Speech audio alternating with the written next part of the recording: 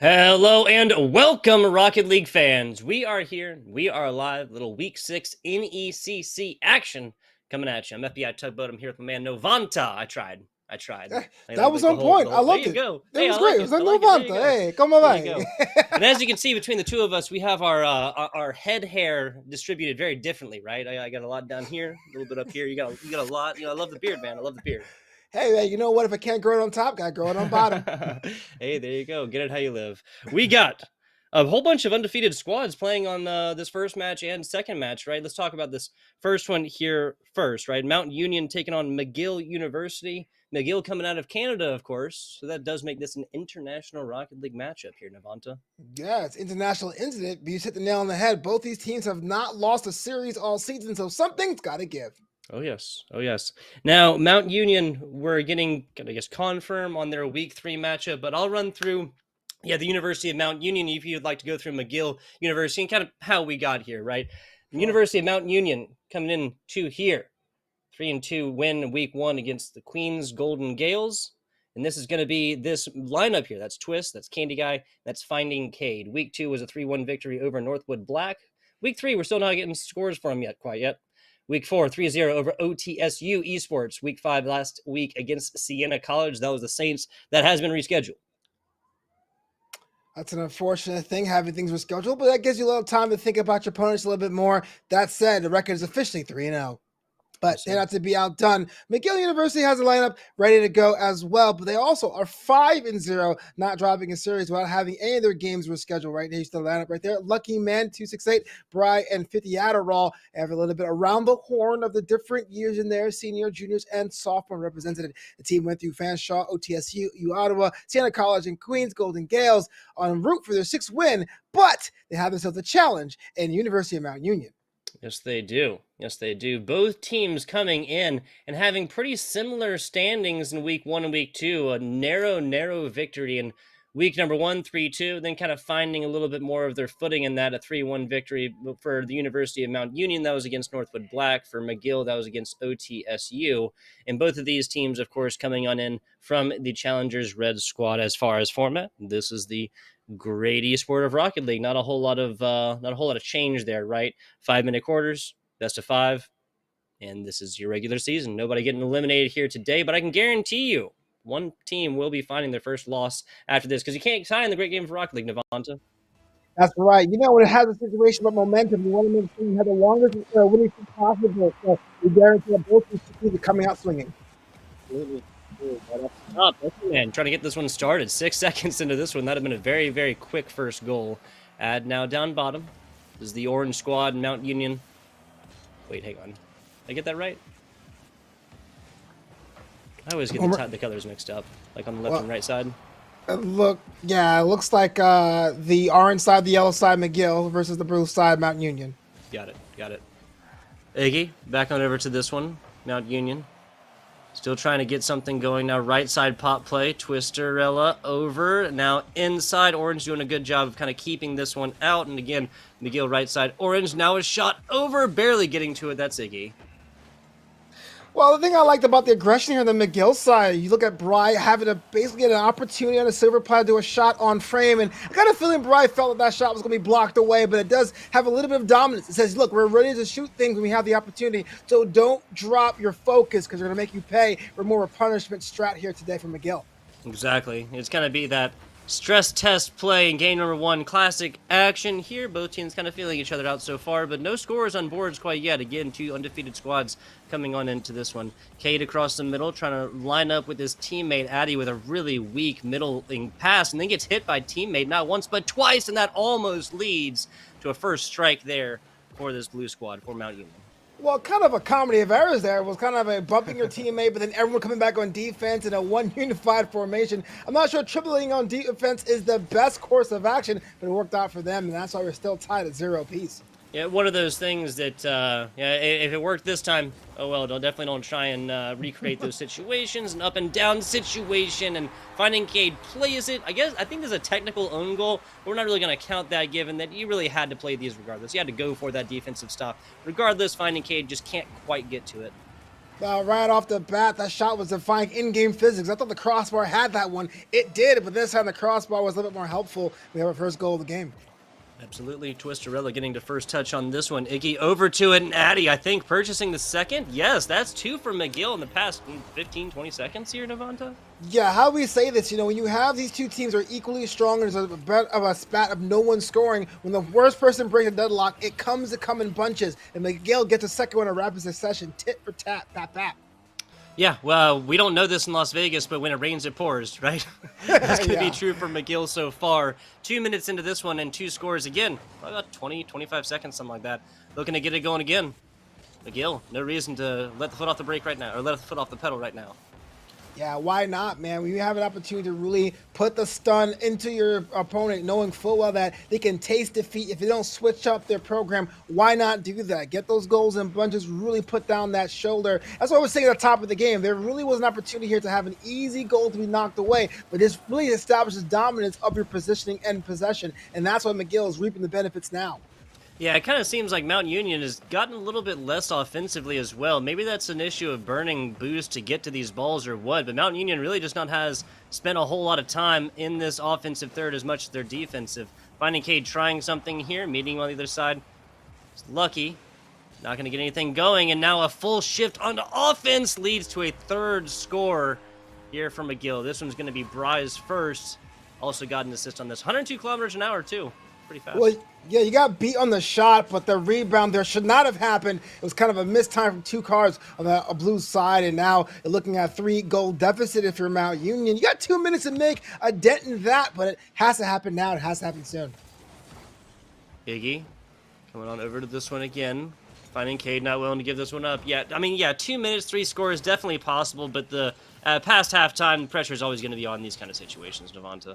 Oh, absolutely. It's one of those things if you're getting outclassed and getting dunked on with ceiling shots and flip resets, but when it's become defensive labs or just not connecting with your teammate, you start to question your own ability. This is why they say all goals are worth the same amount of points, but not created equal. And even though McGill has a 3-goal advantage, their timing and their possession can get them a couple more. It's a very interesting point. Very interesting point. I've heard it put other ways, but that is probably the most succinct. Oh, there we go. And as we talk about it, it shall appear. Mount Union here, about 90 seconds left into this Game 1 matchup. And that's going to be their first score on the board. Now, 2 and 90, that's much, much more dealable with than 3 and 120. Oh, absolutely. You pull one back for your team that puts you in the Game 1, and it really solves the enigma you were having of going 3 minutes in change without scoring a goal at all. So thankfully, Mount Union found a way to get their scoring boots on. Let's hope that keeps consistent for them. Yeah, absolutely. We'll see how that one goes. Again, Game 1, only that in a best-of-5 series. Anybody can give those up. Both of these teams have taken W's, I want to say about actually more often than not at 3-somethings and not 3-0s. Than they have with full sweeps, so nothing new happening here for both of these squads. Bry getting it past one right here, finding Cade trying to pick it up, shot over, Twist is the last one there, and does get it blocked away, a solid little rebound out, but still the pressure is on, up to it, Addy bites in, but that's going to be Lucky Man, 268 down bottom, perfect pass into point right here, 98 kilometers an hour as well. So this is a shift of the formation here for Mount Union. They stay back a little bit, waiting to be that wall on defense. But the problem with walls is that they're pretty much lumbering. You fake one direction, everyone goes sailing that direction, you leave yourself wide open for a rebound, and that's what happened there. The 3-goal advantage is restored, 4-1 McGill. It might have been a difference in, do I play ball, do I play person? Not 100% sure. The split attention on that yields to the 4th here, and still pressure from McGill, bringing on in from the Great White North from Canada, too. International Rocket League. 26 seconds. Pop played down. Not going to happen there. Shanked back out to the left side for Mount Union's defensive third. Well, I don't know what the Canadian strat is, but if it means winning games by multiple goals, go for it, man. Oh, Canada. But yes, as the clock ticks down here in Game 1, it looks pretty much this game's in hand for McGill. It comes down to Mount Union, what they have in plan in store to regain in Game 2. 6 seconds into this one. This game is done and dusted. No way to score this many times. McGill on a 5-game match streak right now, or a 5-win match streak, here in coming into week number 6 and putting up a solid foot forward here. Game number 1, 4-1 scoreline. Let's talk about the numbers a little bit, though. Well, the numbers are pretty solid. I got to give a shout out to the strat, though, for McGill. You have a team on paper that looks as even as you are. What do? In that short first minute, you put yourself in position, you shoot aggressively, knowing full well they'll probably not be blocked, but just saying, we are there where you're not. Basically, like being the Flash, going around your opponent saying, look over here. And then when the guard was down in the second, that third, and fourth minute, the floodgates were opened. Yeah, absolutely. Absolutely. We saw multiple times, not just the passes into points pressure really there, a lot of P's, a lot of alliteration there, but seriously, when it came to just kind of like the sleight of hand, right, the pay attention here, that's just gonna be a pass to another player who was open all day long while your other two players were rotating. That led to at least 2 of these scores for McGill. So even if those hadn't happened as well, there's still like a hole in this armor here for Mount Union, given they would have lost that 2-1 again if we were theory crafting and taking away those 2 other scores. As it is, still anybody's series right here. The big answer is how this squad that lost game number 1 is going to come back and kind of adapt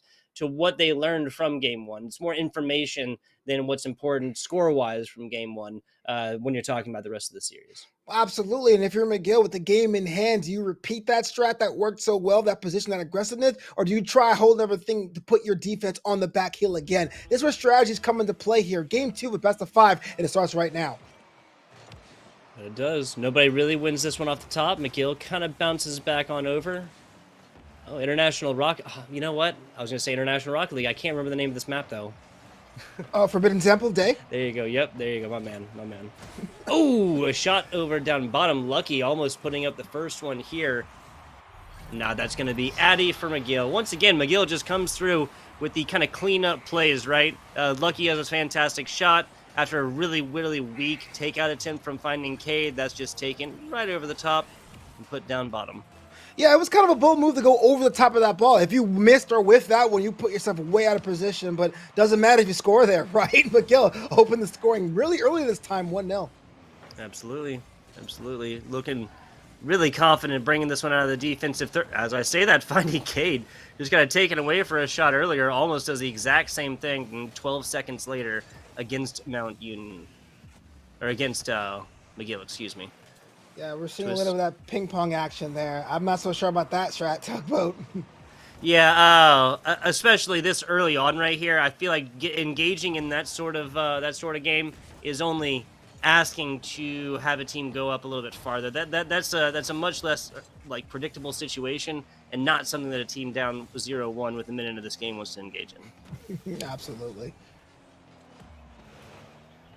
Just past that minute mark now. Twist gets it taken away from, I think, all 3 members of McGill. Now up, not a fully rotated Mount Union team. Down bottom, Addy's still there.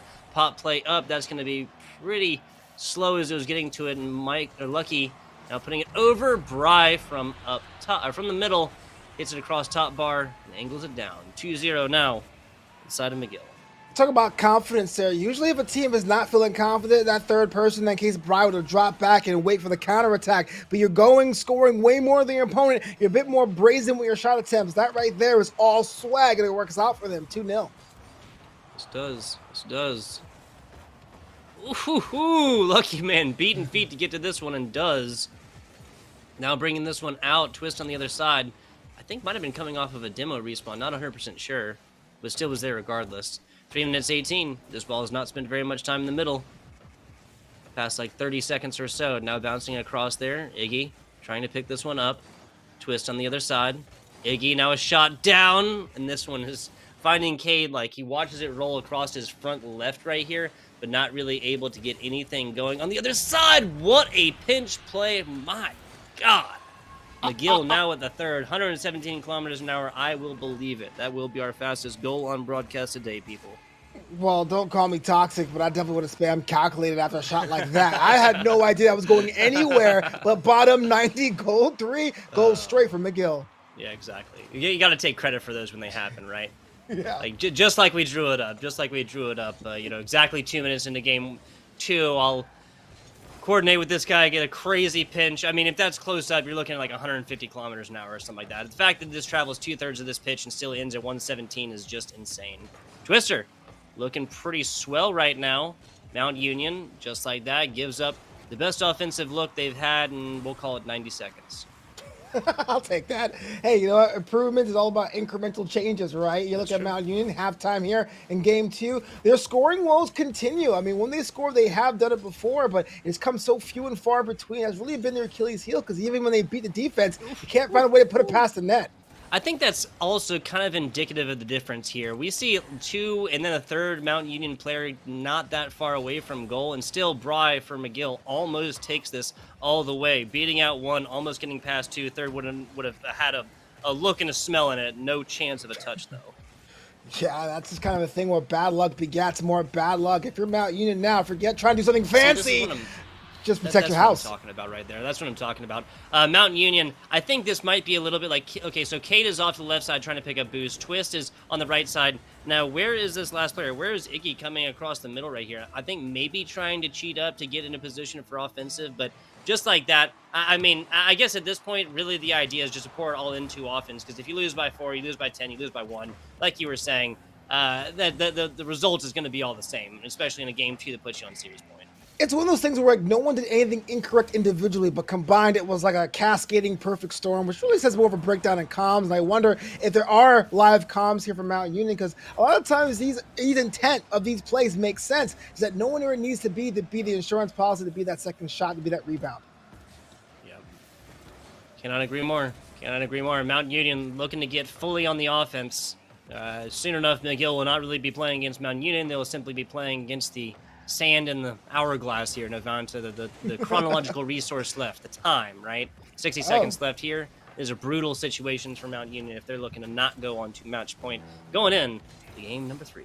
I thought you were talking about the soap opera days of our lives, but yes, time makes a lot more sense there. But you're right. Within the last minute, 4 goals scored and a 4-goal disadvantage, and so you wonder, goes, or like sand through an hourglass, so goes the days of our lives. Man, that is yep, definitely showing the age there, right? right? Yeah, that's okay. That's okay. I'm not fooling anybody. Mount Union McGill game 2. 4-0. Not over with yet, people. Not over with yet, but decently close to it. It would require a tall task here for the side of Mount Union, who has seen, we'll call it 7.5 minutes with no scores on board after they scored about halfway through that game number 1. Mount Union did. Yeah, look, I understand wins and losses happen in the run of play there, but you gotta think to yourself, you gotta score at least 1 per game, no matter how you do it. And you're looking at being shut out. And there's a lot about your scoring production, what you have to change up top, and that's a more critical change you have to make to get yourself back into the series. Yeah, goose egg situation now put up for Mount Union as McGill takes 1-2 go, put in a doggy bag, put in the fridge, eat it later. That's the 5th goal here. Doesn't really matter. Could have been 1-0, could have been 10-0. A goose egg situation, game number 2. Talk to me about how the mental is affected here, Navanta. Well, the mental there is you're almost looking at a sweep, and no one likes to be swept. Doesn't care if you're a Rocket League player or Dust Bunnies. You got to come up with something strong in game 3. And I'm saying it's about your rotations. You have sewer opportunities to score, and I feel like no one's really in sync there for Mount Union. It's kind of the last opportunity to put something together. Yeah, no, I 100% feel you on this one. If we're looking at sweep situations, both teams have only been on the winning side of that, and only reported scores that we have for Mount Union is at 3-0 against O2SU, and that was in week number 4. This is a McGill University. They come through, they win another game. This will be not 1, not 2, but 3 sweeps, 3-3-0 sweeps in a row. First one against Siena College, that was the Saints, and then the Golden Gills last week, and then this week would be University of Mount Union. This McGill University squad from the Great White North from Canada, definitely firing all cylinders right now, Navanta. Well, one of the keys to victory for McGill is that they find ways to give you different games in within. That first game was definitely positioning. This one was really more acrobatics. I expect this game to be a lot more aggressive on the side of McGill. If they could beat a team 3 different ways, that is a caliber championship teams are made from. Yes, high caliber indeed. How they get this kind of physicality going as well. We really have not seen a whole lot of demos. Yes, we've seen plenty of bumps, but unfortunately, we've seen, at least first person perspective wise, his teammates actually bumping into each other. So that's something else really needs to be cleaned up on both sides. Mount Union and McGill. McGill up 2-0 in the series. This game 3, meaning that Mount Union will be on series point. Well, you know, Rocket League is the fastest 5 minutes in esports. You blink and you'll miss that action. And that could have been the first shot through that net there if it wasn't just a double stop at the line. Yeah, so McGill has scored first. Quickly, McGill has scored first after like a minute or so. That would have been about as fast as it could have happened now. Back down to the bottom. Ouch. Ouch. McGill early on, 26 seconds into this one, gets one put up. We're not going to call it disrespectfully. That was earned all day long. But just the fact that this is so close to getting that bad angle to that right side, and the side post actually helps on this one. Yeah, sometimes a caster would say you shouldn't chase the ball for that, you should rotate out. But if you see an opportunity there, no matter how difficult it may be, now is not the time to be shy. So I appreciate going a little bit grimy with that one. I got them a goal. Or two. And just like that, a demo leads into the second. We talked about physicality, and lead 1, no real lead in the great game of Rocket League. This is going to be the second now for the side of Mount Union. Down low, not so slow. But the fact that they do this twice in 12 seconds, I think that's really more effectual than having a 2-score lead, right? MC Tugboat got bars. But yeah, you're absolutely right. Look, you have an opportunity NECC here. isn't paying for that one, okay? Like we said, goals come in bunches, man. Why not try to tend the tide of what was your problem, your shooting woes, your lack of scoring to make 2 quick goals happen? Ooh. Talked about acrobatics. It's Addy right there. Looking cracked indeed. Love to see it. That was the first flip reset. Looking, decently slower. Obviously, the fast ones are harder, but simple fact, they were doing this up front, not really getting challenged for it. You talked about it earlier. I think the offense of both of these teams, it really changed all 3 games. Yes, that was Mount Union really coming out on top in Game 2 more so than Game 1, but this is a different situation. Whatever the comms were for Mount Union in between Game 2 and 3, probably the most important part of this series so far.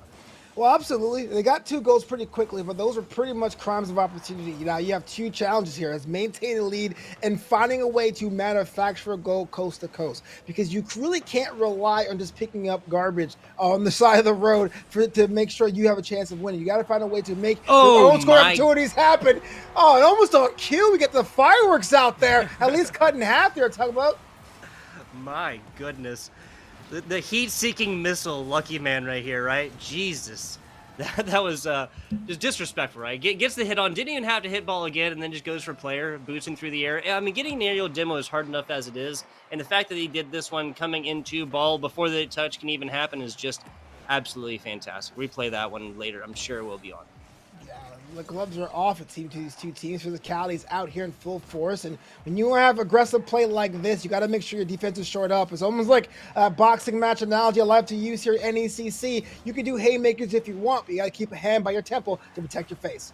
Absolutely. McGill kind of learns that one after the first 2 goals. My goodness, that was pretty close to the second one in a tie-up situation here. Having no other way just outside of halftime. Defensive pressure still against Mount Union.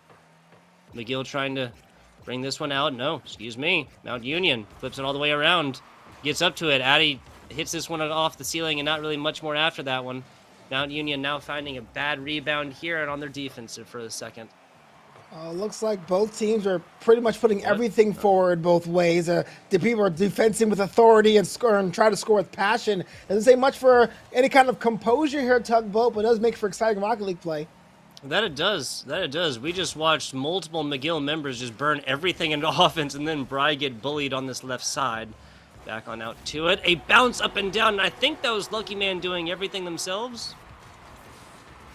Well, this has gone from a classy gentleman's boxing match to an absolute slugfest. Off the back wall, disrespectful both ways, and we knew it was going to break down. I called it, man, and now you're seeing it on full display. It's a lot of 2s up top, my friend. 2 Mount Union, 2 minutes, 2 McGill. This is as tied up as it gets. The classic 2-minute drill coming into this, and now a shot across the bow. There's the second one. Lucky Man on a, we won't call it a bad rotate. That was more like a better defensive read than it was for offensive pressure, don't call it. Yeah, I'll say with that. I accept that. There you go, and just like that, Lucky Man, second shot, 25 seconds or so? Yeah, so second goal, I should say. In Italian, Novanta means 90, and that shot was bottom 90. You make sure you make the defense stretch all the way to have a chance, but no one had a chance there. McGill has a 1-goal advantage, and we're about 100 seconds to go in Game 3. Exactly. Pop play up. McGill with a 1-score lead in here, a lead that they have not enjoyed so far in this matchup, people. It's interesting to note. They took lead first in Game 1 and 2. Lucky Man up! And there's a second goal, like you said. Lead 1, no real lead. Now 2 is getting a little bit more comfortable, and McGill is much more comfortable being back to that more standard situation they found themselves in across Game 1 and 2. You know what? I'm gonna put a little asterisk next to that passing play. But it was so cool to watch, right? 4-2, and it looks like they're back in control. McGill does. It comes down to whether or not you want to do the third goal to get that third goal lead advantage, or do you want to park the bus to make sure Mount Union has no opportunities to score. It really comes down to what strat you have employed. Yeah, I would say maybe spend 20 more seconds on like honest offensive opportunity before just pushing it to the time situation, right? Mm-hmm. Absolutely. Parking the bus isn't bad. It's not bad at all. No, it is not. No, it is not. Hey, they do it in Extreme Homemaker for a reason, right? They do. 60 seconds left. If you ask your casters, this is where McGill, after this offensive push, kind of lets off the gas a little bit and just plays more defensive. But, hey, different looks, different strokes, different folks. Bounce back out to this other side. Wow, we saw this kind of pinch play result in a goal from McGill earlier, but none such luck right here. Every time this ball takes this huge, like, sweeping shot across the middle, you're burning anywhere between, like, 3 and 8 seconds off of this clock. So, again, that is just McGill's goal. Yeah, I like how McGill is closing down the spaces. Dare I say Canadian aggression? Is that a thing? I have no idea. Don't think those two words have ever been said in the same sentence before. Oh! Was there a shot there? And look, man, you pulls it back on some kind of misfortune. Looks like there was just a huge arcing bomb on the other side of the pitch. This one's interesting now. I love it. Yeah, it is. 17 seconds, 1 goal. At 2 minutes, we were tied up. About 60 seconds, we had these two teams still fighting at 2-0, but now we actually have a game impossible series again. McGill up at 2-0 right now. Mount Union on the match point. Okay, well, we had a game for about 6 seconds there, Navanta. Yeah, like I said, that Canadian aggression, man, and just look at this double fake, going it down and just serving it up like a platter of food on Thanksgiving Day. Goodness me, Bri, why? Yeah, we've seen Bri's offensive capabilities thus far. I think that was probably the finest display we've seen, silver platter or otherwise, in this one. And just like that, yeah, Mount Union did not win like a 2-second kickoff goal, so that is going to be your closest score difference between these two teams thus far. It was 3 score difference in game 1, 5 score difference after the EaUCD situation for Mount Union in game number 2, and then a 5-3 pretty close barn burner game number 3, but still 3-0 sweep, the result nonetheless. Like I said before, you got the trifecta. You got the positioning in game 1, you got the acrobatics in game 2, and then the aggression in game 3. That's how you win in series. That's how you climb the ranks. And, well, with not nary a loss all season, McGill is rolling. Absolutely. University of Mount Union, again, week 5 rescheduled. Week 3 score not quite reported yet, but they have their first official loss here for the Challengers Red Division within the NECC. Not a bad, I mean, this is such a classic thing to say for casters, right? Yeah, there's a 5-score difference in game 2. Yeah, there's a 3-score difference in game 1 and stuff like that. But this really was a relatively close game, at least in game 3 here. There were plenty, I mean, the majority of this game, Mount Union was in the lead, and McGill just came through. And I think it was just a 100% offensive or offensive situation for the University of Mount Union. They would frequently pour all that into, and that just simply did not leave a player back to cover. I mean, how many pinch plays do we see McGill get scores on? Something coming from their own third and whatnot, just mailed all the way from downtown, that ended up getting these scores in for them. Yeah, a lot of casters talk about that first period, first minute, first game, something out period. It really does help. It really plants the seeds of what you think, or maybe if you fake what you plan on doing in this series. This is exactly what McGill did. They were aggressive when it needed to be, kind of snake bit Mount Union, and it was McGill's series ever since. It was really a cool play on how to employ strategy here in Rocket League. And can you believe it, Tugboat? This is only our first series of the day. Absolutely. Speaking of that series, I'm going to try and get this. Here we go. Dear folks, I got some good news. We got FBI Tugboat Navanta here again for game number 2. That's Dalhousie Black and JWU. That is, of course, your Johnson and Wales squad. Both of those undefeated as well. Going on this next matchup, I believe that'll be starting in about 30 minutes here. Alvernia, Holy Cross White, Limestone, Greenville, Montana, UBC Gold, SWOSU, quite a mouthful there, and MSOE, White Squad at 10 p.m. Eastern Standard, then UH Premier EaUCD Blue at 11 p.m. Eastern Standard. So there's a lot more Rocket League to be had here on the NECC, Navanta. Can't wait. We'll be back after this.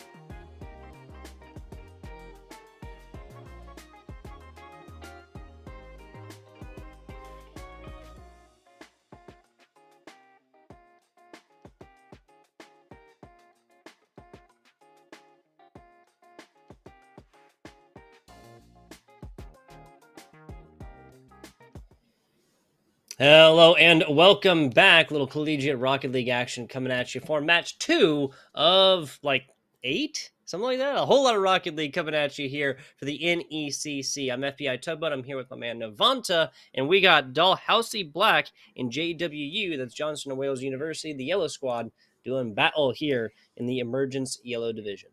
Well, like our first series earlier, a tale of two teams that are undefeated, but this time certified and bona fide. Both teams 5-0 records. Something's got to give for real this time. There, Tugboat.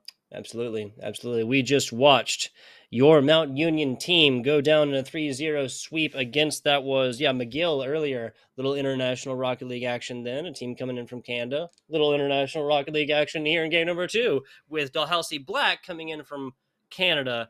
I think that was Ottawa. Don't quote me. I know it's a large place and that might not be even geographically close. Not 100% sure. Let's take a look at these two teams here. I'll go through Dalhousie Black first. We got this 5-0 squad coming off of W's. That was Army West Point last week at a 3-1 victory. We got Locke. We got Jaro. We got Perched Peach. Little alliteration action coming at you. Double freshman squad in there with the old player Perched Peach as a sophomore in college, and that just sounds weird for me to say there, Navanta. They're a strong squad, but they may be going up against a buzzsaw. JWU Yellow has their lineup ready and set to go as well. Coming strong with a 5-0 record. Top 3 here tonight will be Purcell's Wi-Fi and Stupsel, a junior, sophomore, and sophomore, all around the horn when it comes to majors, very diverse backgrounds. This is what I like about Collegiate Rocket League. Everyone comes from wherever they can on campus to come together to smash some cardball. 5-0 record going through Springfield, Army, West Point, Holy Cross, Howard, to East Stroudsburg. Looking for the 6th win today. Absolutely. They'll be doing, again, standard format here. 3 games at the least, 5 games at the most in this best of 5 series. Rocket League can't tie. You get 5 minutes apiece, and at the end, undying glory and a possible win or a possible loss onto your record. Losers will get a clap on the back and a good job. 5-0 records for both of these squads mean that one of these teams, like you said, will be going down and experiencing their first loss here today. But 2 absolute giants out of the Emergents Yellow Division about to do battle, and it starts now. Like I always said before, the fastest 5 minutes in esports, you can tell both teams want to make sure their lead stays intact, their streak stays intact, and we'll see who's the first one to flinch now.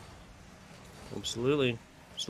Orange side, JW Yellow, Dalhousie Black, Blue. Wi-Fi up and over, back down to the middle. Locke easily blocks this one, and now that's Perch Peach taking point. Not quite. Ends it with a little bump action right there, and that almost set up teammate to continue on this offensive pressure. Yeah, it was interesting there to understand why the JW Yellow kind of turned away and turned back. I understand you want to go too far forward too early to get a goal conceded. So I understand the composure here. I understand the restraint here. I wonder if that's just going to be the cause of the day, or is it just for that first play? I hear you. We saw an early goal in game number 1. Not exactly what we're going to see here. At least 45 seconds out as I say that. Perched Peach hits one in the middle. Fantastic stuff. 107 kilometers per hour. Decently fast, and the assist from the teammate. Love to see it. Well, that just answers my question, right? You got a bit of that kind of tease a little bit, and then make sure when you shoot, you don't miss. Dalhousie Black with an early lead. We know about early leads there. If the script holds true, like our last series, the team that score first tends to have a bit of advantage as the time wears on. And just taking it back to the numbers for a second, I guess Dalhousie Black will be coming in on a 15-2 map record, everybody. Looking at JW Yellow, be like 15-4. Yeah, 15-4 or so. So numerically, a slight edge here for Dalhousie Black. Yeah, the slide edge is great. I wonder if that is in the back of their minds when they're going out there on the pitch, or is it kind of a thing you got to say, you know what, let's focus with the ball in hands. You know, a lot of times it becomes a self-fulfilling prophecy, or a little bit more of a too heavy of a crown to bear when you know how good you are, you know how dominant you've been, and you don't want to make mistakes. Luli back to the middle, and Binge Juan, that's how you pronounce that one, puts in the second here for Dalhousie Black, 107 kilometers per hour, and once again assisted. So everything from Dalhousie Black coming in so far, the Canadians really helping out their teammates. Well, we got the shot that was stopped. That makes sense. But why the defense on the opposite side of the net is something I'm a little concerned about. But it's still early yet. Only a minute and a half have gone by, but 2 goals have been scored. But Dalhousie Black can't really say they have the dominant strain here, but it does look pretty promising for them. Locke almost able to bring this one out a little bit easier, but just like that, Persil's for JW Yellow. It's a solid hit up there. Wi-Fi tries to get something going, not happening. This is Stoops now across the middle, trying to collapse in on a defender, just like this. JW Yellow finds themselves in the defensive again. Little bounce play down bottom, but exact time and place right there. Now running down the other side of the field, Perch Peach trying to get into position. And that is going to be on the other side. What was that? I think that was Benjuan that tried to get another one, but didn't quite get in this third goal for these two teams. Yeah, that was kind of unfortunate. It was a great thing to do the maybe inadvertent or intentional team pinch, go wide and go on both sides of the net to see where that ball was going to land. I mean, that was the best way to play the ball given the circumstances. It was a shame they didn't work out for them, but I like the way they were able to think on the fly. These are mechanics that can help them out later on if they ever caught awkward situations. Yeah, I can definitely agree with that. And the comfortability there, and the more time they spend in it. But again, game one, in a large way, going to be this kind of litmus test, that first foot in the water, just a little bit too high. That would have been about as open as we would have seen so far, though. Wi-Fi coming on in here. That's going to be Stoops, and Stoops strikes in the first for JW Yellow. Well, look at this here. A little bit of song and dance in the hood of the car. I didn't think it was going to be one of those floater fakes, but doesn't need a fake. If you have someone to knock it down with authority, bang! Nice. And now we have ourselves one pulled back there for JWU. I love it. I love it. 2 minutes in, score difference of 1. JW Yellow strikes in there first. We saw a single goose egg situation in game 2 last time. Don't think that's going to happen here again. Match number 2. Locke up to it. Locke, nice takeaway. Still a player back. That Stoops on the other side. Hit out to the middle and almost does get there first. Benjuan with the double tap, and Dalhousie Black maintains that 2-score difference lead. Well, 119. That's the fastest score on broadcast today. That is definitely a quick score, and I really thought just getting away from the defenders for that double tap was pretty impressive, but to land that double tap is something even spicier.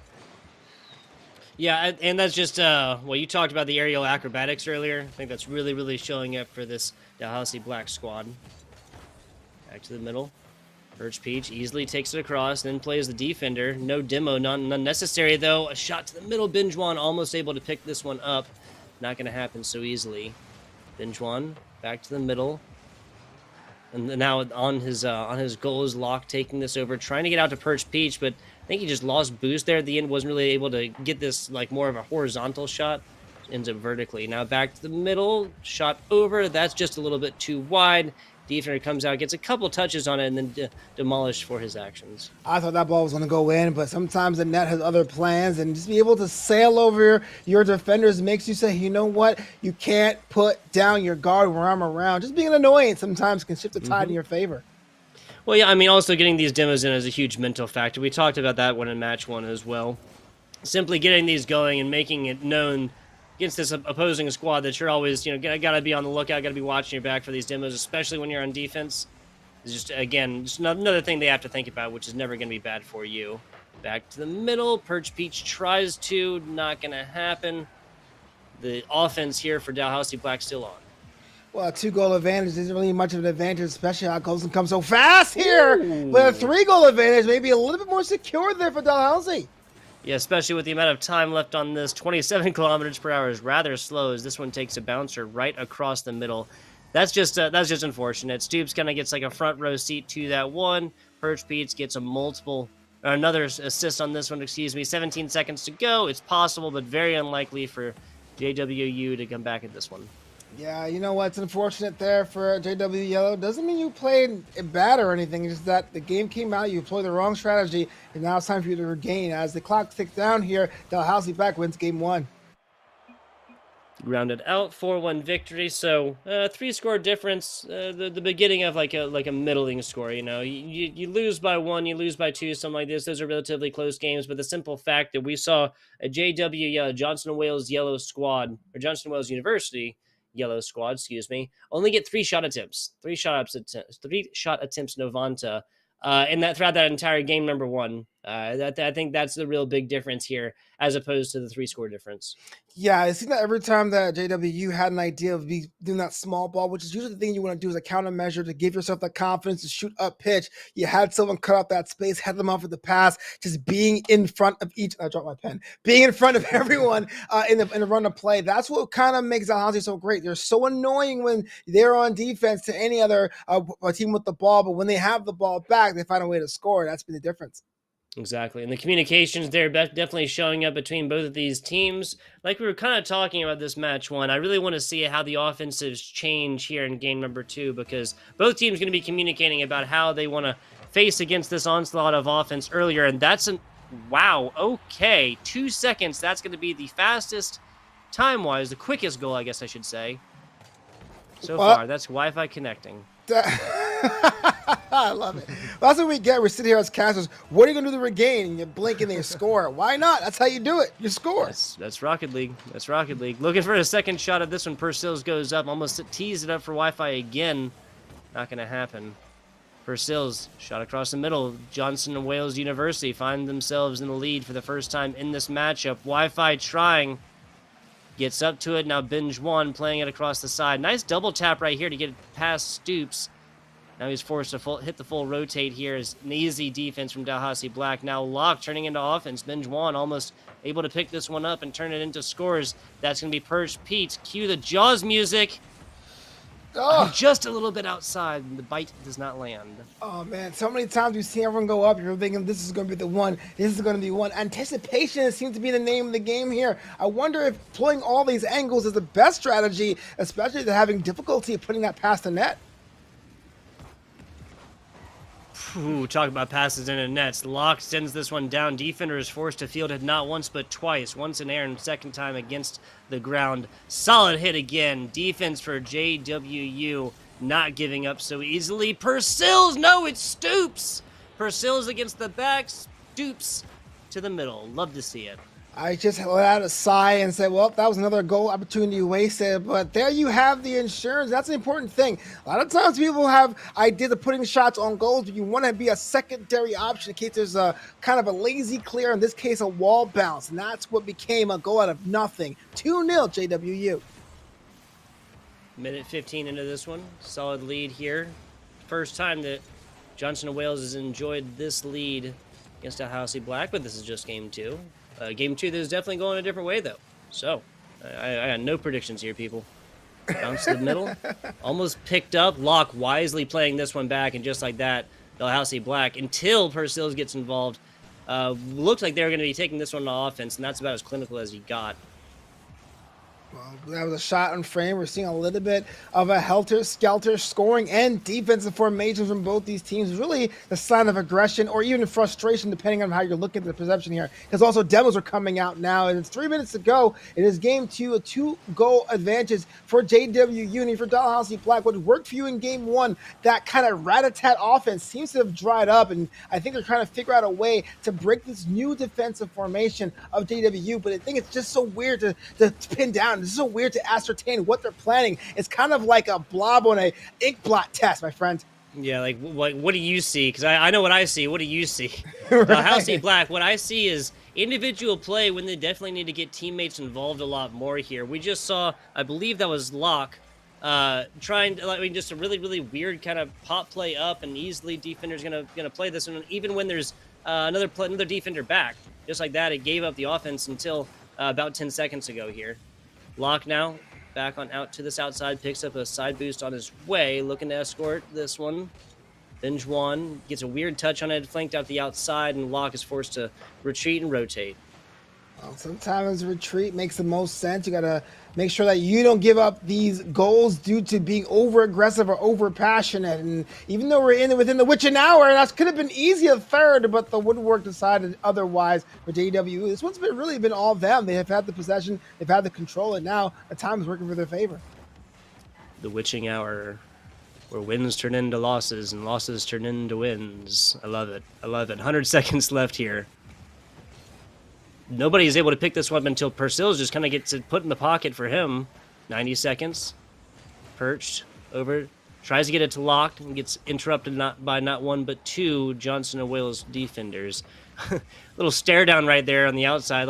This town ain't big enough for the both of us until both players opt to go for this ball. Now shanked out. No one really with offensive possession until just now.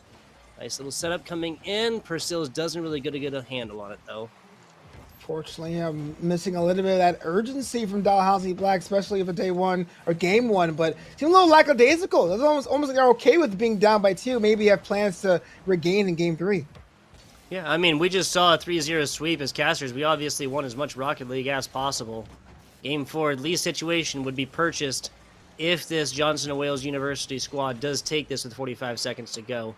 Given that this has been a very low-scoring affair so far, I would not be surprised if that's where it goes, even though Dalhousie Black was able to put up 4 in game number 1. I mean, that's always a question I have for teams now. I mean, again, wins and losses, that happens in anyone that plays. If you go 4 minutes without scoring a goal, then you almost put yourself up for failure, right? Make sure you make your opponent score more goals than you. That means you got to put things on the board, no matter the situation, no matter the strength of competition. There's Demo coming in there towards the end, stoops, really weird hit. Binge One comes in. Doesn't really get a good strike at that one. Now just back and forth. Dalhousie Black, I do believe, has lost this game number 2.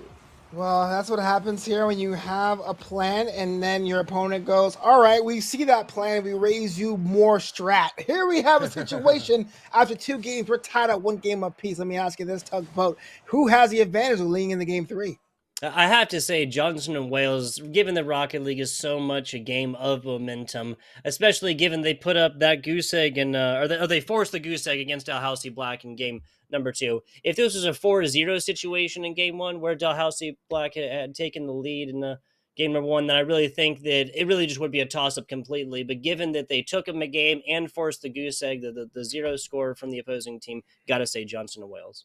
Oh, man, Johnson & Wales looks like they have everything pretty much lined up. Now's this opportunity for Dalhousie to really come up with something else, right? You tried going for that small ball, worked for you in game 1, didn't work for you in game 2 because the ball sailed over your head with these bomb goals. So what do you have planned? I'm always a fan of using the walls, using the flanks to your advantage, those lips. Make sure you make your defense as wide as possible before you come in. Let's see what they try to employ here in game 3.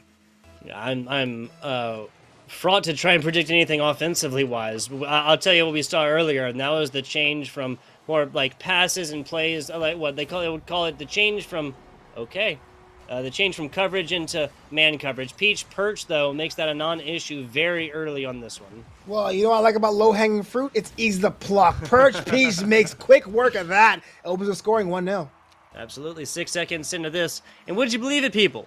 6 seconds is not the quickest goal on stream today. That was 2 seconds off of Johnson & Wales off of a very easy kickoff goal. 2 seconds in, low and not slow. My God, Dalhousie Black putting game 2 in the back of their mind. It never happened. What is the quote? Have the memory of a goldfish? No, right? That's it. Just keep swimming. But look what we're saying, right? I said use the flanks, use the walls to your advantage. That first goal, top down. Second goal, off the left wall. That's what you need to do. Dalhousie has a new plan. Let's see if they can maintain and hold on and add on to this. Man, a lead of 3 in the first minute would be absolutely impressive. But again, this is what Johnson & Wales, that's what they put up earlier, and Dalhousie Black put up that 0. A roller outside, and that's going to be Dalhousie Black. Can we say gifted their 3rd? Yeah, I think so, man. That was a goal worthy of Deadeye Canyon. Look at that. A little bit of a razzle-dazzle, breaking asshole just for funsies, and walks that dog all the way to the home. You got a 3-goal lead, 3-goal score, 3 goals unanswered. 35 seconds as well. Johnson & Wales did this early. They did not find 3, and they did not find that within the first minute or so, like that quickly. You know, crazy stuff. Crazy stuff. Still plenty of Rocket League to be played. Not even quite half. All right, I'm going to stop trying to be positive here for Johnson & Wales. Oh, allow me to be negative for a second. If you're the coach here at Dalhousie, you're like, well, where were some of the goals last game? You go from being shut out to 4 more goals. They have a quicker pace. This is streaky by the very definition, but I am not a nitpicker. I'm a caster. 4-goal score for Dalhousie. They're rolling. 45 seconds in. Some crazy stuff. Johnson & Wales, maybe it's that offensive demolition time. Not 100% sure. You got to change something up here because 1 or 2, that's okay, that's manageable. 3 is like even like okay, that's a lead. 4 is like what is going on when you have this much time left. Yeah, well, the thing is, if you're shut out, that means you are basically shut down by your the defense of a team, right? There's just nowhere you're going. They finally lock it out. So the goal is you want to make sure you come from different angles as possible to really have your defense to have to decide which direction of the pitch to defend. That's why I said the walls and flanks to your advantage, but you can go top down, you can go zigzag, you can do whatever you want. You have to stretch the defense and make them choose, make them decide, because they will make a mistake. No one is perfect 100% of the time. That's what Dalhouse did right here. Yeah, you definitely got to agree on that. And there's no such thing as a perfect Rocket League performance. I should say that was about as perfect as a defensive block as you'll get, though. A lot of pressure from Johnson and Wales right now. They're pouring everything into this one right now. A lot of back forth on the defense as well. That's in this rebound way up high. Little demo action. I think that was against the offense. Now the respawns will be coming in. Another demo here. I think you're sensing a theme. Hey, man, sometimes you can't get what you want. You got to drop an elbow and cause some explosions. Advice for life, y'all. No, I'm just kidding. But yes, the aggression is coming out here in game 3 because I think a little bit, Dalhouse was a little bit embarrassed. You know, again, wins and losses happen, but to go all game without scoring a single goal after putting up 4 against an opponent says a lot about what you can and cannot do. So they really want to establish their dominance here, and so that's why they were able to come out raring out the gate. Yeah, and especially, I mean, that's the only way you really answer a goose egg situation from Johnson Wales on the other side, right? Like doing the same thing, forcing a 0-score situation offensively for the other side while you put up loads on, okay, I don't know. I'm sorry, guys. I keep cursing, it seems. Well, they every time I talk back. about it, they're going the other way. What's up? They pulled one back. I'm not sure I would recommend having 3 cars in the same corner, but if it gets to a goal, why not, right, brother? Yeah. Hey, there you go. There you go. This is going to be the 3rd out of 5 goals that come off of just huge sweeping plays with no defender even to be found. They get a front row seat, maybe even a second row seat to that, and that is it. There's no even opportunity. A second, this ball leaves that with that trajectory and that speed. There's another one, though. Johnson and Wales University answering not once but twice in about 20 seconds. Well, that's kind of the drawback of scoring very, very early. 2 goals happens back-to-back, and now you let your opponent back in the game. And if you lose a game after scoring 4 goals up first, that's just even more of what's going on with you on your defensive end than being shut out, if I'm being honest with you. Yeah, if you talk about the, like the biggest answer, right? A 4-0 answer from Dalhousie Black against a USEG situation for Johnson and Wales game 2 would have been that, but the complete comeback, like doubling up, like an 8-4 scoreline, something like that, there's a lofty goal. That's really, really what would be equal to an answer on the other side for Johnson and Wales. See how that one goes, though. Absolutely. Stoops.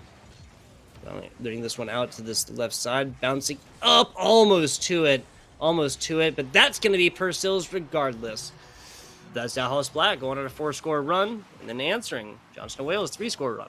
Well, this one here was kind of shot over a little bit strong, and it didn't get a handle from anyone from the Dalhousie squad, and so it was kind of like they weren't even there. They weren't even relevant to that shot on frame, and being up by 4, conceding 3 is not the ideal situation for either team, but now we got ourselves a slugfest within the final 90 seconds of Game 3. Yeah, and here's okay, just like that. Now we have 8 total scores here in game number 3, which is more than all of these scores in game 1 and 2 combined between these 2 squads. Perch Pete keeps the eye on the ball and just kind of eye on the ball and right place, right time. Really a fantastic combination of those 2 things. Yeah, man. What is defense anyway? That's what really has been the name of the game in this game 3. A barn burner. It has been indeed a very, very high-scoring game, and we're almost at this point. I think we're almost guaranteed double-digit points total. Oh, absolutely. Why not, man? These are coming thick and fast in the offing. And what I like about these 2 teams that no one really decides to slow it down.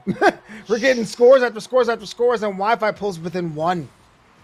There you go. 9 total scores, 117. Man, oh, man.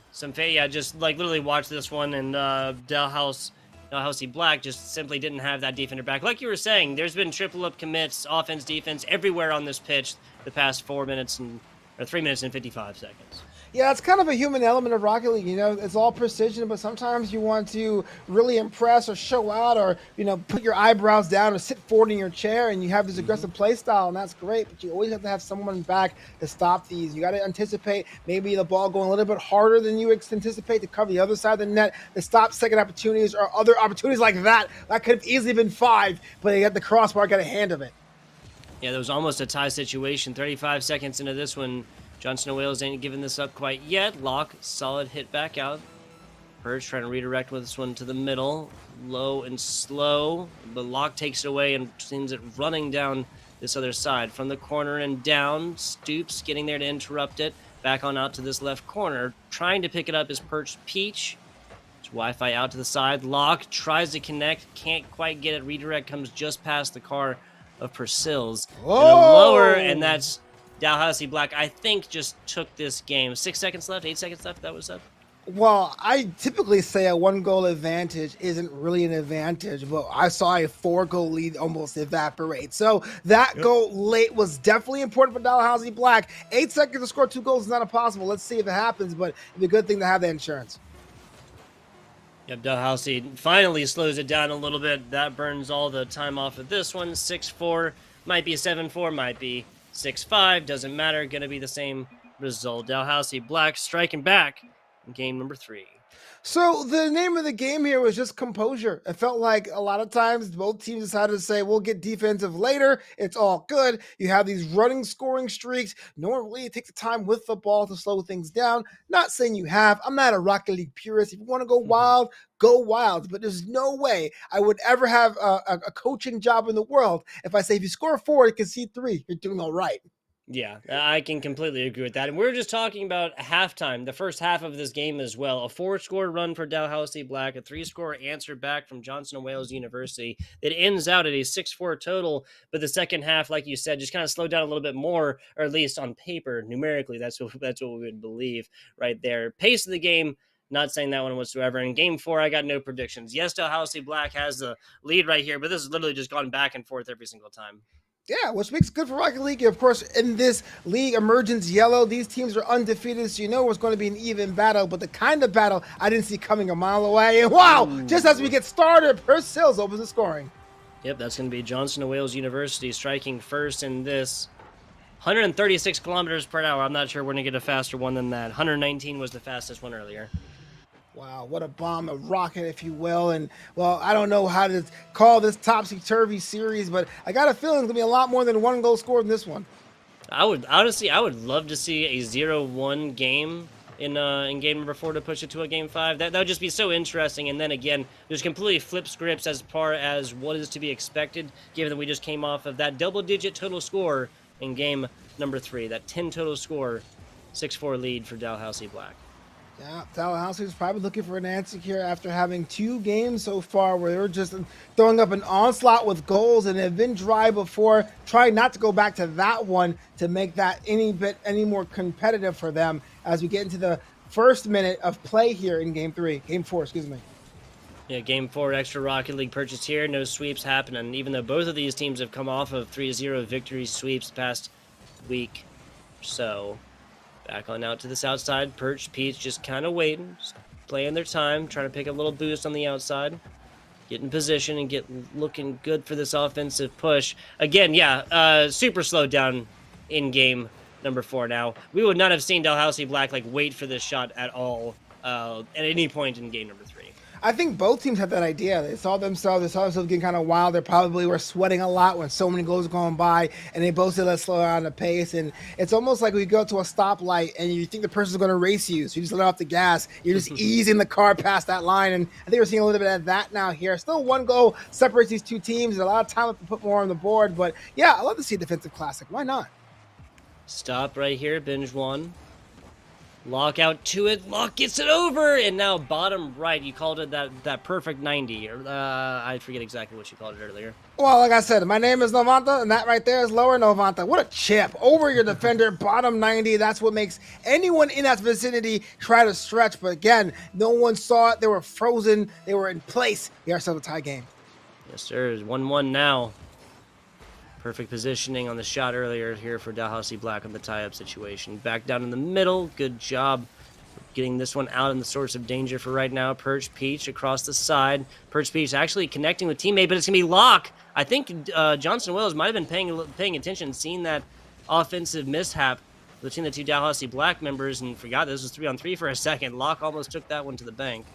Yeah, why not, man? There's a time to be a hero. There's a time to really do things. We've seen team plays, we've seen wall plays. Why not some individual efforts there to really establish to your defense or your opponent that you are a multiple threat?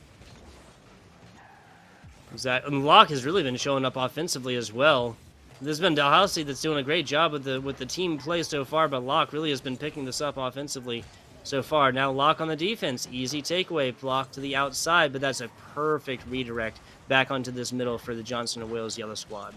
Well, look at 2 minutes ago here in Game 4, Dalhousie Black on series point, trying to make sure this series is as short as possible. JWU forcing the Game 5 is on their mind, and what we're seeing now is a little bit of going around the horn here, seeing how far each team's willing to go to collect their ball to really establish their possessions. Offense yet again, picking up. Oh no, that got past. Is that a good angle? It is! And that's I have lost count of how many huge long ball situations like this that nobody even gets anything but a whiff of this one, a smell at it maybe, as this one just goes flying past. 4 in the last game? I'm not sure, man. It's about that, but I love friendship plays. Here's a little pop-up pass. Why not? Wi-Fi, another one. There you go. Johnson & Wales University takes a lead yet again. Only a lead of 1, but a lead it is regardless. Ends right here. We'll definitely take it. Push that game. Number 5, just past 100 seconds left on in this one. Wi-Fi trying to take this one off from teammate right there with the bottom tires. Didn't quite get to it. That's now Binge 1 beating him to it. Perched Peach out to this outside. Locked down low, but Wi-Fi gets there just in time. The block comes in. Perched Peach going to be able to pick this one up. Good hit back on out here. Just like that. Dalhousie trying to get back on offense. Lock is there. And Johnson & Wales, remember, just kind of sat down. Didn't jump for this one. It looked like that was a good block. Yeah, it was a good block, but again, you had one defender out of position, one going the wrong direction. It had to count, and it did, and now we have ourselves another tie game. Yeah, that was Wi-Fi. Bottom 90, that's what you called it. Perfect positioning on this. Wi-Fi just a little bit too far. Can't go backwards quite as fast, so you can't go forwards. Yep. 60 seconds left. Tied game here. Any predictions, Navanta? Well, if anything has been the script, I would say Dalhousie has the advantage, but JW is so scrappy, they're so unorthodox. It may be a freak goal here, but it's so late in the game. Freak goals count them much the same, if not more. I can definitely agree. 2-2 right here. 42 seconds left. Double up on defense, but that's going to be enough, and good positioning there for Johnson & Wales to really have to take their time to pick this one up. Back down to the middle. Peach out. Double defense turns into doubling up offense, gets up to it. Wi-Fi does, as nobody else is there for Dalhousie Black. Maybe they just weren't comfortable with the offensive look on that one. Binge 1 way too high, but it's the redirect looking for Lock right now, flipping to try and get back to that one. But Peach gets in front of Pursills, blocks it away, kind of. Wow. Oh, wow. I just saw this from the player's cam. This one here was a lineup. Just looked down the sights like a bolt of a crossbow. Bang! Crossbar assisted. Didn't matter, though. Within the final 10 seconds, we have ourselves a potential Game 5 situation. Oh, yeah. So we got the Game 3-0 sweep in Game 1. But Dalhousie Black not looking to give this one up quite yet. 5 seconds to go. Lock on the offense. Hit onto the outside. They're up! And then, oh, man, that was almost a great job of keeping this ball alive. Not going to happen. Score difference of 1 shows its head in game number 4. Yeah, fantastic. That last shot was unfortunate there, Tugboat, but frankly, for Dalhousie, they should have come to that. You had a lot more of the possession game. You had a lot more shots on frame, but you couldn't connect, couldn't convert. What's happening with this kind of not too sure, I'm concerned because it seems to be very, very streaky. We've seen 4 games. I've seen 2 different sides of the same team in Dalhousie. Which team is going to show up to Game 5? Time will tell. But JWU, basically being the consistent one, has got them a ticket to Game 5. So props to them, win, lose, or draw. Yeah, punch that ticket here to a game number 5, 3-2 victory one of these teams will take. But I have to agree with you. Dalhousie Black has just been a lot less consistent with offensive and defensive play. We saw that a whole lot in this blowout game in game number 3 as well, when Dalhousie Black goes up 4-0 and then just abandons anything that even looks like a defense to allow 3 scores on the other way, only going down to a 2-score difference at the end of that one. But hey, this best of 5 basically boiled down to a one and done Novanto. Whoever wins this in overtime in regular time, doesn't matter, will be taking the series. Either way you slice, the one that wins this game will be well deserved. Also, a lot here today, and it's only been four games and some change. And even though about 30 seconds have gone by, we're still tied at 0 apiece. And it's kind of interesting to see which will be the first team to score first here. Yeah, let's see. JW Yellow struck first in game 4 and then did take it by a bare difference of 1. I think that was Dalhousie Black that scored first in game number 3. I'm not going to go back through this because I'm not 100% sure, but at least that's a theme being followed so far. JW Yellow strikes first game 5. Purcell's this side of the back door, special delivery. Look at this going around, caught, locked, sleeping, and even it'll kind of find out who was going to be there. No one's really close there, but going around the backside is kind of interesting, kind of brazen, kind of brave. I like it. JW's here to win and here to play 1-0. Would it be clever to call them JUU? I like it. I like it. Ooh, out to the outside, the triple U's show up. I don't know. We'll talk to them about it later, just because WUU is a little bit of a mouthful. Yeah, I gotcha. Back on out to this outside. Locke picking this up. Man, if Locke was going at this one, we'll call it 5 kilometers slower, his teammates would have been able to connect on that for Dalhousie Black's first a lot easier. As it was, when you put this across from left to right goal just so quickly without an angle inside, it's going to be so hard for teammates to get there in the nick of time while still maintaining any semblance of a defense. I have no idea how fast a kilometer is. Is that faster or slower than a mile? I'm kidding. I'm totally kidding. Okay. Okay. There's 1.6 kilometers in every mile. Yeah, I think that's right. 3 minutes, 17 seconds. I'm not 100% sure. 3 minutes, 14 seconds is Binge Juan and the rest of Dalhousie Black getting onto the offense. Pursills from this up defensively wise. Purse Peach, like you said, ping pongs this one against the wall with a defender there and mostly maintains possession. Pops out to Locke.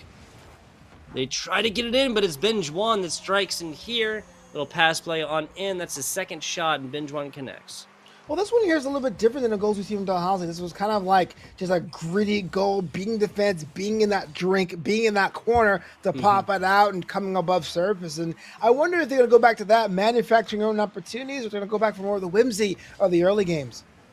Yeah, so JWU has done a great job of kind of keeping the one player up, one player back, and the one player rotating, right? That was more of a double-up defense on the right side, another double-up right here for JW Yella, and they come in, and because this is just kind of like a fake to this outside, there was never some true goal intention from the right side, and the pass comes in. That was the easiest for Dalhousie Black. If they recreate that situation, I think that's going to be something the JWU is going to have trouble with, and that shows its head yet again. Dalhousie Black, 2 shots in a row right here, or 2 goals in a row, excuse me, and the lead attained for game number 5 with about halftime left.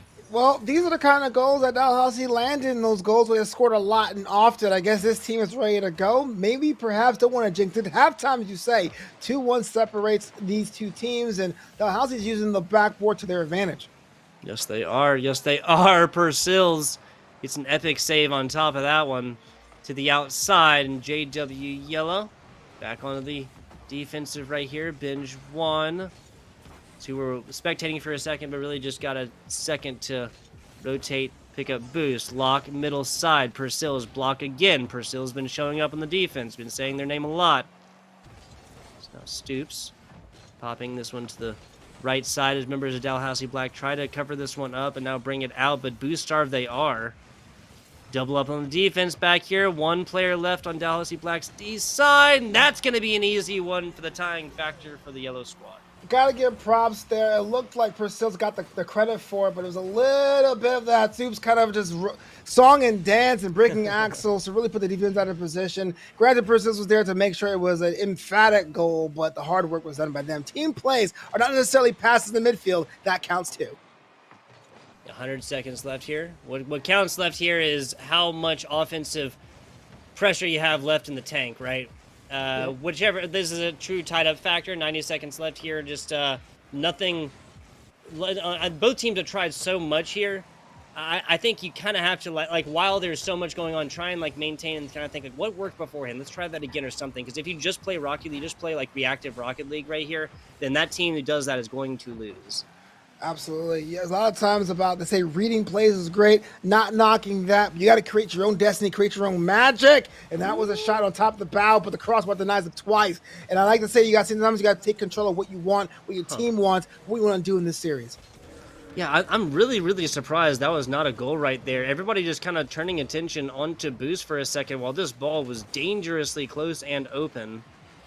45 seconds left, up and down. Perch Peach gets to it. That would have been Wi-Fi striking across the middle if Perch Peach hadn't gotten to it on the outside right here. Dalhousie Black holding on, now getting in the offensive, or at least looking at it for a couple seconds.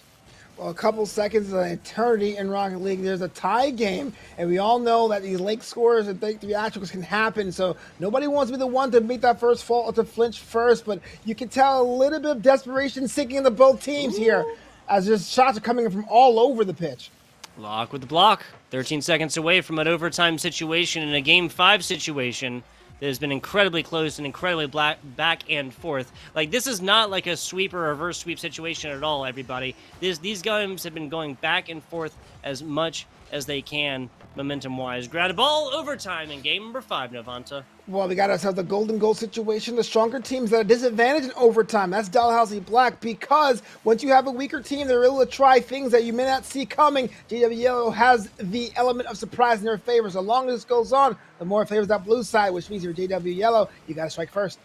Purcell is almost getting under this one and ending it in overtime pretty quickly, but now both teams slowing it down a little bit of middling play right here. Yellow is looking solid on the defense for right now. Pops to the outside. Wi-Fi gets that over. Last player back. Stoops just gets a little bit too far ahead of this one. And now Peach takes that offensive look. Benjuan, other side. A rolling ball across the middle. Doesn't get there particularly fast. Ends up into an Dalhousie Black offense. Wi-Fi off the top. Good rebound out. Gets it to about half pitch as well. But Benjuan, once again, always there. Dalhousie has maintained a fantastic just web of players right here that are always ready to rotate and keep it offensively looked.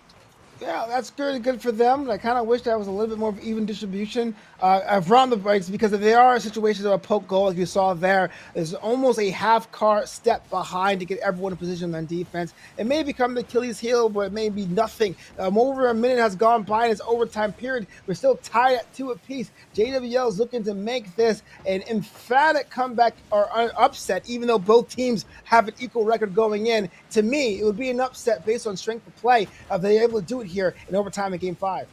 Yeah, 90 seconds of this overtime game so far. Shots across the middle. Another aerial demo there for Binge One. Perch Peach looking fancy on the outside. Double up and gets it down, but that shot is blocked fast as it might have been. Not for a lack of trying, though. Not for lack of trying. Lock to this outside. Finds a demo down bottom. Perch Peach. Once again, offensive look from the outside. Stoops brings this out, now picks up a big boost on their way. No, they don't quite get that side boost. That might be detrimental. Coming in, a shot per Sills. Not going to happen. Yeah, it was so close, but it was a handful trying to wait to get it all before the defense got there. It didn't happen. It was popped up instead, but I bet it was a little bit of a dang, so close there happening in the comms. About another half of a game into this overtime right here. Shots across Perch Peach. Once again, we've watched them have possession, get in the offense, then get her off to a teammate attempted, and then blocked away, taken away, turned the other way immediately. Dalhousie Black looks great at picking these rebounds up, but not so much when you're talking about offensive shots. Yeah, that's kind of been the bummer about this whole thing. I mean, the effort is there, the will to win is there, but all the ideas of having shots on frame is a little bit elusive for them. I wonder, win, lose, or draw, that might be the target of the training pitch after the series. I can definitely agree with you. Definitely agree with you. Yellow back on the defense like they have been on for most of this halftime portion so far. But again, playing the defense with this solid wall-to-wall performance so far. This is back over here, and just even a slower ball like that would make you think that Dalhousie Black players are rotating and just ready to strike at this one. Not going to happen. They're playing defense even while they're on offense, just trying to maintain and make sure that these big sweeping plays, the pop plays that we've seen, I think yield like 6 goals across these 5 games so far, happen. Nobody wants to lose that way in overtime game 5. Yeah, we're seeing a lot more of that small ball there. A lot more of those, hey, popping up to see who's underneath the ball to get that link pass. We're not seeing so many lobs as before. It comes down to that you're right. No one wants to be the one to make the mistake. No one wants to be the one to be the last whiff. I've been there myself. It's the worst feeling in the world there. Yes, it is. Yes, it is. God knows I've experienced that one a few times myself. Yep. Dalhousie Black putting this one over. Wi-Fi trying to get this to this outside. Purcell's picking up one. Nobody really maintaining possession, but it bouncing back towards Yellow's side for a couple of seconds. Wi-Fi gets under it, but Binge Juan takes it away. Demo coming in. I have to imagine the demo is where the lead is going to come in here eventually, right? Right. So sometimes if you're having trouble scoring on frame, there's a they're gonna save. Oh my it's God. like you got to be able to at least put yourself or your opponent out of position or create that smoke screen, man. We see it happen in other games like Valorant, right? You can't see if you're smoked. And sometimes I've been on that pitch too. You're just blinded by that demo cloud. Yeah, blinded by the remains of somebody else's car. I hear you. 30 seconds away from a full overtime, a full another like sixth game, right? Another 20 seconds. Back down, Perch Peach. Nope, Perch Peach can't get to it. Stoops once again with a Herculean block. Binge Juan outside, flanked here. Stoops trying to pick it up. Stoops just actually waiting, kind of playing their hand for a second, but that's Locke now slicing it down and gets onto the outside for just a second. Binge Juan come flying off from this right side. Locke picking it up. The pop play down bottom. That if this was faster, that'd be a goal, but I don't believe it's going to happen. Well, a whole game has elapsed here in the overtime period. And, well, you talk about no one wants to be making mistakes. What we're seeing at this juncture is that mental strain, right? You're out there. There's no chance to reset. Other way to plant the ball. It's really coming down to the mistakes, coming down to the formations, coming down to linking up with your teammates here. There is no chance for a breather. And I think both teams are feeling the pressure. Yeah, Purcell's almost bit the bullet right there after, again, about 5 minutes, 5.5 minutes now of an overtime situation. That just trajectory was not true. Back on out to this right side. Stoops on the offense. Stoops going to be looking to keep this one. Nope, Locke taken away. Back on here. Purcell's tries something. Purcell's mostly playing that defensive role, but gets involved in the offense here on the pitch for the first time in about a minute. Perch Peach, right side. Teammate, I think that was Binge on down bottom trying to get some bumps and demos going, but not going to happen as easily. Yellow easily takes this one out from the defense. Now goes on to the offense. Right corner. Binge Juan can't quite get to it. Pick up play. Perched Peach pitches left side. Pinch on the wall a little bit, but not a full committed there. On a run, but Binge Juan the last back does get the block. Perch Peach with a pinch sounds like an alliteration exercise to warm up the vocal cords. Hitting almost a 7th minute in overtime here. Something I've seen maybe often enough to be familiar with the strain, but it is interesting to be that for any team. So many opportunities we've seen just so close to being stopped by, and it can't give any squad the advantage at this point because it really has been 50-50.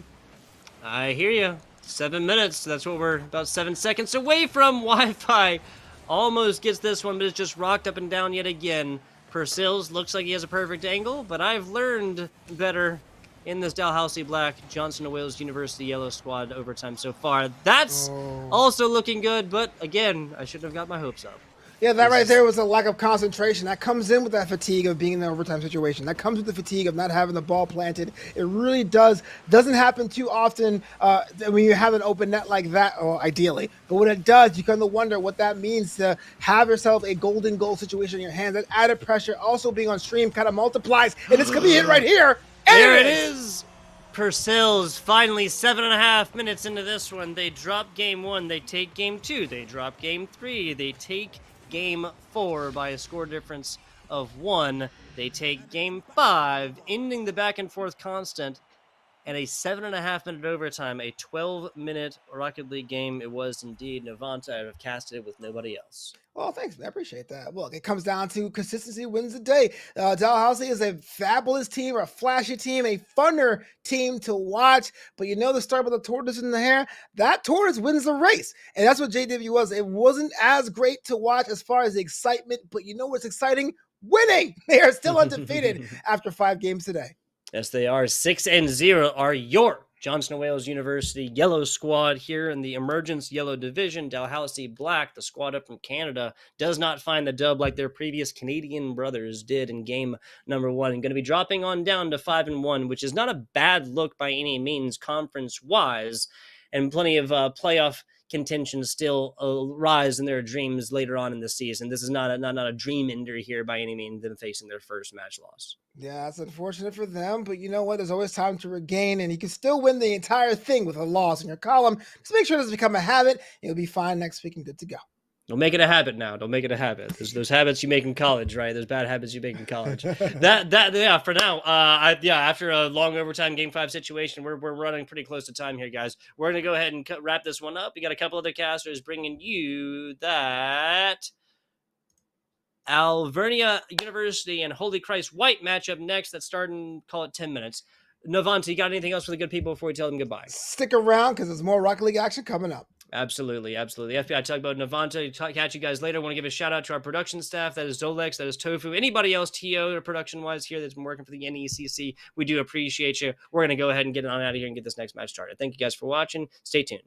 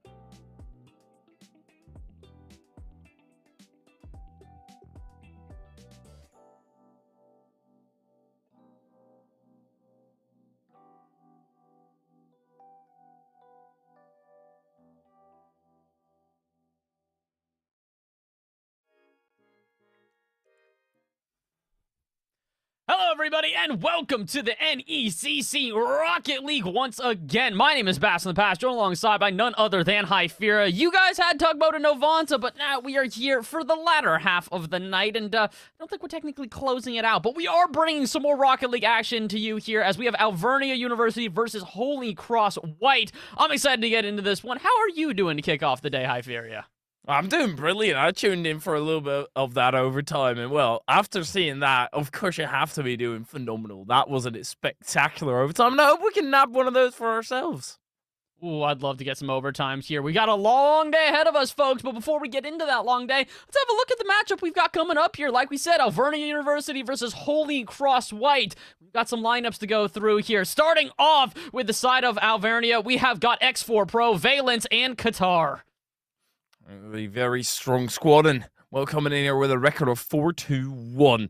That is going to be impeccable, and well, it's going to be tough to seal that because the 1-4 squad in Holy Cross White, well, they're rocking a lineup as well. So let's get that up on the screen. See who has to take on Alvernia here today. Josh, Ike, Alloy, and Moving 3. It's going to be an interesting one here between the two.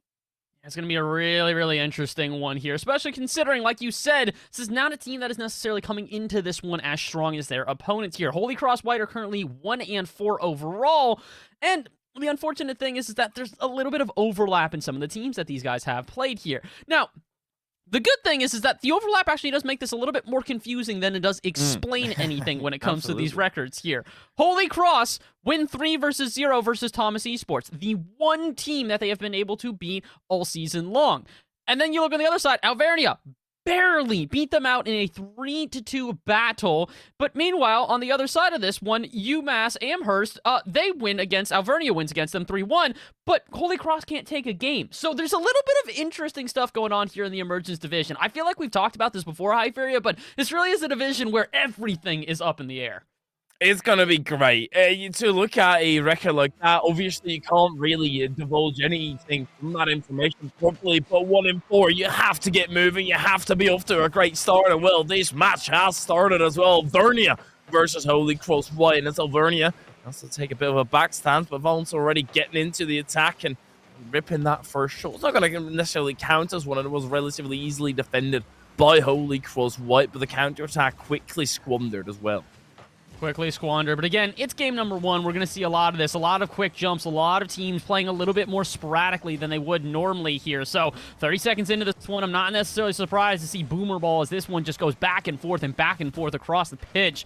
We can see Holy Cross White get a little bit of sustained pressure here. No, this boomer out to midfield will force Alloy to try and clear it back out to mid, but they cannot. X4 Pro throws a little bit of a wrench in here as they completely distract everybody in the corner. But can we find a shot? Valence sends one center, but easily turned away. Maybe not away, though. Qatar is there, but it is blocked by Alloy. The offense not done, but Alvernia going to have to go back to the drawing board. That drawing board always a beautiful thing, and this game number one is always speaking words to me and speaking entire essays at time. And right now it's just that close battle. Neither team really wants to commit. As Alvernia, they do commit heavily upon the attack. Qatar still able to pick it up in the midfield, off to the backboard. He sets his sails. It will bounce off, and that will allow a Holy Cross White to move into the attack and potentially even get a goal for themselves. But Valence will be in the way. Will be in the way, and so far everybody's been in the way of anybody getting a goal on the board here, but apparently not. Valence saves their flip to the last second and double touches to open up the scoreline. That's where he still had his flip, had a ceiling reset. That is a brilliant one in the poof. Well, he made that ball disappear into thin air, just like the entirety of the Holy Cross White defense. A brilliant start here for Alvernia. And this is far from over. 3.5 minutes still left on the clock, and a double commit that could send them into some chaos here. But Valence, he will put it up the post yet again. Holy Cross White, they get away with robbery. Oh, Valence getting so close here, but we're starting to see who's going to be the star-studded striker here for this Alvernia side. So far, since they've been able to start getting some offensive pressure, they haven't really let go of it, and I'd say part of the reason why is Holy Cross White just look uncomfortable here on defense right now. They're trying to keep themselves out of the side, but unfortunately, every single 50-50 is going awry, and these double commits are just leaving them so exposed. 3 minutes to go here. Alvernia does have the 1-0, but I wouldn't be surprised if they increase their lead in a moment's notice. This is a staggering start of the game, start of the series at that as well. Both teams firing at it. Holy Cross White, they do need to move into the attack a little bit more right now. They're on the back foot a bit too often, and Alvernia, they are heavy on the strikes, and as soon as they do, they have a good chance of actually breaking through. And I absolutely love Qatar's position time and time again. As soon as Holy Cross get a little bit of a clearance, he will be there to put it right back in. And yet again, Alvernia, they take a far back approach, and they'll just catch the ball and try and set up that counter. Again, they're still having a couple of double commits here and there, but the big difference is that Holy Cross, they're not jumping on the ball nearly as quickly as Alvernia are when they see mistakes. Good example here, Valence does not take a single second, and as soon as they see the opportunity, the shot goes on target, 2-0 in favor of Alvernia. This shows game sense. Valence just taking his time, spotting the awkward situation for the opponents, and waiting it out, playing reactive, because he knows that whether they're going to get a touch, that's already up in the air, and then it also has to be a good touch. Well, it was a detrimental touch, sending Holy Cross White in a 2-goal deficit. X4 Pro wants to make it even worse, but Valence might overstep his mark just a little bit there. That's not necessarily overstepping your mark if you're not going to get punished, though. 2 minutes to go here, and Holy Cross White have yet to punish Alvernia here in this game. They've had a couple of decent opportunities, Hypheria, but it feels like for the most part, this has been a pretty one-sided affair as the offense really has stuck to this one half of the pitch the whole time. Oh, boy, and Qatar, he will just add a little bit of salt in the wounds. 3-0 from a shot from the side. X4 playing Mario up in here, Goomba stomping Josh, and, well, I think Lady Luck was on his side at that moment. We can be honest with ourselves, and I hope he can too, because bouncing up the sidewall like that right on the defender, plopping down, that's more fortunacy rather than a calculated action. It still counts for the exact same. We can bash on it, we can say luck and everything in that regard, but it still counts for the exact same, and that's a problem for Holy Cross White right now, having a 3-goal deficit. Oh, but maybe we can see a little bit of turnaround here as some of the pressure starts to finally build for Holy Cross White. Moving 3 can get a goal at this point. I would give them at least a chance to come back here, or at least get some momentum for the road, as game number 1, like we said, really in favor of Alvernia here.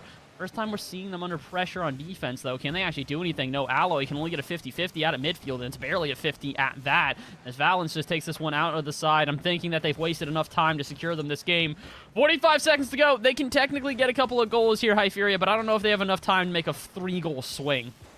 I don't think so, especially with how the game has already looked. It's been very much Holy Cross White attempting and not succeeding. They have some shots, they have some attacking pressure, but it's just not enough right now to break through the cracks of Alvernia. And a tough part is always, because Qatar is always sitting far back and letting you boom the ball over the top while Valence is incredibly chasey, it makes it a very hard balance for Holy Cross White, and that's something they're going to have to find in that second game. I think that they can do so. It's not going to be easy, but this is definitely going to need to be a turnaround here in this second game, as they, I believe, are going to go scoreless here in the first. Maybe they can carry across court. No such luck. Alvernia, they will take game number 1 in shutout fashion. And again, not necessarily what we were not expecting here. Again, Alvernia come into this one 4-1. They are by far the favorites here in this matchup. The bigger difference is the fact that we just didn't see a lot of offense out of Holy Cross White. I was expecting at least a little bit of resistance out of them, but they only really started to get that during, I would say, the last minute or so of the game. So I fear this second game, they've really got to come out the gates firing. If they do not do so, I think that this might be a pretty easy sweep here for Alvernia. It feels to me that Holy Cross, they're kind of a team that likes to punish mistakes. And, well, right now, Alvernia, they're very simply not making any mistakes. And that could also explain the very odd record that they have. Because, well, if they are just up against a team that makes plenty of mistakes, but it causes other people to send into chaos while they actually thrive in there, well, then that could explain it. But right now, they're going to have to make sure that the chaos is created as Josh Ike misses the ball entirely. But at least this start is great for Holy Cross White. They are managing to get into the attack rather smoothly. We gotta hope so here. We'd love to see a good back and forth series, but again, I don't really think it's on the backs of Alvernia to do so. It is up to Holy Cross White to find a response here in game number 2. Glad to see them with a little bit of offense, but you do need to play some defense if you're gonna play this aggressively. No one home, and Valence finds the first strike. Valence, yet again, It's waiting for the game to unfold, and then he strikes, staying on the ground. But that was a risky one. Had Holy Cross White hit that, there would be nobody back for Alvernia. High risk, high reward will be rewarded, but Holy Cross White, they'll punish it right back, and Alvernia, they get put in shackles. There we go. The first goal of the series here for Holy Cross White as well. And this is a big one. A quick response to not allow the momentum to escape too far away from them here in game number 2. Might just give them a second life here in this game. But again, they do need to be careful. It doesn't feel like we've seen the most out of Alvernia, as they have played a pretty reserved game so far. So what's going to happen when they also start turning up the heat? Qatar do it right here. They're trying to get something ignited on the offense as they start to come off the kickoff with a little bit of momentum. I was going to say, I don't think they should have any further, but Josh just turns away on the wall there. Maybe a little bit nervous to overstep his boundaries, but Alvernia, they have stepped all the way into the Holy Cross side, and I don't think they're going to let them out anytime soon. Well, Valence, with a miss like that, you don't want to let them out, but you're forced to. At least the iron bars will be breaking just a little bit. And on the side of Holy Cross White, they very much are trying to find that reprieve and trying to find a way back into this series. As of right now, a tied game. Yes, it's a brilliant start for them if you compare it to what's been happening in the previous one, but you need to still score more goals than you have in this entire series. You have to get another one into the back of the net. And well, I think there's opportunities. Alvernia, they're playing rather aggressive, and the opportunity for punishment is a wide open one. That's the big thing here is that we're starting to see these openings, these little cracks that can turn into valleys if you're not careful. 3.5 minutes to go. We are still at a tie ball game here, so Alvernia definitely not as in control of this game as they were the last, but it still does feel, like I said before, we have yet to see the most out of this team. They've still got a little bit more to show us, and maybe they could have done so right there. Not quite able to put the shot on target, but hey, Valens can find his teammate. They cannot read it off the bar. Qatar puts it just barely wide, and once again, Alvernia starting to turn up the heat on offense, but they can't get it cooking quite yet. Valence attempting. I mean, it does get past one at least, but the ball falling all the way back into the corner pocket. And Valence is there to catch it.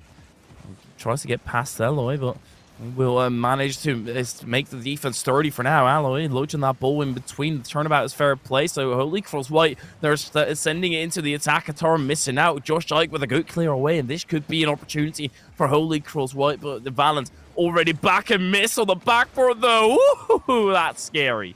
Oh, it's getting very, very close right now. Both teams are getting so close to finding themselves that lead here, but neither one of them can hit the back of the net yet. Maybe Holy Cross can make me eat my words here. They try and approach the corner, but Qatar will take it away. Valence will be able to pop this off the wall, though, and maybe turn it into yet another offense here. Halfway through this game, we're still all tied up, and despite the chances on both sides, Hyperia, no one has really been able to put on a solid shot. Oh. Aside from that first minute, could it be right here? No such luck. Alloy, not enough punch, and that one will get barely saved on the line. Well, you know what they say about Alloy, it's always weaker than the material itself, and they showed right there. Fortunately for Valence, he was in the vicinity, was able to race back to the goal, but moving 3 pops it up early, not expecting a challenge that quickly, but he doesn't have to face it. Qatar up incredibly early as well, and a bit too, if you ask me. Valence still sending it into the midfield. The second touch, not necessary, but there anyways. X4 sends it to the backboard. This could be a good banger, but Qatar decides against it. Can't quite do so. They're getting close. Something's gotta give, and there it is. So much offensive pressure. Something had to find the back of the net, and who else but Valence to do so? Valence, he's been popping off. He's been the attacking force for the Holy Cross White side, or well, the attacking force that the Holy Cross White side had to have to deal with Alvernia. They've got a great commodity in him. I would like to see somebody else try and pick up the slack a little bit as well, pick up the pieces and make sure that they have a multifaceted attack instead of just that one player. Because as soon as that one player doesn't necessarily feel it anymore, that's where you're going to be in trouble. Not right now, though. Yeah, I would agree with you on that. For right now, it seems like Valence is still picking up the heat, but what happens when someone else on the Holy Cross White side finds a way to extinguish them, maybe even finds a response here with a minute to go? They can absolutely send this one to overtime if they can get some offensive pressure. Alloy seems to think they can do that by themselves, dismantling the defense in the corner, but where's the follow-up from their teammate? They unfortunately go to the complete opposite corner rather than cutting down mid, and then it starts to fall apart on the backside as well. Josh and Alloy crashing into each other. Valence needs to make the save, and they will do so. 30 seconds to go here, Hyperia, and we have devolved into chaos.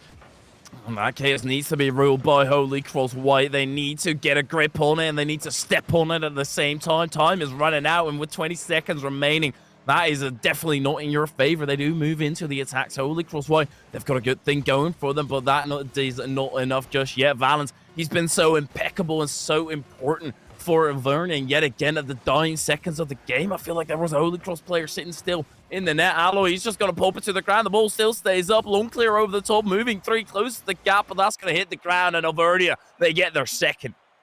They take their second, and not only is it their second here in the series, it's their second in a row. They are a single game away from sweeping their opponents here. And like we said, this is not necessarily that unexpected. What we were hoping for, though, was a little bit more resistance out of Holy Cross here. They are getting their chances on offense, Hyperia, but you got to realize the one goal they did score in that game, it was off a kickoff. They still have yet to get an offense that comes to fruition and shows themselves as a potential threat here. I believe they can do it in game number 3, but the unfortunate reality is that this is their last chance to do so. If they don't do it in game number 3, that's the end of the series.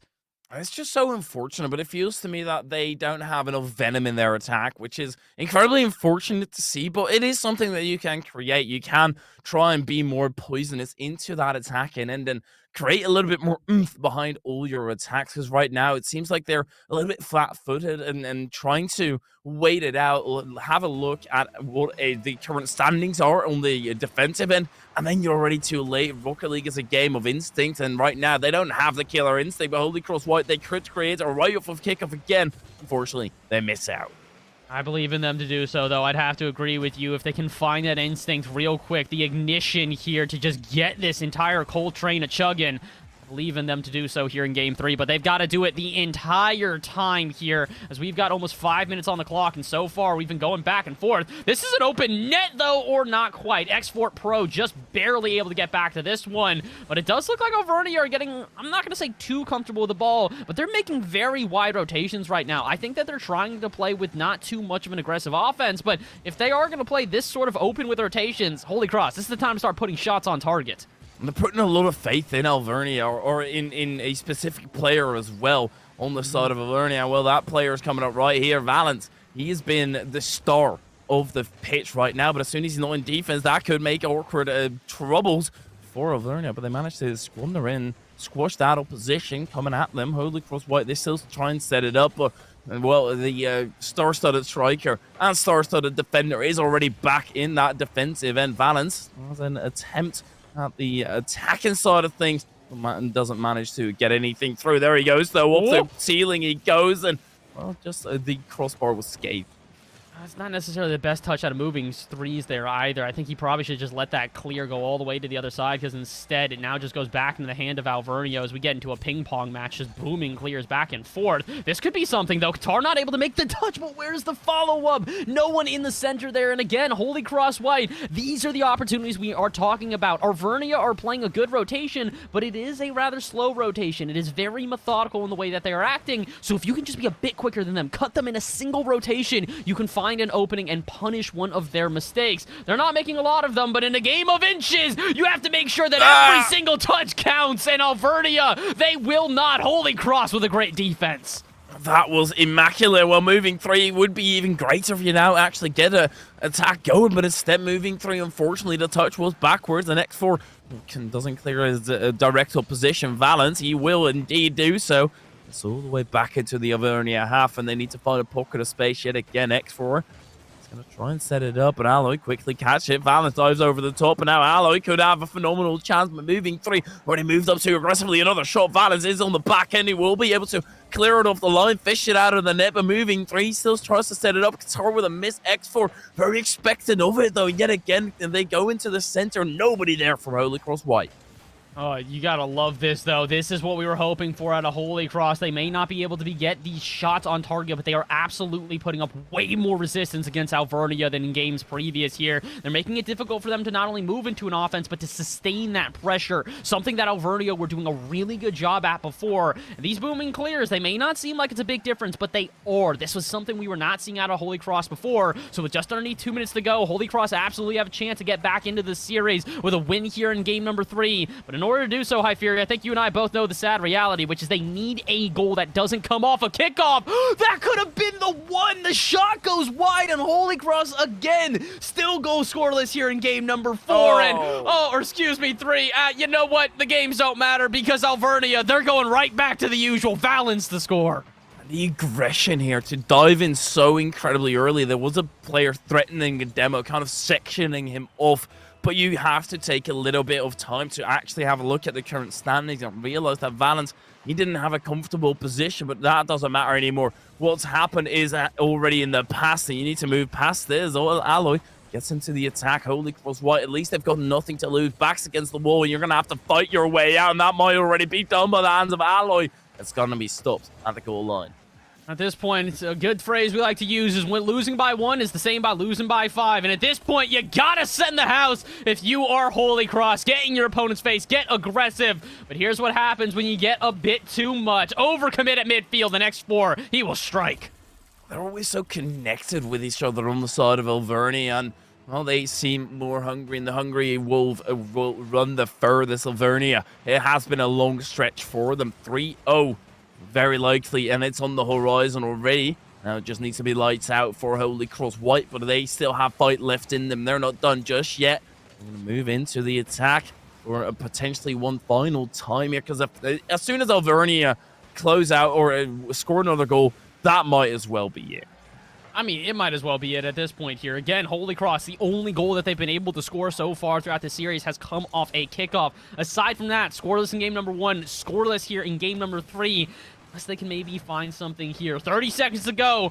As much as we're not counting them out of this one, we're going to have to at least start counting because the clock is ticking away rapidly. Maybe they can get a shot right here, right now. This one into the back of the net. It with 22 seconds to go. Alloy has found another life for Holy Cross. No sense dilly-dallying now. You're going to have to get a move on and get that kick up perfectly in your favor. In the manipulation game, you have to be a puppet master to get that ball right where it belongs. 22 seconds. It isn't the greatest issue if you lose it out and they don't get possession directly, but at least they get it into the attack. And Alpha Vernia get a counter with a quick clear down the other end. Valence sticking close to the play, and we will not give up the play at any moment. They're going to turn in for it. Josh Ike having no boost to play with the next 4 taking Alloy to the scrapyard as well. They're going to have to struggle, and Alvernia, they punish it directly and push it onto the ground.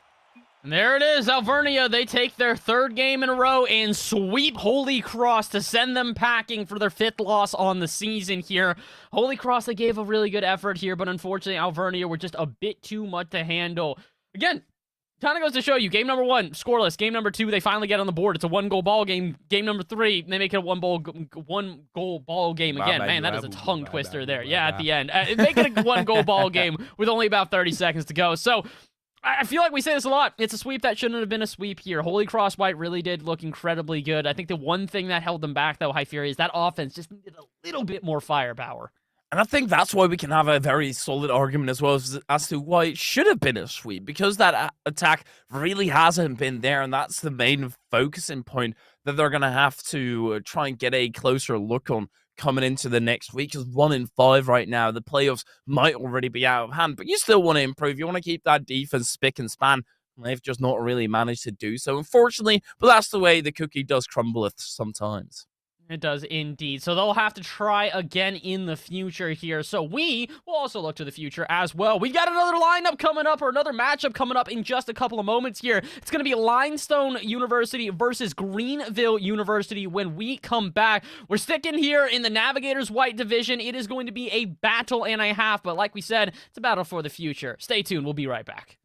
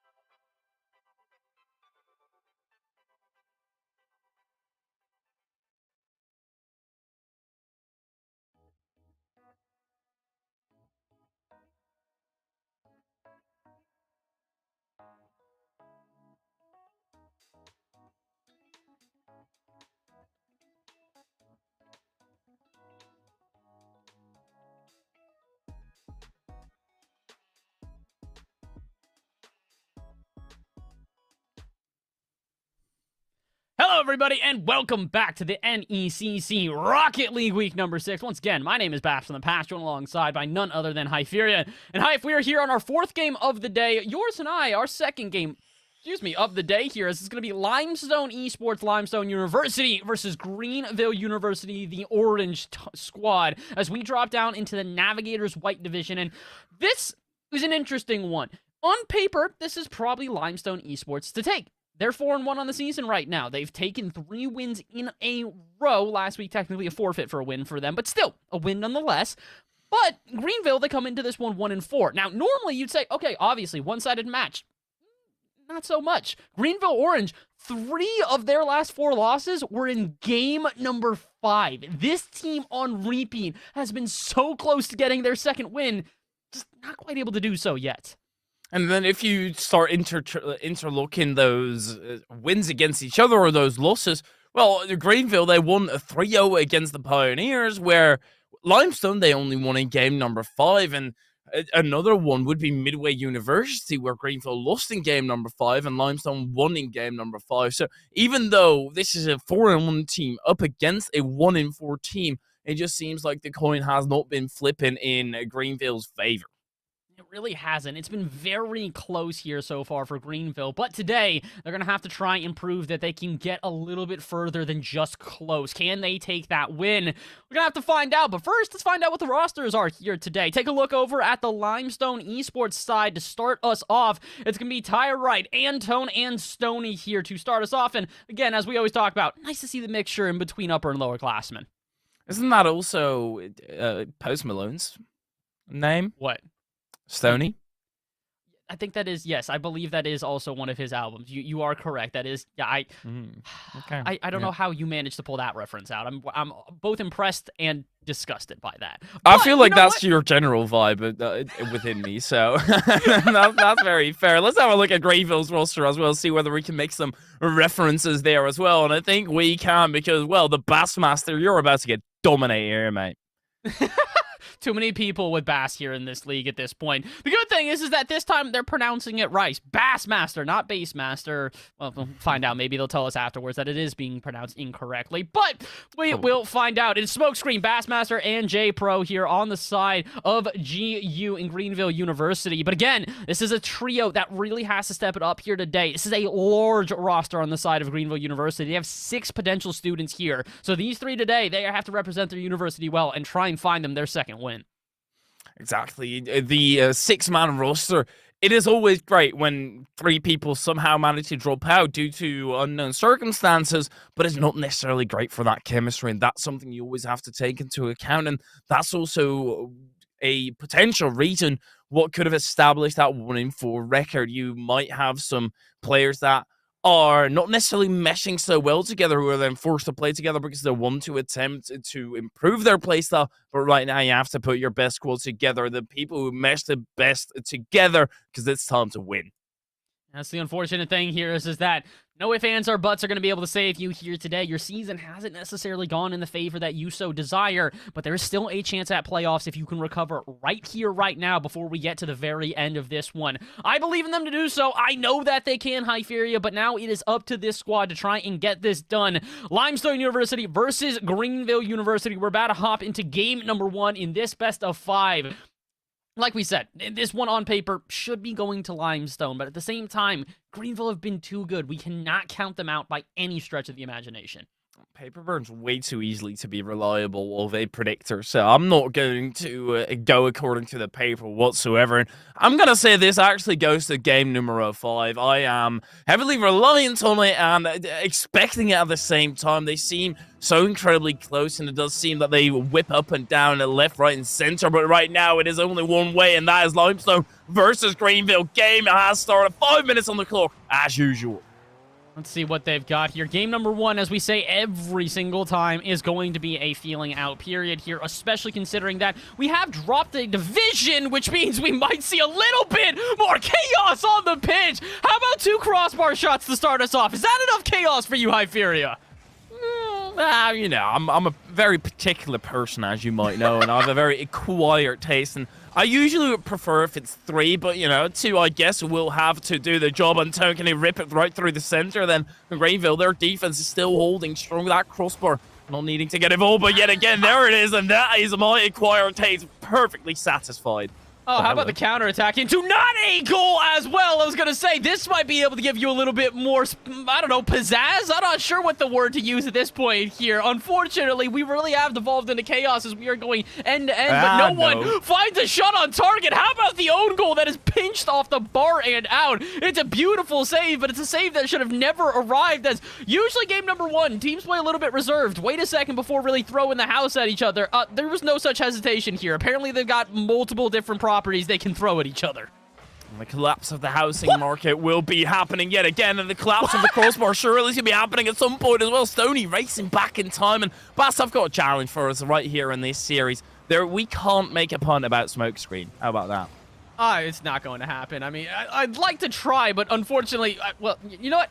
I will attempt at least for now, because already there was a really good opportunity right there, but I'm not going to allow myself. And similarly, Greenville will not allow Limestone to find this opening goal. We've seen shots ricochet off the woodwork multiple times here for this Limestone side, but Greenville have been able to just barely keep them away every time.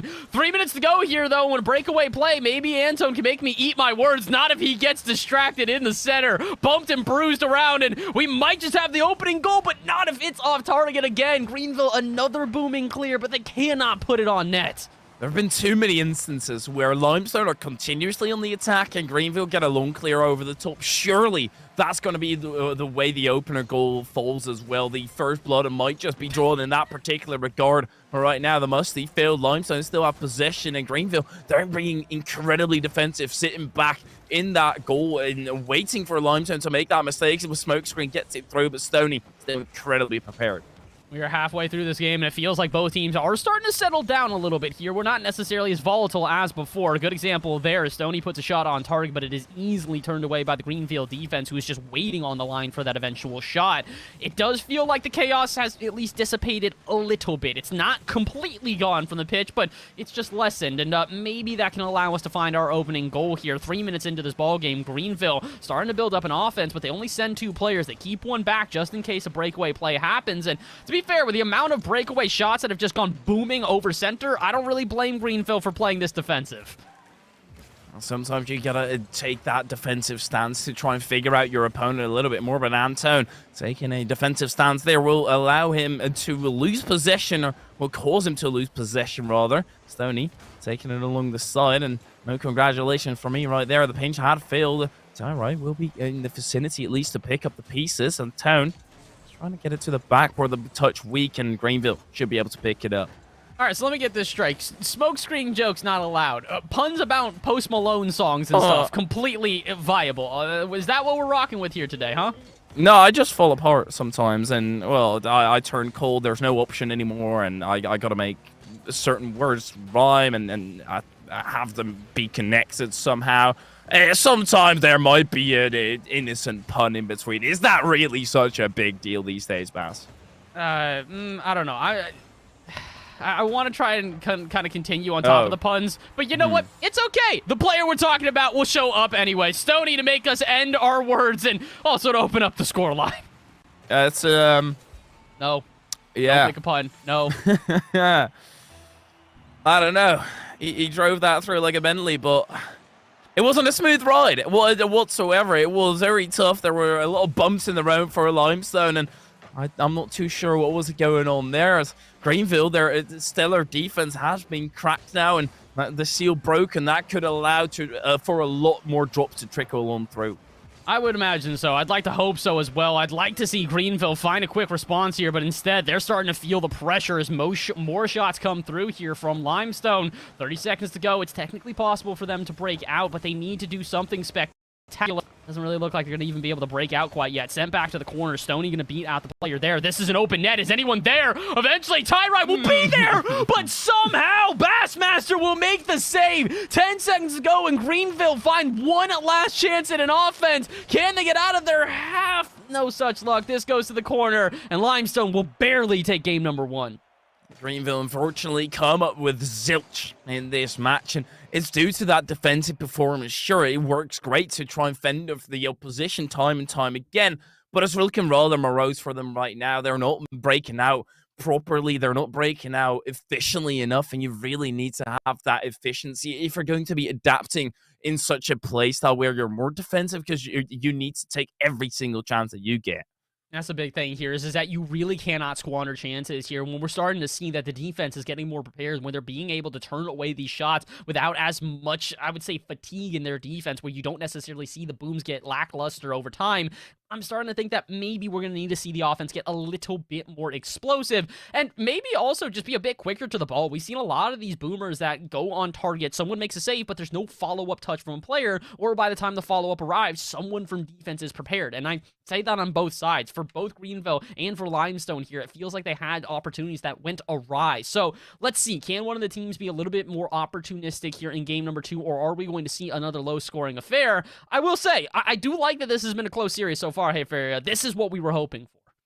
Absolutely. It's crucial to me that we have at least that close fight, but it's oddly resemblant of that last series as well, which doesn't necessarily spell greatness for Greenville, since Limestone, they're the more attacking side, and if Greenville can't find that efficiency, can't find that proper breakaway, because they do have a player sitting in net the entire time, which works wonders for your defensive end, but is a massive chance decreaser for those offensive opportunities. But we are into game number 2 right now, 20 seconds in. This Limestone already taking the brunt part of the possession here. And it's not necessarily too surprising. Again, Limestone, game number 1, they were very quick to the punch here as they were just whipping it around the pitch at Mach 7 speeds.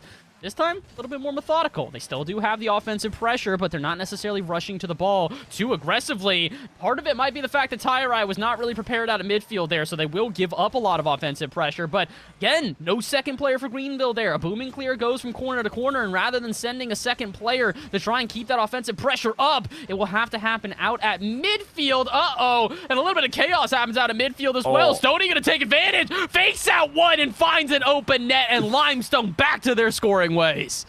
Ooh, you look a smidge silly there, mate. I'm sorry. Stoney just faking you into the heavens, and unfortunately carries that one home as well, puts a stamp on it and marks it in favor of Limestone. That is 1 up on the tally right now, and that's already spells trouble for Greenville. A very lackluster offensive performance from them thus far, and it takes a massive turnabout right now, full 180 on their performance, and they're going to have to turn into that enigma, that unknown force here. Oh, they're going to also have to try and slow down the scoring as Limestone go the other way. This is a beautiful touch up top. Who is this? Stoney just beats out 2 players and just dimes it up for Tyrai. Second goal in favor of Greenville, or of Limestone here, and Hyperia, I think the team has finally come to life on offense. That particular play exemplifies why Greenville's strategy needs some changes, because they double commit once, a mere one time, and they're already behind massively. In Limestone, they're all over it. So the Greenville, they need to communicate and break out of that defensive end, but Stoney is already lurking in that corner pocket yet again, trying to make it awkward for J Pros, who's still driving backwards. He finally manages to turn his car around and gets into the Limestone corner, gets them shortly thereafter. Stoney with a good flick into the attack, and oh my word, Tyrai might just be able to make his opponent a mere object in the mirror as well, but he gets faked out. I will say, though, Limestone really coming to life on offense. Like we said, this is what was the issue for Greenville, is that they let the floodgates open, and now they have no idea how to close them shut.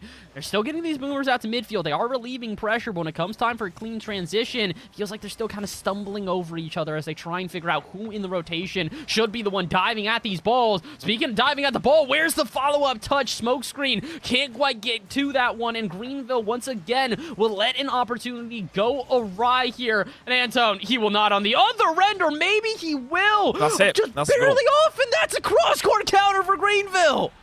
Well, that's the way to do it. That is exactly what they need to do throughout this match. The counterattack, force an overcommit on the side of Limestone and move through. It's as simple as that, but, well, it's a little easier said than done. Now you're actually going to have to move it into a proper work as well, and hope that Limestone, they don't throw a wrench in there. But J-Pro right now moving into the attack already, unfortunately gets stopped, and the ball off to the back for Stoney, finding himself a wide open net.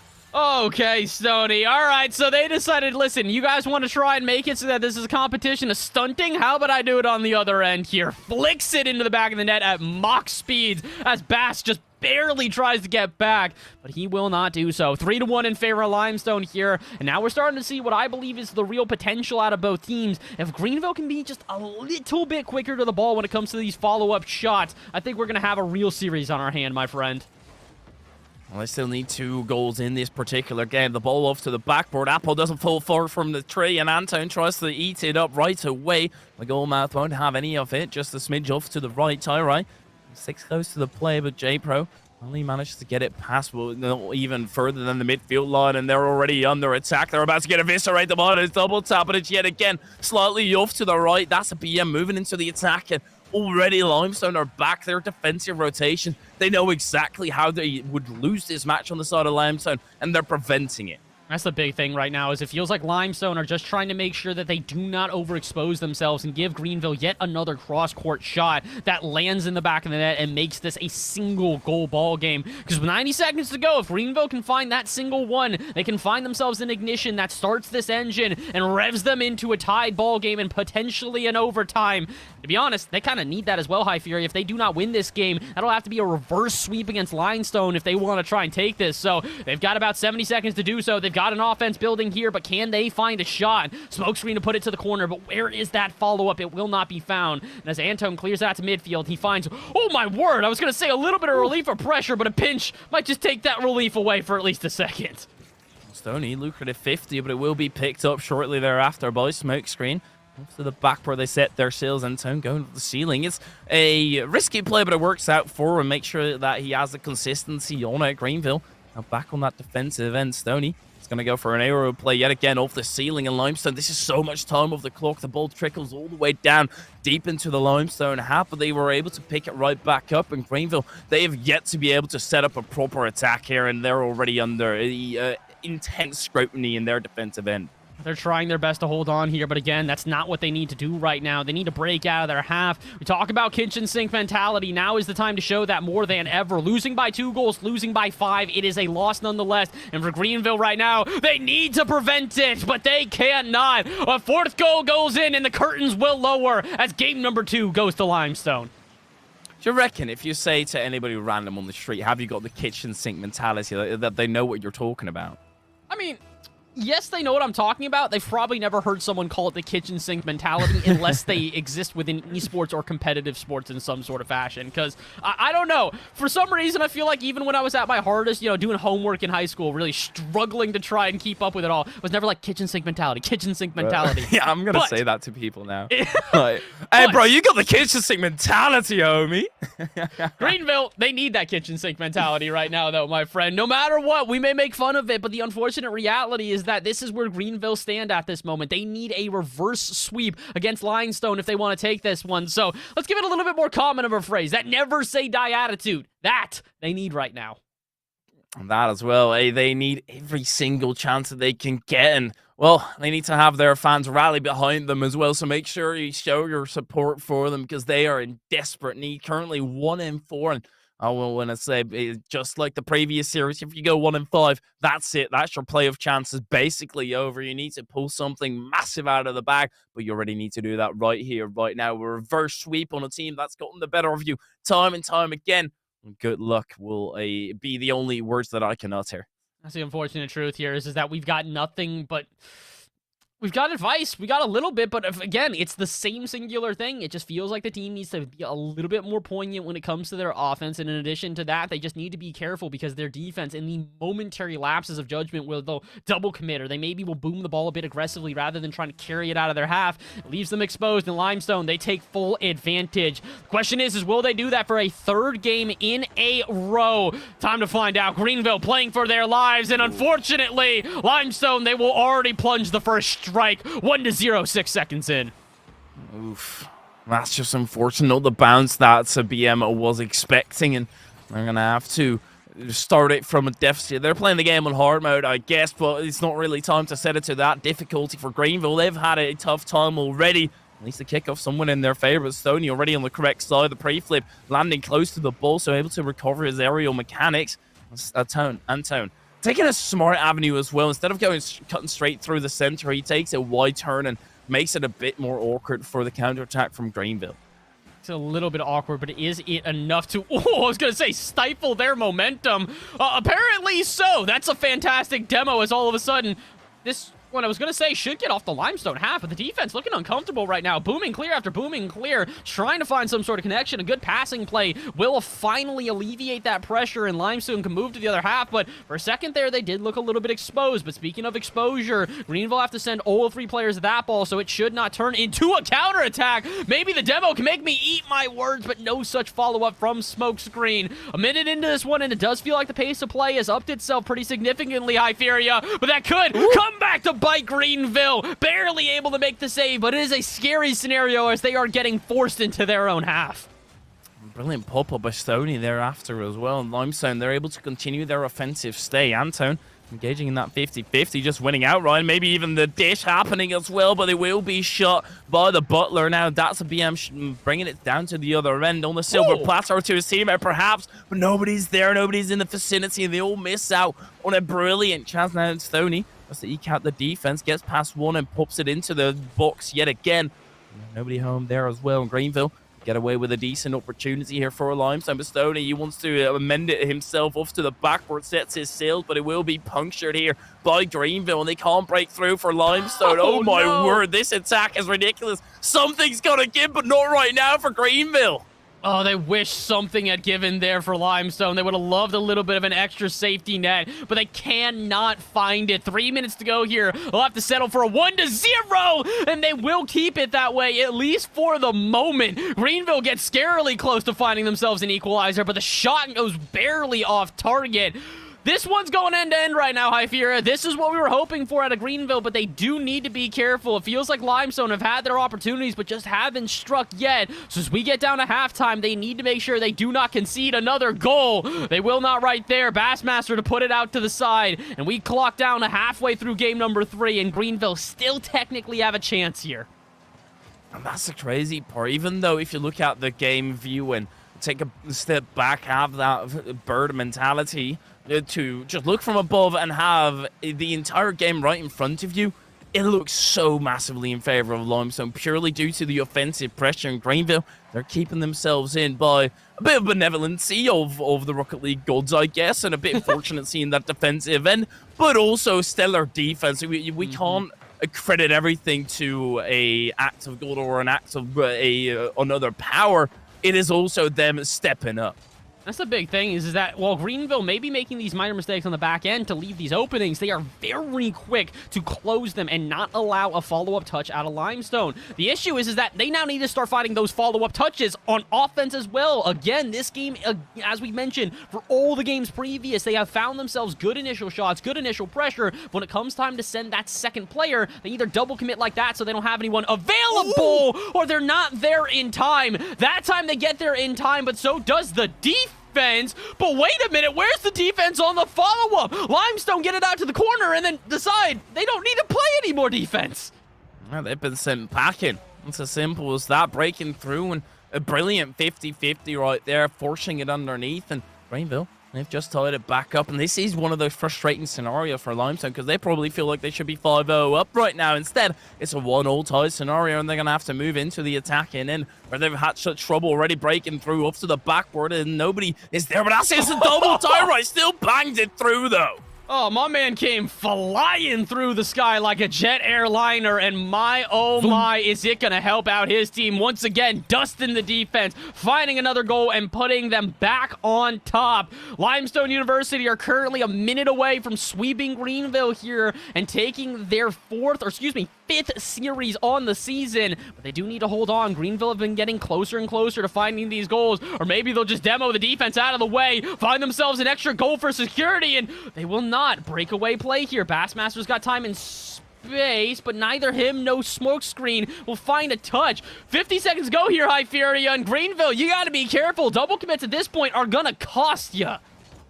It's a stress-inducing period of the game, and well, you'll be pulling on your heartstrings, but not right now because Antony put up a safety net and makes life so much more comfortable for Limestone. They can take a deep sigh of relief as they now can concede a goal. And with the amount of time left, it's possible for Greenville to find a comeback. But the issue is that they need to do it twice in a row. And while their offense has definitely been getting better, is it going to be enough to slow down this Limestone offense that is also coming to life? 30 seconds left here, and Limestone are right back on the prowl looking for that dagger. Will they plunge it? This one off target. Where's the follow-up? It will not arrive. But to be honest, they don't need a follow-up. 20 seconds to go in Greenville at this point. It's now or never. You have to get some offense together. And Limestone, and it's just them continuing hammering away at that defensive position from Greenville. And for Limestone, well, there's no glory in wrestling a starving bear, so they've chose a big bad grizzly bear and they've wrestled it to the ground. Greenville, they will fall, and Limestone, they mark themselves victor. The triumphant parade already starting in the distance. And there we go. Limestone continue with their streak. I believe that is their 5th win in a row now. And that is not, or no, excuse me, their 4th win in a row. Regardless, at this point, it's a very good record. They are now, I believe, 5-1 on the season. They have had a heck of a run here so far, and it's probably a run that will get them into the playoffs. So congratulations to Limestone on taking yet another victory. And on the side of Greenville here, I appreciate the effort that you give. You gave a great fight here today, but the unfortunate truth is that every little turn, Greenville were just barely unable to edge out their opponents. So, valiant effort, High Fury, but at the end of the day, there can only be one winner, and that is Limestone University. And they did it very solidly through just dominating the attack and pressure. I don't think there's any way around it. Greenville, while having a solid defense and racking up a lot of saves, that's not actually going to get you anywhere. You really need to step up in that offensive end as well. And unfortunately, they were shut out time and time again. Just a brilliant game and brilliant series done by Limestone. A fantastic series, and it's the 2nd series you and I have covered, but the 4th one on the day. The crazy thing is I believe that we've got at least 3 more here, so don't go anywhere. We're going to take a quick little break, but when we come back, match number 5 from the day, it is going to be the University of Montana versus EaUCD as we go all the way up to Champions Division, so you're not going to want to miss it. Stay tuned.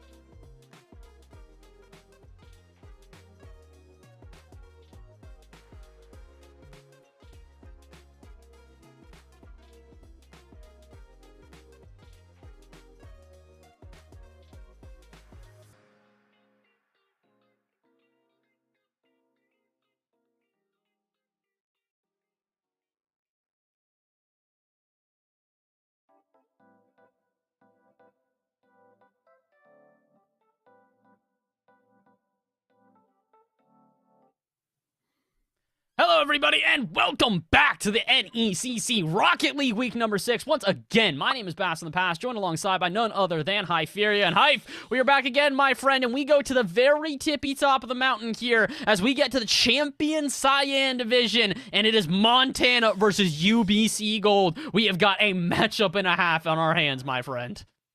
Well, we certainly do. We've been talking about records about those kind of matchups the entire night. So evidently, we're going to bring it up again in Montana. They're currently residing at 2-2, where UBC Gold are 3-2. A little bit of a favor on that way. But let's have a look at Montana's roster up first. See who they're going to be rocking with today, because I certainly hope that it's their main lineup. It's High Crew, AZ, and Heads who they're going to be rocking today.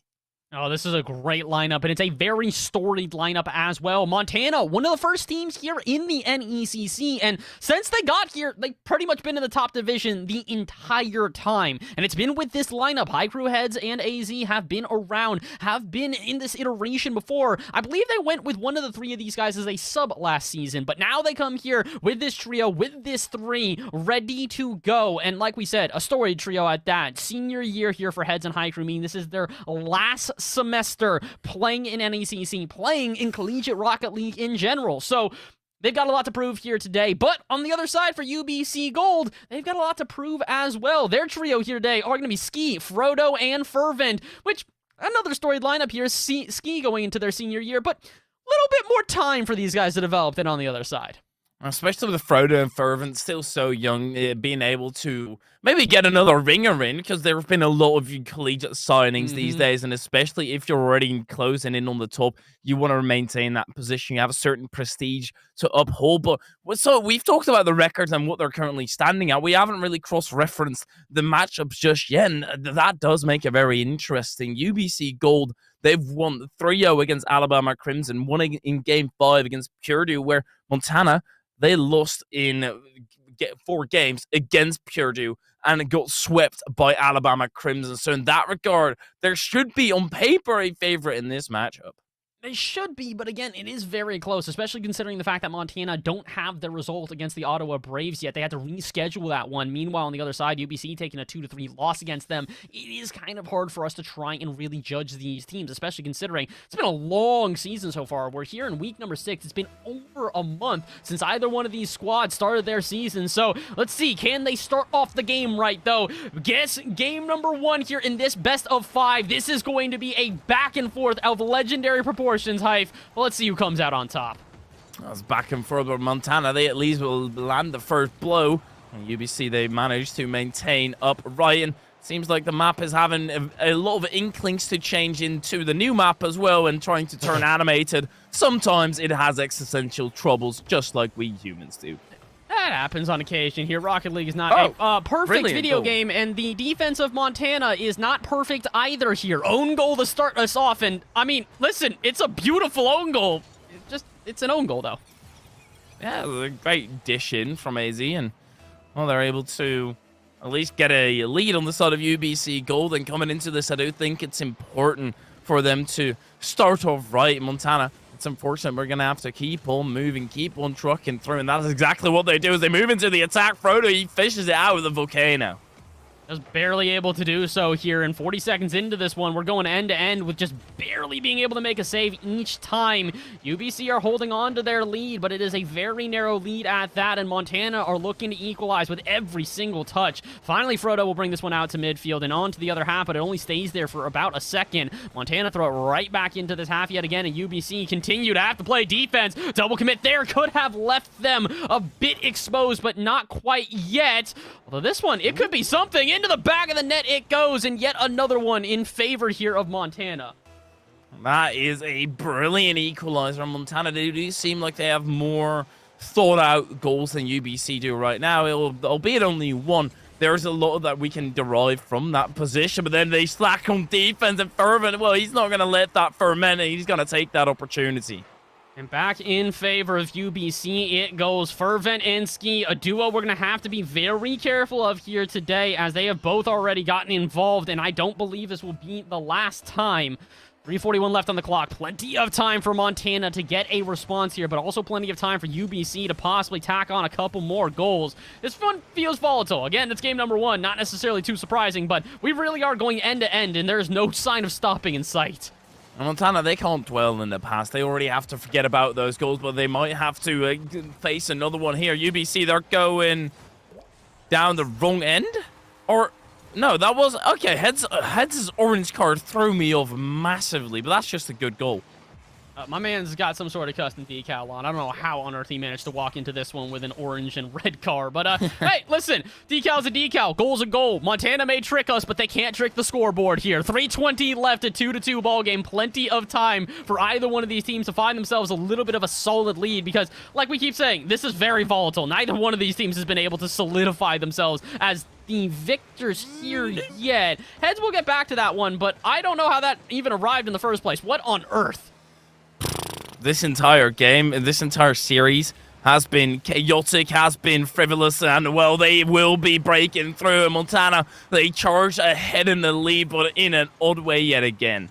Back and forth and back and forth. The pendulum continues to swing here as AZ and Heads combine to find themselves their goal in favor. And, I mean, 3 minutes to go. I'm still feeling like we're not quite out of the volatility, if you will, yet. Maybe we can see a little bit of normalcy here, but I'm also realizing Frodo also happens to have a mismatched car. They're in a blue car on the orange side. This will forever be confusing. Thank you very much, players. I appreciate you making our job all that much easier. And Ski even has a similar car to Heads as well. Okay, I guess Heads is in the Octane. It's not that difficult, but Fervent actually preventing his teammate, but it will still almost be on target. Off the woodwork it goes and it bounces outward. But Fervent, surely you leave that one to your team, and yet again he misses out on a perfect opportunity. AZ going down the coast with a 0 boost, and with these gas prices, I don't blame him. Can't really blame him right now here, but the unfortunate reality is that you need a little bit more in your tank to really solidify yourself the lead or to even get the lead back in your favor. UBC have had it twice in this game, and they've had opportunities to tie us up and possibly continue with their momentum, but unfortunately have just been a bit off the mark. 2 minutes to go here. Montana still do have their lead, but they are hanging on by a thread as Fervent sends this one right back into the corner again. Double touch, not going to go anywhere here, but Ski, he can come through and try and assist his teammate and at least keep it on the half. Pops at center, Fervent there, can't quite read it, so AZ will pop that one out. But again, continuing to meet resistance out at midfield here as UBC do not let Montana out of their half. High Crew will get a good flick and finally relieve that pressure, but Montana need to be careful with 100 seconds left and UBC starting to turn up the heat on their offense. A single goal could send us to an overtime. And would not surprise me at this point, and it wouldn't surprise me if it was an own goal as well. But right now, Montana, they want to get that safety net up and running. It won't be able to catch them just yet as High Crew does catch the ball in midfield. Flipper set in the bag as well, and he's going to break through the UBC defense. Rips it apart. That's a heck of a way to put your stamp here on game number 1. We say it a lot. This one truly is set in stone after that one. My man brought out the chisel. He brought out a sledgehammer and still is making works of art. I don't know how he does it, but with about 80 seconds to go here, UBC, they technically have a chance, but they have struggled so hard to penetrate this Montana defense with some consistency. There it could have been so, but just barely stopped on the backboard. And UBC, they'll keep the pressure in the half, but they've got to find some more lethal strikes. That's a good tap out of Frodo, but it's just wide, and well, that smidge wide is not going to help them along their merry path. AZ with a clear away as well. Montana, their defensive rotation seems impeccable. There's no way to be breaking through for UBC if they keep on continuing placing the shots like they are. It's just not good enough, and sometimes that's the reality you have to face. Meanwhile, Montana's making fireworks on the side of UBC goal, demoing everybody. They're continuing to be physical. They're continuing to be annoying here. And I say that in a very positive way. It may seem dumb, but the reality is that it's not going to be enough. I was going to say that they should be able to get in their face of their opponents and be prepared for this, but no one prepared here. A booming clear. The High Crew goes straight to Ski, and all of a sudden we're within 1. That is the gap close. UBC, they're right on track as well. They're perfectly 33 seconds is enough time to bring this back to a tie scenario, but AZ can't be arriving late to a ball like that. UBC goal, they have had a lot of pressure, but this is going to go into the wide open space. High Crew nicely weaves around the demo, and now he actually needs to bop that into the back of the net as well. Good demo to at least relieve some pressure on the counter-attack, and the transition is going to be utterly slow for UBC. Oh my word, we're seeing the volatility still be a factor here in this game, but we're also seeing heads put his mark. 5-3, lower the curtains, pour on the gravy, bring in many analogies as you want. You're not stopping heads. I would like to pour on the gravy. I'm a big fan. Gravy's delicious. Honestly, makes any potato dish taste good. Facts. Huge facts. However, the only facts that we're really caring about here in game number 1 is Montana taking game number 1 at that. I was gonna say that this will leave a foul taste in their mouth. You know, some food related. I guess I'm just better at that. I'm just fat. Well, yeah, that's been a fat dub as well. Hey man, listen, you're 6'3". I bet you can eat as much food as you see necessary, and it couldn't put on a pound. But you know what does put on a pound here? UBC not being able to find themselves the goals necessary here. Montana, they've taken the first gash out of their opponents. They have shown themselves as the stronger of the two, but it doesn't feel like they're the stronger of the two through sheer outplaying their opponents. There was way too much volatility, and while I would say the back half of the game seemed a lot more in favor of Montana and a lot more in their control, first 6 goals or so, that's just kind of up to the Rocket League gods and who decides to maybe throw it into the right place at the right time. So UBC goal, hopefully you guys have found yourselves a little bit extra luck, karma on your side, a rabbit's foot in your pocket, or maybe something else, because you need the win here in game number 2 to not have to reverse sweep Montana. And Fairy, I don't think we can overstate. Reverse sweeping Montana, not an easy task.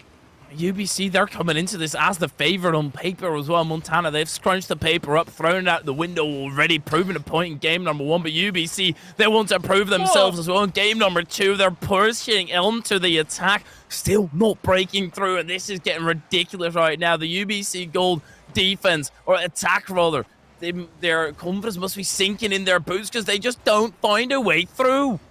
They're trying their best, but unfortunately, every single shot is getting turned away by this Montana defense. They're doing a great job at just staying prepared for what they're seeing right now, and I think that's a big difference, is that when they're able to just see these shots, not get too nervous, and just be able to march down the other half of the field with complete confidence, it really allows you to maneuver around this pitch just a lot more easily overall. So for UBC right now, they need to find that same confidence. They need to have passing plays like that! Shot gonna be denied. Ski will make the save, but there's the difference. Montana, they catch their opponents by surprise, while UBC, it's the same usual playbook, and apparently Montana has studied it. And they've got a downloader already, open source on the website. Heads in that defensive end, stepping up to the plate like he needs to. UBC Gold, it's been very standard out of them indeed, and they need to be inventive with it, because Montana, they've got a solid defensive rotation already, and they need to be thrown off kilter to be able to break through for the side of UBC, and this might just do it. A long clear over the top, easy, awkward. Ski could facilitate a pass off to the center, goes for his own success. It is Fervent with a push through. All right, Fervent, props to you. This is a body of a shot, but I'm a bit confused how it arrived in the first place. That shot goes off, but AZ just a little bit too slow. Maybe he was expecting not as quick of a follow-up necessary, but it was. And here we are, 1-0 in favor of UBC Gold as we get down to just about 3 minutes to play. Montana looking not lackluster, Hyperia, but it definitely doesn't feel like they're diving at the ball as aggressively. And while it worked out in the first game, maybe they're scared it's going to come back to bite them here in game number 2. It does seem to me that UBC also stepped it up a notch. They added another gear here, and oh my word, if that would have been at the perfect time to prove my point, but case and point still remains to be proven. Ski. Oh, mate. Oh, this is detrimental, mate. I mean, it hurts. It's also a really, really well done play out of heads. He's chasing everybody off the backboard. There's almost nobody who can get a play there, and although he doesn't necessarily get the assist, he might as well have been given it. Montana, quick response, and before we get to halftime, they're already back tied up.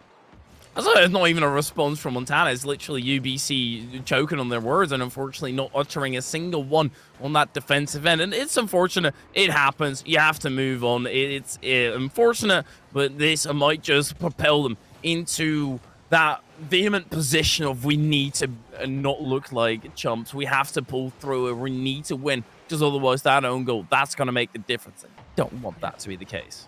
Yeah, you don't really want that ever. Own goals are never going to really help out a squad, but it's not a bad idea here as, speaking of own goals, No one's gonna take it. Fervent finally should have a shot, but Heads comes through and makes the save. UBC, another chance to find themselves the goal here, but they just can't seem to get it into the back of the net. Montana, they gotta be thankful right now. I don't know what Rocket League gods are on their side, but they truly are in their favor. Well, they found the silkiest and strongest thread here because they're hanging on by it on the side of Montana. And that's only in their defensive end. And they're attacking and they look perfectly fine. They look very well oiled. In their defense, they just roll the dice time and time again. And it comes up all six. There's no snake eyes there. And well, UBC, they need to wriggle their way through and trying to have some venom in their shots as well. Because right now, yes, Montana is getting relatively fortunate. But it's also that UBC could be doing a better job at actually shooting. Oh, 100%. That's the big thing right now, is it feels like that UBC, they should just be a little bit more lethal with some of their shots. And while they are getting decent shots, it's one thing to have a decent shot. It's another thing to have a shot that catches the defense off guard. Speaking of catching the defense off guard, a whiff here is going to leave UBC exposed, but a whiff in the corner is going to leave Montana exposed. They're just faking. Both teams, tactical fakes here, just to throw in a little bit of spice as we get into our last minute. And speaking of spice here, UBC Gold have an opportunity, but Frodo cannot get to it. That was nearly a wide open net, Hypheria. UBC are going to want that one back, and same with a follow-up as Fervent misses in the corner. At least Ski's managed to seal the boost, and he might just be able to extend his offensive stay, but Fervent actually takes over. Ski does add on to the rotation. Frodo up for it, but then Haiku bumped out of the way, but that's another miss for UBC Gold. A brilliant pass gone awry, and that's unfortunate for UBC. While Montana, they move down the other end. A simple shot's going to be stopped by Fervent. He takes it to the skies, that aerial space. He will very much look for that high altitude, but it will be stopped as well on the defensive end by UBC. Oh, but wait a minute, open. speaking of stopped! Okay, thank you, AZ, for not making me break my monitor. Heads puts it off target, but AZ will secure the lead for Montana. The blue car yet again threw me off, mate. I'll be dead honest. I was like, they're going to arrive too late. Something silly is going to happen. I don't trust this anymore. But UBC Gold, they've now got 13 seconds to step up to the plate and not have it be broken in their face. They've had plenty of opportunities. Well, it's looked like Montana might just go into match point already, off into the center. UBC, this is their final attempt. They have to keep it up. Fervent will be able to change the direction of the car all the way down to the right flank. Frodo pops it back into the center. Shot coming through by Hikari. He read that from a mile away. Well done to High Crew. He recognizes that one's going center, and he has to be prepared. And indeed, Montana were ready for everything that UBC threw at them in game number 2. As a result, they move into game number 3 in a 2-0 favor here. We said this before. This is supposed to be a back-and-forth series, and while these games have been close, I still have to say, Montana definitely look like the favorites here going into game number 3. The favorites, but a reverse sweep because all the games have been so incredibly close, and because UBC technically was the favorite heading into this match, the reverse sweep is certainly still alive. It's somewhere off into the corner, slowly growing legs, and well, they need to actually show that they can start growing it up and start evolving that play and making sure that it is actually something that's possible. As we're into a surprise. We're into a surprise, and we're into one that happened rather quickly here. This is game number 3. We are not looking back at the previous game. We just hopped in only 5 seconds late, and that's already enough that UBC will find a goal. Montana gonna have to play from behind here, but for UBC, this is everything they could hope for, Hypheria. That's brilliant for them. Montana, they have had a strong defense. Well, as soon as it's torn apart, this is where UBC could start growing that confidence, slowly but surely getting it up. And that's exactly what they need to facilitate themselves with a comeback. And wow, Ski, what a read out of him. Is that going to be enough to actually maintain the defensive spick and span? It looks to be the case, but actually no good 50 underneath AZ. Oh my word, again. He prays to the gods and they answer. All right, well, apparently this is how this one's going right now. Rocket League has decided that only one team is allowed to be efficient on offense per game. This game, it's going to be UBC as Montana find themselves some openings but cannot strike. Maybe they'll do it on the follow-up here. High Crew sends it to the ceiling. Fervent is from front of the net, but all they do is drop it down to AZ. 50-50 will send this one back out to midfield where Heads is waiting, but a minute passed in Montana. Apparently that first goal they gave up has set off a fire underneath them, High Fury, because they are running into this UBC half. Montana On the back end for now. Good positioning there by Easy, but the ball way too far into the UBC half. Like Ski, that's right through the center. You have to clear that out to the side normally, mate. Heads able to catch it, never mind, and unable to catch it. I apologize for that. I was expecting some consistent plays, but I guess I'm just wrong for that. And Ski, he's not going to get to that. He reached all the way, but Haiku put it way too far up.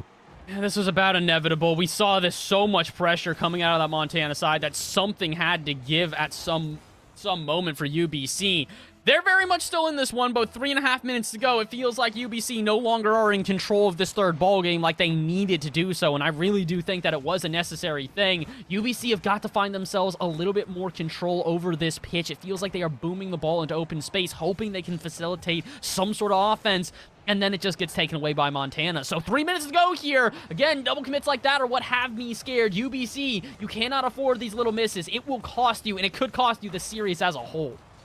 Good clear away by Heads, but nobody there to actually carry it away further, and that allows Frodo to bang it back in. Easy in the corner. Gets it off to the center, and a double commit from UBC. That could send them into a tizzy, and well, keyword could, because Haiku, the short is weak, and they manage to recover and get back in time, set up an attack, but yet again, they go in tandem. Fervent gets the boost, flicks it over the top of one, but the Haiku still standing his ground in defensive end.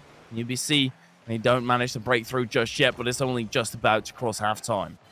Just barely getting to halftime here in what feels like a ball game that has lasted a millennium here. As it's insane how long this one has gone. And it's crazy that we continue to also see what is more and more development out of these offenses here. We're in game number 3. You're expecting the offenses to be pretty cut and dry, understanding their approaches. But yet every time UBC move into this final third, it is just absolute chaos on the pitch. Maybe they can find something here as a double commit out at midfield is going to leave Montana a bit exposed. They've got Frodo on the ceiling, but they do not have a connection. Would have been a fantastic way for UBC to take the lead, but as we get down to 2 minutes remaining, they are still looking for their first lead here. That lasts more than a couple seconds. Surely. They can't even find the lead. How did that not go in? UBC, the first one, incredibly fair. It was an awkward shot sent Montana into disarray, but the second one, surely that should have found its way in, wriggled itself into the back of the net. Well, the goal mouth stays clear for now, and I don't have to get anything to clear that up. Montana into the attack, and a demo could be happening. Ski manages to avoid it, preserve his life, and actually going all the way down the line. Haiku finally there to stop it, pass off to the box. It's awkward, and it's closed by, so Ski can't close the gap in time. AZ also missing out on the redirects. And trying their best here, though, and with only about 70 seconds remaining, you can understand why you're seeing some of these more dramatic dives. Both sides want to try and take the lead. Going into the end of regulation, they do not want to see overtime, and for Montana, they really would rather just clean this one up right here, right now, and end the series as a whole, because they're recognizing UBC are getting stronger, they're getting more in their face, and they're potentially becoming a threat that could actually reverse sweep them. But I say could with a very, very capital C, because UBC, they still have yet to find that offensive efficiency. Their only goal this game was from a kickoff, and we didn't even get to see it. This time, we get to see everything as Montana, with 40 seconds to go, march back into the UBC half, but find no success. Kind of feels to me like UBC might just be faking themselves out more than they are on the side of Montana, and well, just go back to that standard plays Montana are doing right here. Haiku pushing forward, but not punching his tickets to victory just yet. As one goal that's going to make the difference here. Fervent gets through. That's got a brilliant flick, not top pins though, and that's still not good enough. As Montana, they look for the counter-attack in transition. They're quick, they're rapid, they're lethal. Not in this instance. They're trying to amend it, but we are in a cloud of smoke. As we come out, it is UBC to take control of the ball and carry it all the way down the pitch, and we have overtime on game number 3. This is a big one. Like we said, UBC, they're currently down 0-2 on the series, and if they want to try and survive, they have to win this. And Montana, they'd like to win it as well. They do not want to let UBC get momentum and start that reverse sweep. They want to close the doors while they've got the keys and do not allow UBC to make some copies. For right now, they just want to try and keep this offensive pressure up. 20 seconds in overtime. AZ had a chance there as they find Ski awkward on the line, but cannot get to the ball in time. A huge opportunity for Montana, but they cannot strike. This is incredibly awkward at times. Haiku having a ton of space in midfield, and this is what he does with it. Huh? Is this still the game? I'm seeing packet loss and latency variation, but it will be the game as UBC, they finish it all fair. I'm gonna think we just saw a lag out. I'll be honest. We go to game number 4. It's probably not in the fashion that UBC were looking for, as you can even see it in chat. There was a quick pause and then an thrown out, as I'm gonna almost guarantee the server died for a second and UBC capitalized. Ugh. Yeah, that seems very odd to go for the 180 reverse flick and then pause. No, I'm actually not going to go for it anymore. And oh, wait, I also don't have a backup plan. Just kidding. I'm just throwing this ball away, and then we're going to concede on the counter. An unfortunate moment, but this is, I guess, why you're up to. You got to make it a little bit of a game for the fans, eh? That's the thing. At this point, it'd be too easy for them to take the sweep there. Now, they got to get it done in 4. They got to make it, a little bit more interesting here, and I believe in them to do so here. I know that Montana can still close out the series, but similarly for UBC Gold, I know it wasn't the way you guys were anticipating or maybe hoping to get to game number 4, but you've got it. You got game number 4. So now, time to use it to the best of your advantage and prove that it was worthy of getting here. Absolutely. And, well, to lose a game like that is pungent, but you have to move on. And I hope that they can leave the past in the past and not dwell on it. Because as soon as you're going to do that and you're going to start to tilt yourself out every single time, that is going to be detrimental to your confidence. And as soon as you make one mistake, you'll probably think back of that one moment, oh, I could have finished it off. We should have finished it off already. And, well, you already see it in the top left, don't start, and they did. I'm thinking we're going to probably need to remake a lobby real quick here, which is all right. We haven't done that yet here tonight, at least not for you and I on the cast. So if it's the first time we got to go through that, we're going to go through that here. But it gives us a little bit more time to theorize because, Hype, like we said, it's not necessarily the way that UBC wanted to get to game number 4, but I still do feel like this will give them some momentum. Is it going to be as overwhelming as a momentum as, if they really took that overtime by storm? Maybe not, but momentum is momentum. For UBC right now, that's a good thing going here into the back half of the series.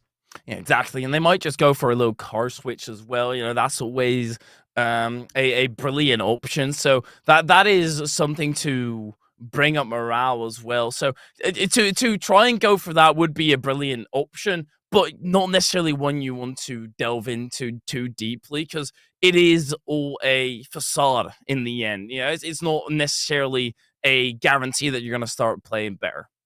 Yeah, that's the unfortunate thing here is that you don't want to get overconfident from a victory like that either, or really just overconfident in general. We've seen a lot of these balls here today go cross-court out of nowhere, and it's due to teams playing too aggressively and leaving themselves exposed, and then boom, your defense just gets made an absolute fool. So, we're going to hope that maybe the teams can settle down a little bit here. We've been talking about volatility all series long. I'd prefer to not see that during games 4 and 5, but right now we got to get into game number 4. Game number 5 is just an enigma, and at this point, it could be one that we find to be true, but don't really know quite yet here. It's up to UBC to turn the series around, get the train back on its track, and get it rolling down here because it's not going to be easy, Hypheria, but with the way that UBC have played and kept this series close, it is possible for them to reverse sweep. Absolutely, and realistically, they've got options. They've got a brand new whip they can hop in as well, and they could also try to pass the ball like Stux, and I feel like Stux in a CRL team is a very good option of how you want to play, because they do it in a very team manner. They work together, they make sure that they move the ball across the pitch, and, well, I'm certain that they are familiar with each other, so try and derive something out of your opponent's play style. 100%. That's the big thing here is being able to adapt, being able to recognize that they are having these opportunities and really using them to the best of their abilities. We talk about it constantly. It's the teams that are able to adapt, the teams that are able to capitalize over those little differences that are usually the ones to win, because Rocket League is not a game where you need to make drastic adaptations. If you overextend, if you overdo anything, it's just gonna leave you really exposed. So it's one of these things where you have to make sure that you're adjusting yourself not too drastically, not too dramatically, just to a degree that it throws your opponents off, catches them off guard, but it doesn't catch you off guard or your teammates. So it's a very, very minuscule difference, but it is an important one, Hype, and I think for the two teams here at this point, especially UBC, please don't make drastic adaptations. Yes, you may not have won that last game in a style that you may have thought, the most viable, but you kept it close the entire time. And if you do something too over the top, it's going to cost you. And that's certainly a thing, the over-adaptation by certain teams, because as they have not necessarily been shooting well, they decide to change up their entire defense, and they start crumbling because of that adaptation. So it's certainly good advice to take a bit of a breather, have a chat. Of course, have a free and open chat with your team, but don't delve into it too deeply. Sometimes it's just an awkward situation that you don't really know how to deal with. And I'm sure that these players have got plenty of experience in that regard as well, and plenty of experience with each other, because that's usually the main part of a friction causer. If you start giving somebody advice, but they're not necessarily open to it. But I'm sure that they've got that already sorted out, and they know when and where they can give advice.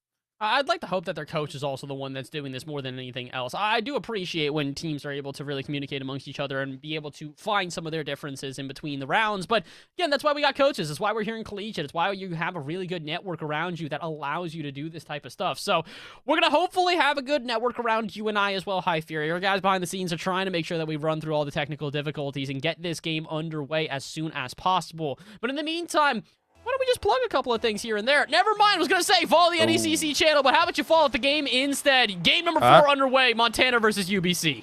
Oh my word, I thought you were going to have a personal plug or do some MLN stuff or whatever. Well, AZ is going to multi-level market his way onto the top here as UBC, they falter to AZ's attack.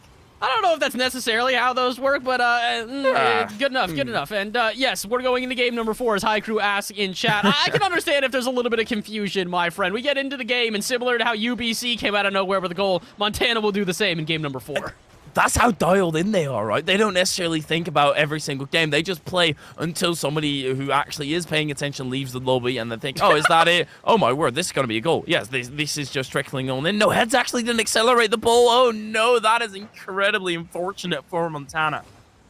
Yeah, this one has been a little bit unfortunate for Montana at multiple moments. It's the reason why we're here in game number 4 at all. The good thing is, though, I think a goal like that can reinstill some confidence in a team that maybe wasn't feeling as confident as the start of this series here. Some good 50-50s here and there are going to leave them with a decent amount of relief of pressure, but Easy, he'd really rather just move into the other end here. About a minute gone, Montana still do have their lead, but UBC are getting scarily close to finding an equalizer. That could have been a little bit more frightening, though, had the touch been a bit more exact and Fervent could have found a follow-up. Instead, it goes to the other end. Frodo has to make a save, and Montana right back onto offense. Well, High Crew, no second tap, and somebody's going on a demo run. Somebody's feeling rampant, and they want to eviscerate anybody. They've cleared a path. They've paved the way all the way down the other end, coast to coast. Okay, Frodo, this is rude. Come on now. Ski does so much work, and you just steal his goal in front of the net. Listen, man, we're talking about getting cohesion with the team. Don't tilt out your teammates. I can guarantee you said El Bozo and be done with it. Like, he definitely chatted some grease there. Fair enough. I don't blame him. Listen, man, if your teammate's slower than you, your teammate's slower than you. I bet you that's all that he's saying right now. He's just like, nah, you're slower, man. That is what, that's your fault. Hopefully, they're not actually chattering back and forth and bickering amongst themselves. Hopefully, that has actually drilled them in here as we get down to 3.5 minutes remaining, and Montana and UBC goal continuing to exchange blows. But that's a double commit on the line, and AZ, he will take full advantage. 2-1 Montana. I guess they had more breath in their lungs, AZ. Being able to force it through, and a brilliant 50-50 as well there. The ball lodged in between, and it was one of those scenarios, had AZ not actually properly dived out to the side, where's it dove out? Whichever one, English is not my main language.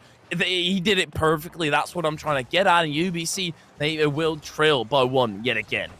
They trail by 1 here, but they've been in this position so many times before, so they're going to need to try and find themselves at least a little bit more of a safety net here. Montana, they're a very good team, so if they want to try and secure them the series here in Game 4, they should try and find another goal. They should also try and not concede one. UBC find themselves a decent amount of pressure, but cannot capitalize, and they also do have to be careful. This one goes almost directly in their net, but they were able to barely save it off, and as we get down to halftime, UBC, their offense is looking a lot more efficient, but it's at the cost of their defense. High Crew finds an open net, and Montana will take another.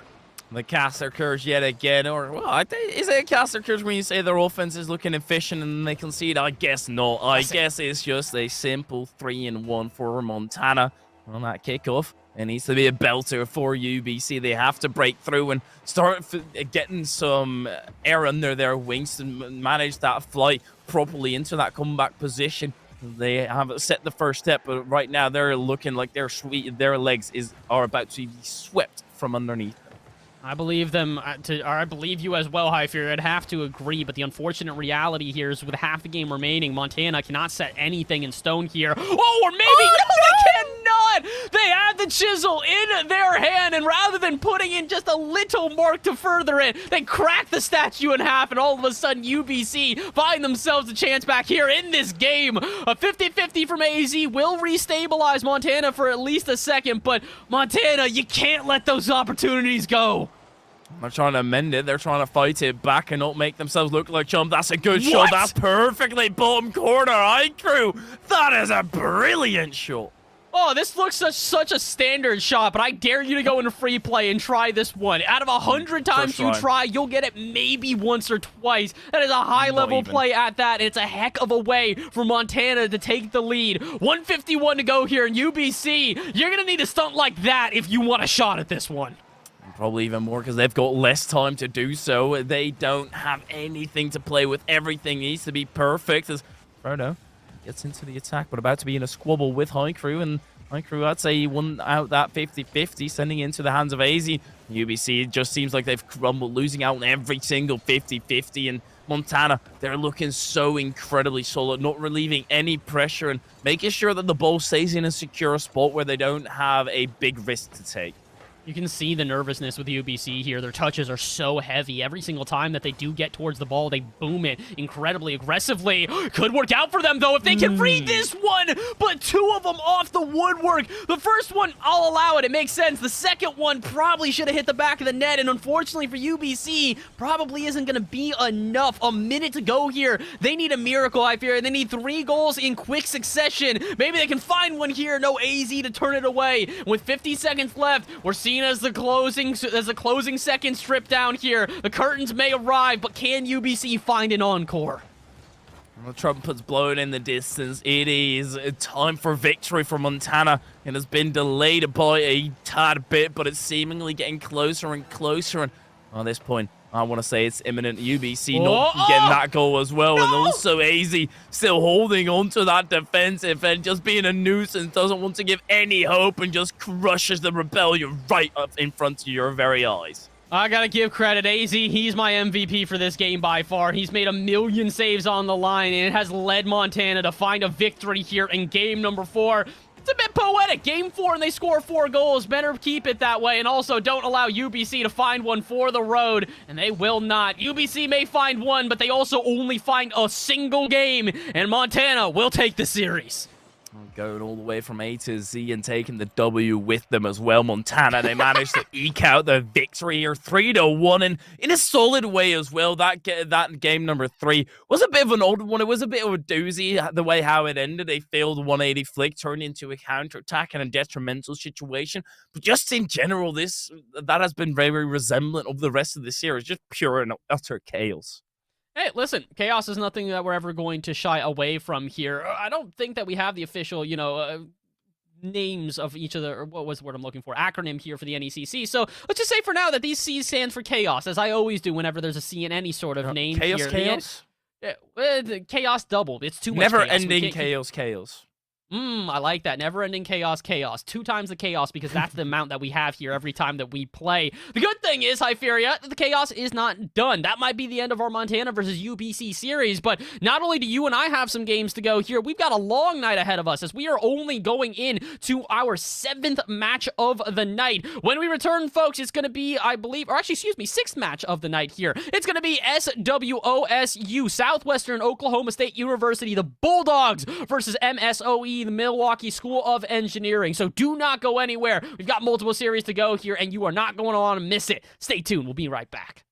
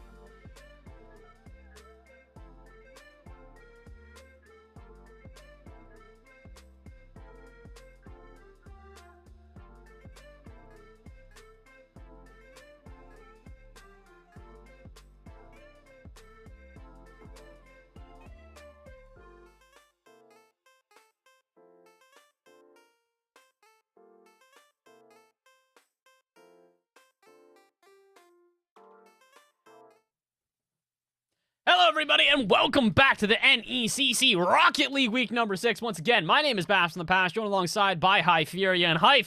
We are here in the last game of the day for you and I, not for the end of the stream, so make sure you stay tuned after we finish this one up. But for you and I, it is going to be the end here for the duo, as it is the Southwest Oklahoma State University versus MSOE, the Milwaukee School of Engineering.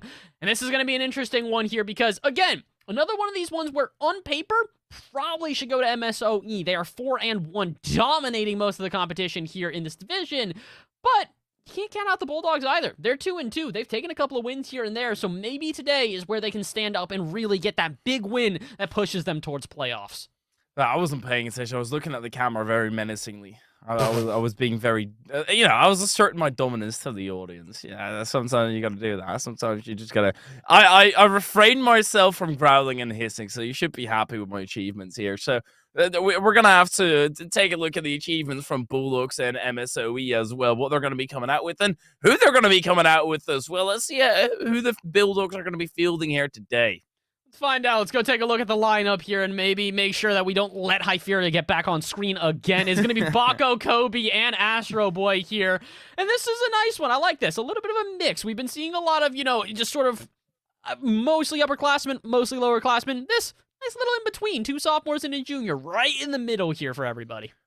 I tuned out for just a second again, and I heard you say upperclassmen. I was like, how do you know their wealth status? What is going on? Okay, no, it's one day you'll figure out American terms for people in college. One day. Perhaps, if I'm on here long enough. Well, let's give it another try then. MSOE, who are they fielding and what kind of years are they rocking with? As a Laundry spelt wrong, a D-Bomb, and Zader coming in, and a junior, senior, and freshman. That's senior is the oldest one.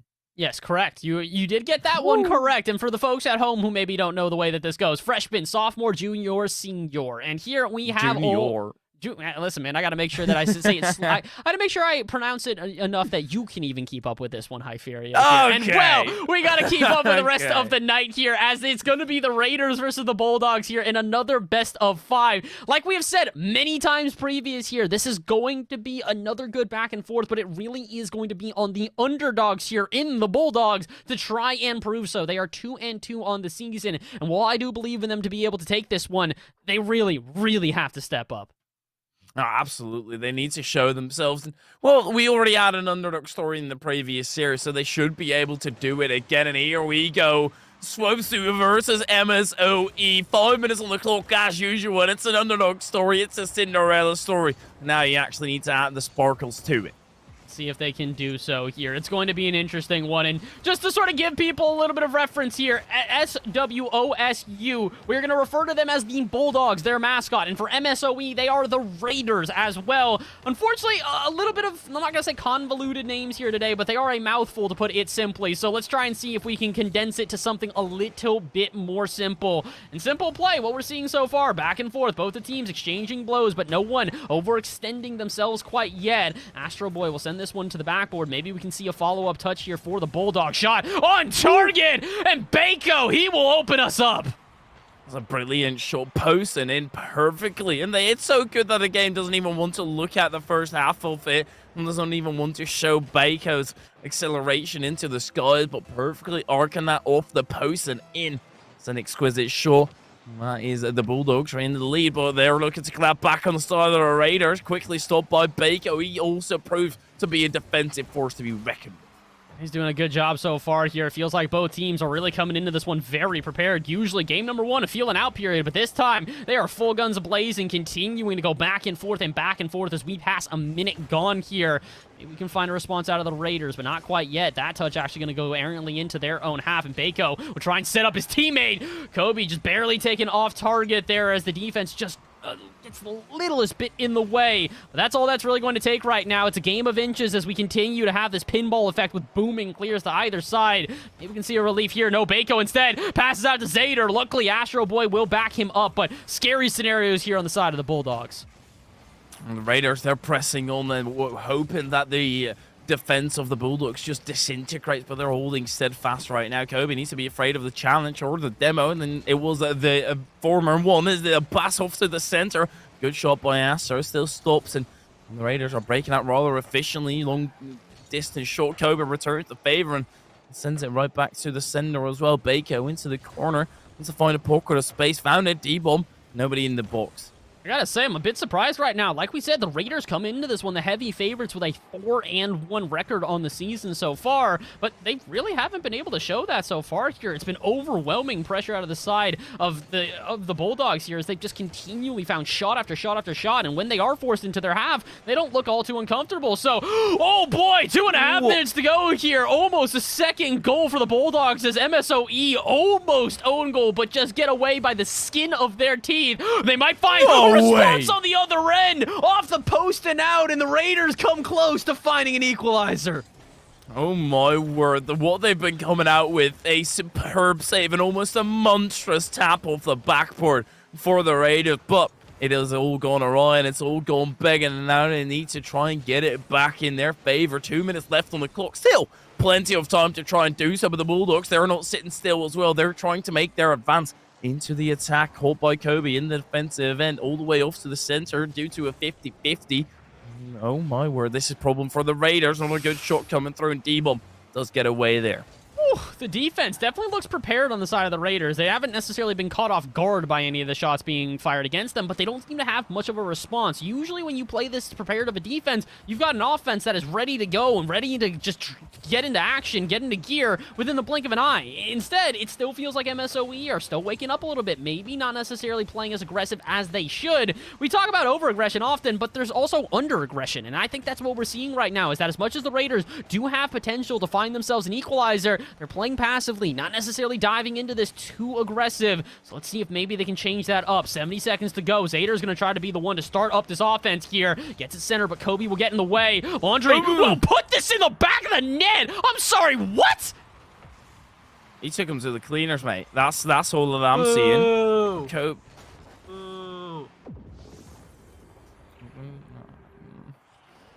If I were you, I wouldn't boo Laundry's shot, man. It was a pretty decent one, to be fair. Yeah, I don't know why you're bagging on Laundry. That's what I'm booing. Come Definitely on. Laundry has Laundry's been shot. so great the entire way through. You boo him like that. Well, he's trying to prove a point here, trying to prove you wrong entirely. He rotates on the far end of the pitch. That's always my tactic. Just divulge. Oh, yeah, that's also your tactic to deflect as well, apparently, here. As 50 seconds to go, let's see if either one of the teams can find the proper deflection, put it into the back of the net, and send us into game number 2 without having to go to overtime. I believe in the two sides to do so. Both of them have been getting more and more lethal with their strikes, but who's going to be the one to find that final blow, the knockout punch? Could it be Kobe here? He sets up his teammates, but where's Baco? They don't want to dive on that too aggressively, but all you've done is give time for all of MSOE to get a counterattack started. Kobe will send this one back into their half, but again, look at the time the Bulldogs are giving the Raiders. You've got 20 seconds to go. It's now or never. Forget defense. It's got to be some offense.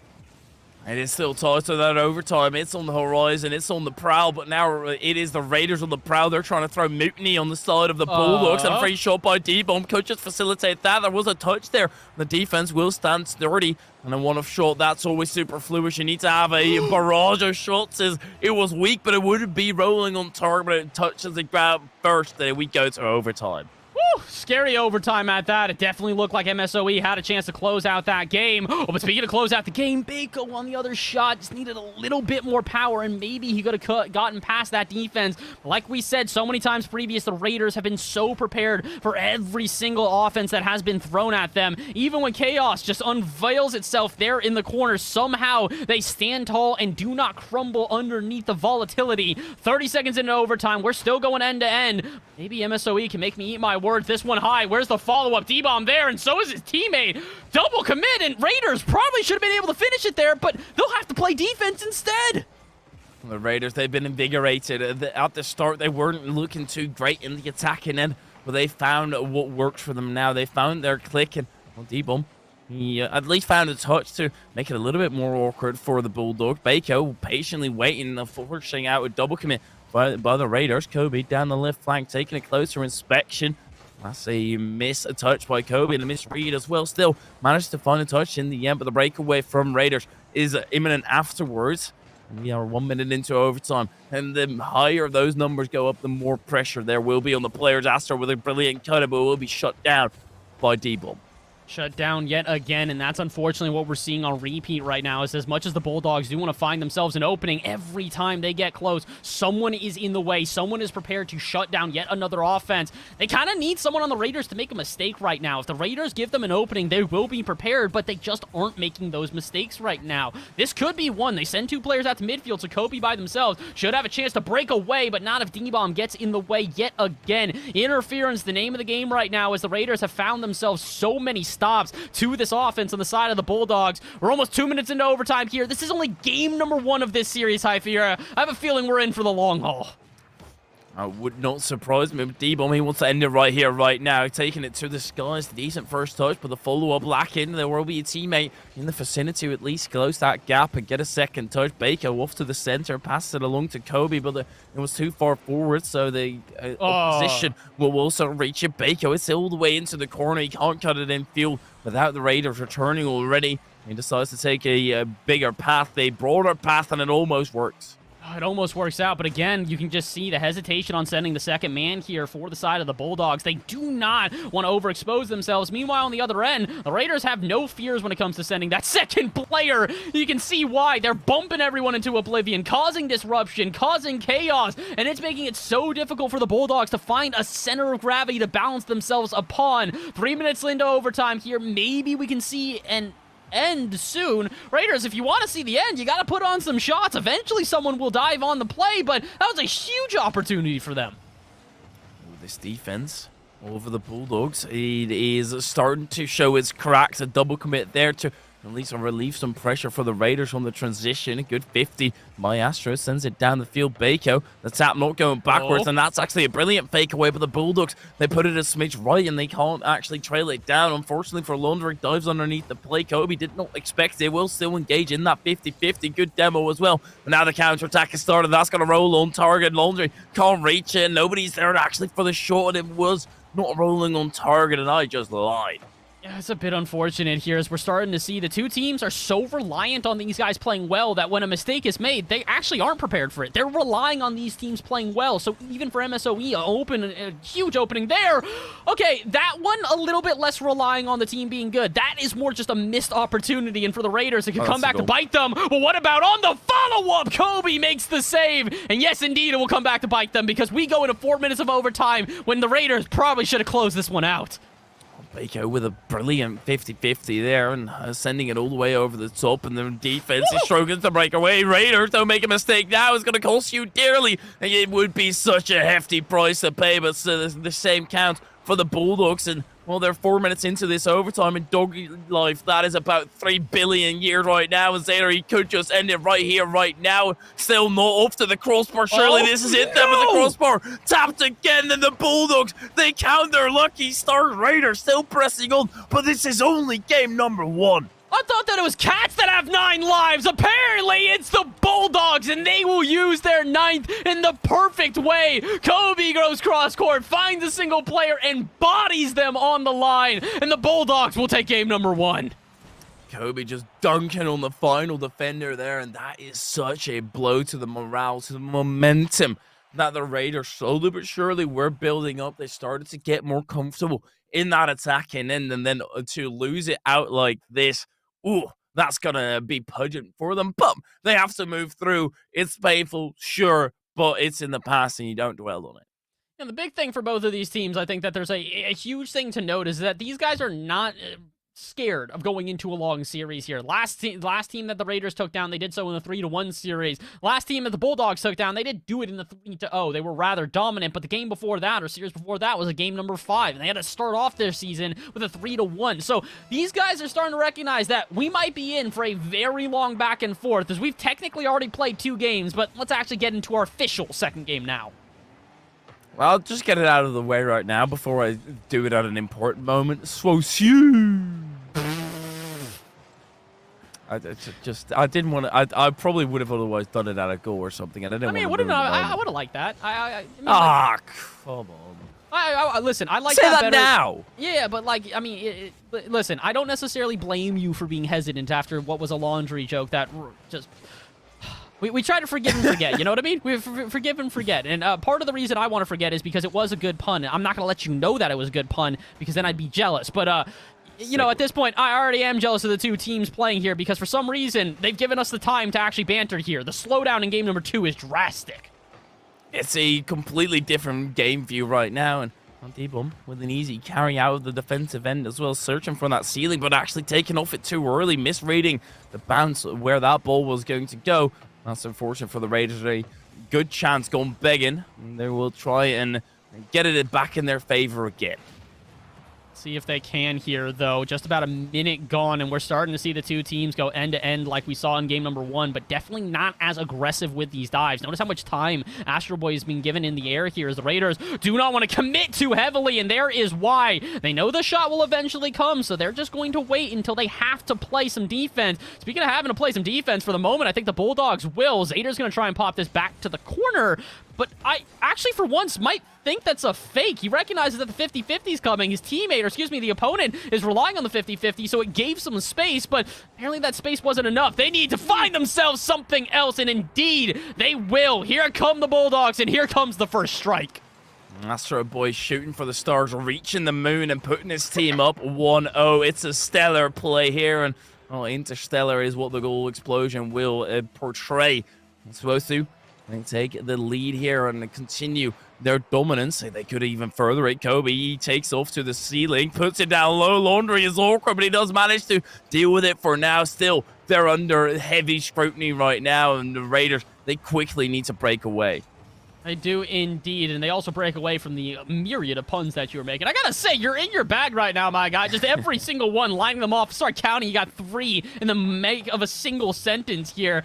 Maybe that's why it's working right now for the Bulldogs. You're giving so many puns to the side of the Raiders that it's just not necessarily working out for them. Or maybe it's, you know, both. Are the puns giving power, or do you think it's taken away? I need your opinion, Hypheria, as the pun master for the day. I just think you're pinning things on me that are not within my control. It's always when something bad happens to people, it's never their fault. It's not my fault that I'm making puns, and some teams are not necessarily in a perfect position. But the Bulldogs, they slap themselves out. They bite their way through the attack in front that Raiders were portraying. And at least managed to break away for now. Oh my word, this is actually incredibly awkward with a shot from Bako. It's weak. It's not enough here, but maybe Kobe can find a follow-up. No such luck. This put out to the corner here, but Zader, he's just desperate to try and find a clear, and they will not. And we're going to find our second goal now in favor of the Bulldogs. I mean, again, folks, we got to reiterate. They come into this one the heavy underdogs here. They're up 2-0 and possibly going to be 2-0 in the series as well. Raiders in a precarious position that they quickly need to wriggle their way out of. But it will be a very tight squeeze there, especially with Bako shutting down the alleyway like he did against Zader there. Having a bit of a squabble. The ball goes far over the top. Laundry. What a clear on Bako. The amount of power generation between that. He's been going to the gym. Oh, Kobe. Speaking of going to the gym here, they're getting a little bit swole. My, oh my, these boys are getting big, they're getting loud, and they're getting ready to go 2-0 on the series. Kobe puts another into the back of the net, and Bako picks up the assist, and Hyph, this is not what I was expecting. After a very close game number 1, the Bulldogs, they're running away with it. They are legging in. Oh, it's tough for the Raiders to try and keep up, especially in the 3-0 scenario. They have to make a change right here, right now, to turn the tides. And it's a very tough part, especially when the tide is majorly controlled by the moon and you don't have Astro in your team. He's been a pivotal factor as well. I think Astro, we haven't necessarily seen him that much coming forward and being in that key position every single time in terms of scoring goals. But he's been the facilitator of the demos, opening up an alleyway and making sure that the back end stays sufficiently defended. And that allows Bako and Cody to try and move into that attack. They're continually doing so, just on repeat here, finding themselves so much pressure, continuing to put shot after shot on target and not allow the Raiders even out of their half. Speaking of which, another one goes off the bar. It's not necessarily going to be what they were looking for, but it has done one thing for certain. It's locked them this game up. 50 seconds to go, and MSOE can't even get out of their half right now. So, unfortunately, they are going to have to get out of this half of the series as well. A reverse sweep going to be necessary if MSOE want to try and take this one, because with 40 seconds left, technically it's possible for them to make a comeback, but I think the comeback's going to have to, oh, wait a minute, come later in the series. I'll bite my tongue for a second, because Laundry, he's going to find the first. They catch a gust of wind. Laundry manages to squeeze it underneath. Whether this will be enough to put them in the haven and safely arrive at their destination. The Raiders, they're currently still wildly at sea and on thin ice as well. They don't want to get lodged in between. Baker gonna try and prevent that right now. The name of the game for the Bulldogs is literally just waste time, spend your day, and make sure that the Raiders don't really have an attack that they can set up. That's the big thing here, is just not allowing them the extra time, the extra pressure, the ability to even get into this game. Because unfortunately, they're starting to get close. This one off target. Where's the follow-up? Laundry doesn't even put on a shot. I'd like to say that's a shot off target, but I don't know if I can call that a shot there. A huge opportunity for the Raiders, and maybe they will find another one off target. And indeed, the Bulldogs will hold on and take game number 2. Oh my, the shot by Laundry, and it just looked washed, unfortunately. Swosu, they now are up 2, and they're looking brilliant in this series. And as the heavy underdogs coming into this, they are surely proving themselves here as a vicious one. I gotta say, I don't know what happened. Beginning of the day, you're like, how about we try and make sure to not make puns about Smokescreen? Then you come into this that one was and you're too like, easy. As many puns. What, the Astro Boy and the Laundry puns aren't easy enough for you, my guy? You're turning the pages on repeat here, trying to write a novel, but apparently it's already been written for you. Yab. All right, see, that's how I know. That's how I know you don't even read Astro Boy. You didn't even realize that was an actual pun about the guy that is beyond compare. And well, beyond compare right now are the Bulldogs. They are up 2-0 on the series. And while it's absolutely possible for the Raiders to turn this around, they need to do so 3 games in a row. Just to make sure here, right? Because I see Astro Boy 07. There's no way he's actually born in 07, right? Oh my word, Laundry wasn't born yesterday. He already read that 50. That was brilliant. What? Laundry, my guy, you're fighting your name. This was dirty. What on earth? Slams it into the back of the net. Pre-jumps the touch from the defender. And, hey, that's a hell of a way to get on the board. That might be the spark that MSOE were looking for. I see how it is. As soon as you make it play on the name, then it's all right. Okay, no, it became all right when you had your 18th punt of the match. At that point, it was time for anybody to make the punts. He was almost the bomb. No, all right, that's the one. Listen, we've been joking about bad puns before. That's the one I can't do. No.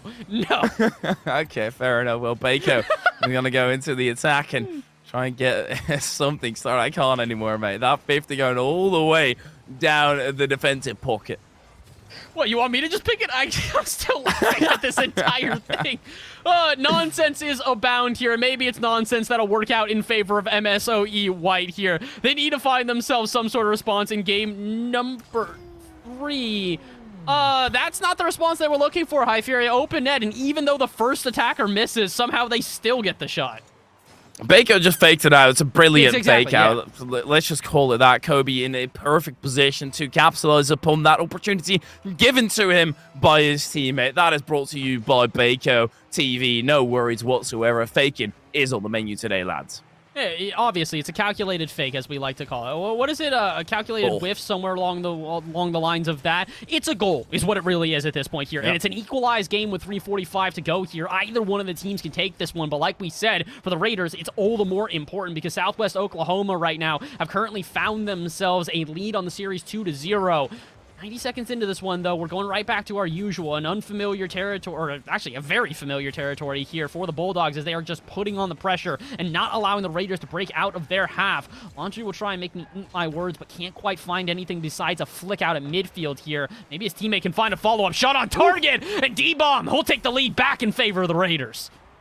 That is a much-needed one. Zeta with an infield pass, and Astro Boy arriving way too late. You can already see it in Baco as well. He was expecting Astro to arrive earlier, and just a miscalculation in the speed of everybody on the pitch allows Raiders to break through the cracks, and that is literally what you're playing at. You're playing with those tiny, tiny wins.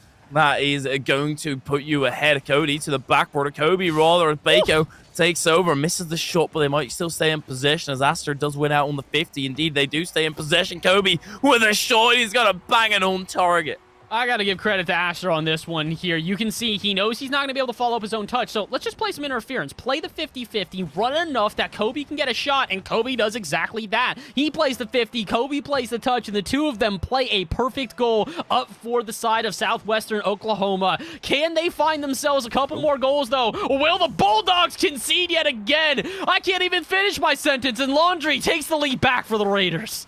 It's just unfortunate that they both converge on the play at the same time. Baco and Astro taking the exact same path, but just parallel from opposite ends of the pitch. And, well, that will allow Raiders to break through the cracks and get themselves back into a lead, albeit not comfortable by any stretch of the imagination. They would very much like to bring a safety net deep on with the long distance shots. They go with the three of them.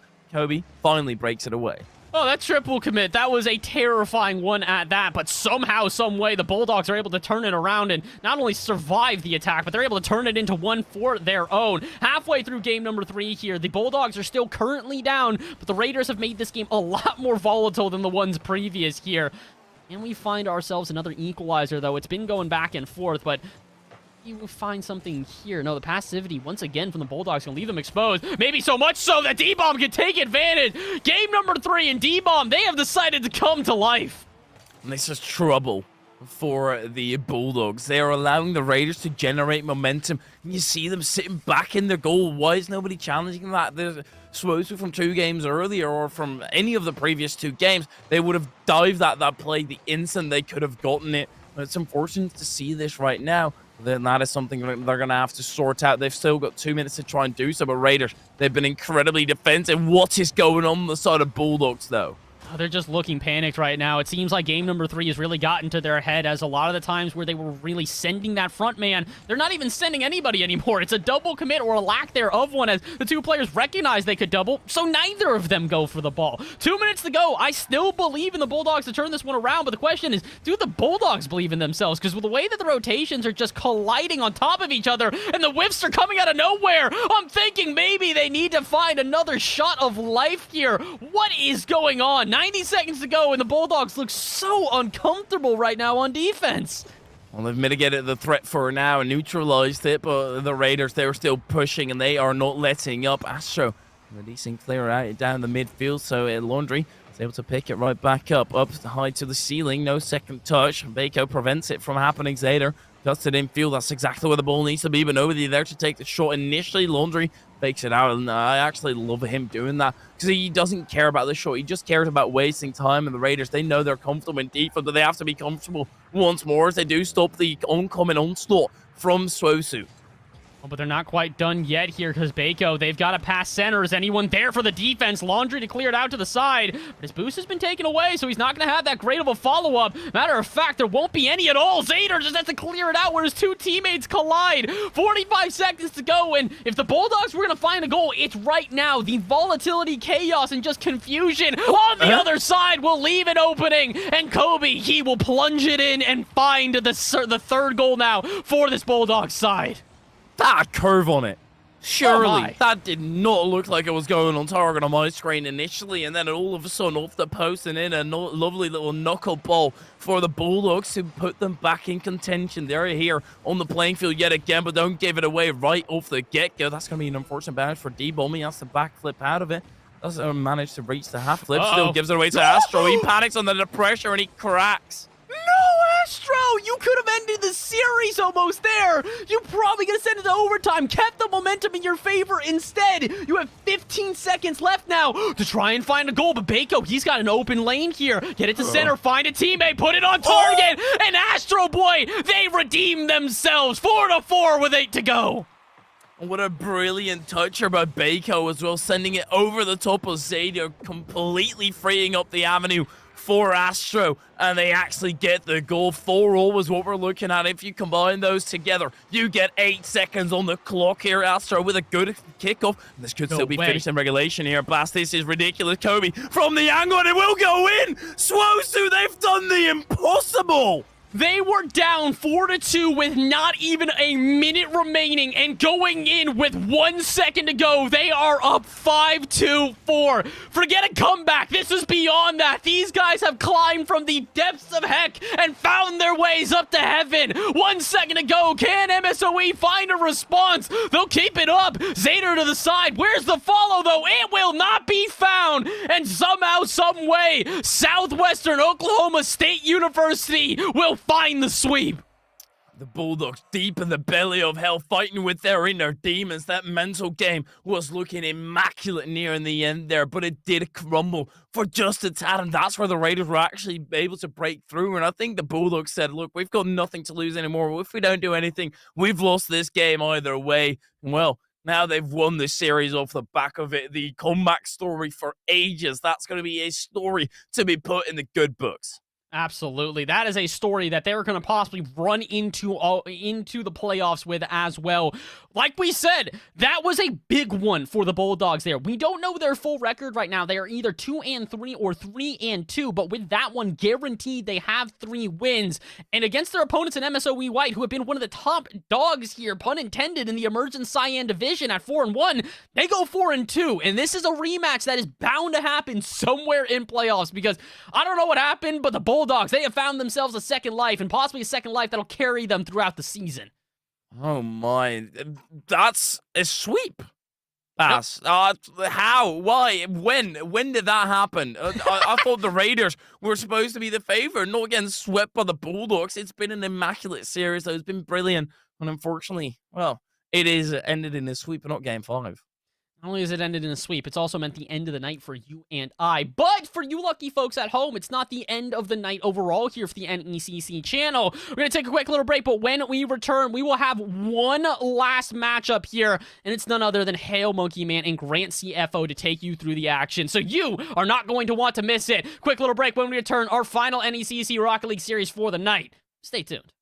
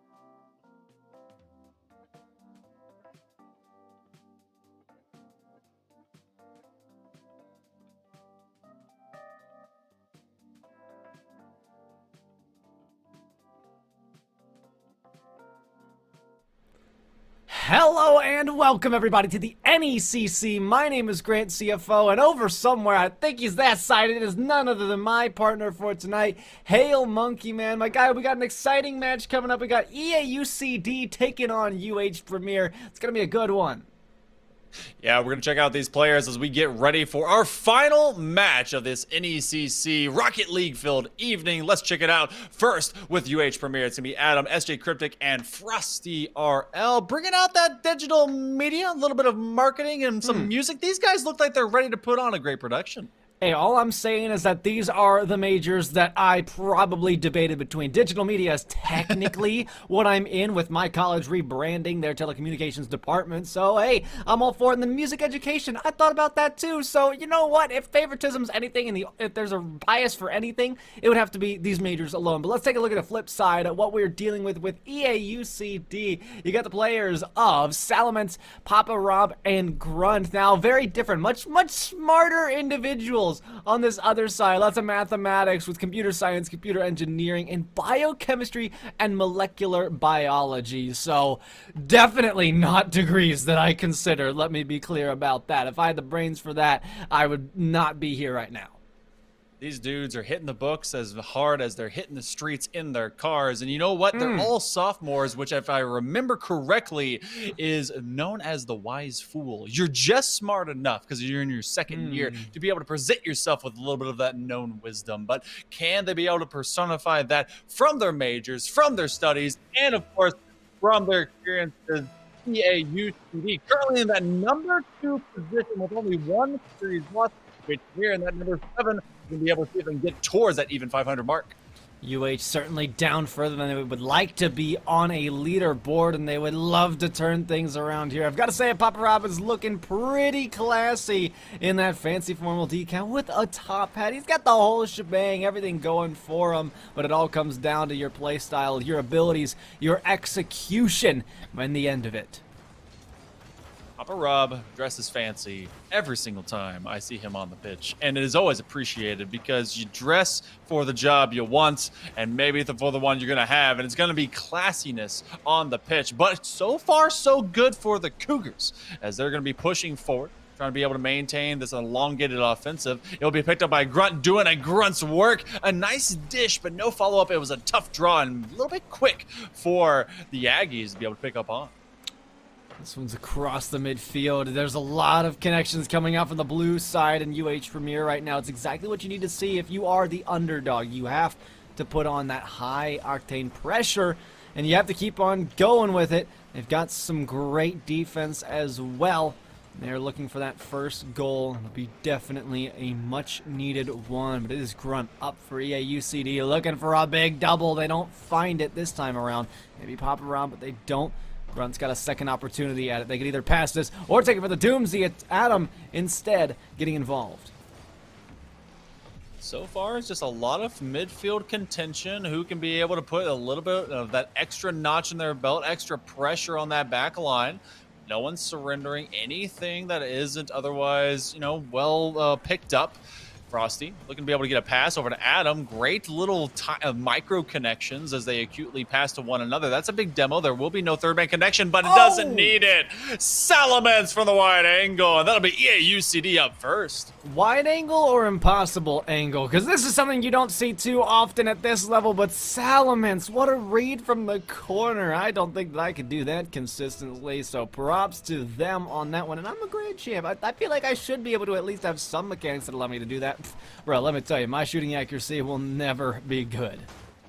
Yeah, no, not mine, neither. And you don't need mechanics as a grand champ. You just need good game sense, right? Like, you don't really need the flip reset of ruse and the who's and what's it's until you hit like SSL. I want to say that's true. I would argue otherwise. Yeah, I mean, you usually pull out those tricks. I mean, now it's even happening in Diamond. It's absolutely insane. True. I don't know how we're flip resetting in Diamond, but, we'll go with it because we have to look at the other mechanics that specifically Salamence brings to the table. Apparently, they've got some flicks up their sleeve. They've been grinding out that 1v1 play, and there is not a lot that you can do on the other side when that one's just zooming overhead. That one goes so quick that Premier hit the chat and said hacks, and they're like, there's no way.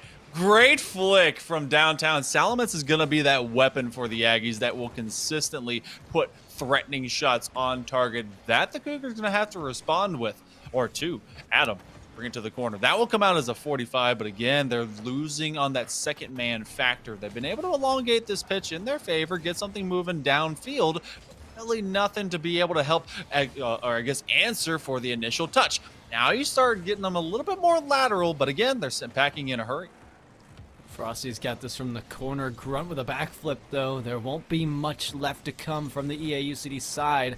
Salamence, like you said, that weapon, they would love to load up on some more ammunition, being so low on boost. They get it. That'll keep them in the play for a while, at least as long as they can hold the midfield. But Adams got this one, checking out of their own half, and a shot blocked by Salamence. Taking it up, all of their boost wasted. Might not be worth it when you've got Cryptic on the other side, who's got this off the corner. It's a pass to their teammate. Adam just couldn't reach it in time, and that will remain scoreless on the board for UH Premier. Adam trying to drop a bomb, but he just cannot otherwise connect. That was one of the best opportunities we've seen for the Cougars in a minute. SJ Cryptic will get a clear. It'll be assisted by Papa Rob, who will connect, and everyone laterally being helped out. Now on the side of the Aggies, there will be one demo as they will respawn. Salamence actually will have extra connections. He's looking to be able to get a flick, and those flicks have been lethal, and they've been on target. There's a hat trick for you, and that hat will be tipped by Salamence. The powerhouse himself, a hat trick in their bag, and it's these flicks all day long that have been coming out from Salamence. It's just like you can't get away from them, and if this is to be the kind of pace that we witness throughout the rest of the series, this will be EaUCDs all day. EaUCD, again, with just a one series loss, have been able to take control and dominate a lot of their games. And Papa Rob hasn't even gotten out of his recliner yet. Dad is still just hanging out and letting everyone else do as much of the work as they need to. Bit of a double commit as Dad does stand up, brings the belt, tries to lay down the hurt, but it's going to be Salamence that's looking for the dunk. No support because that double commit will force them to rotate, but we just have under half minute to go, and it's a 3-0 route right now in favor of EaUCD.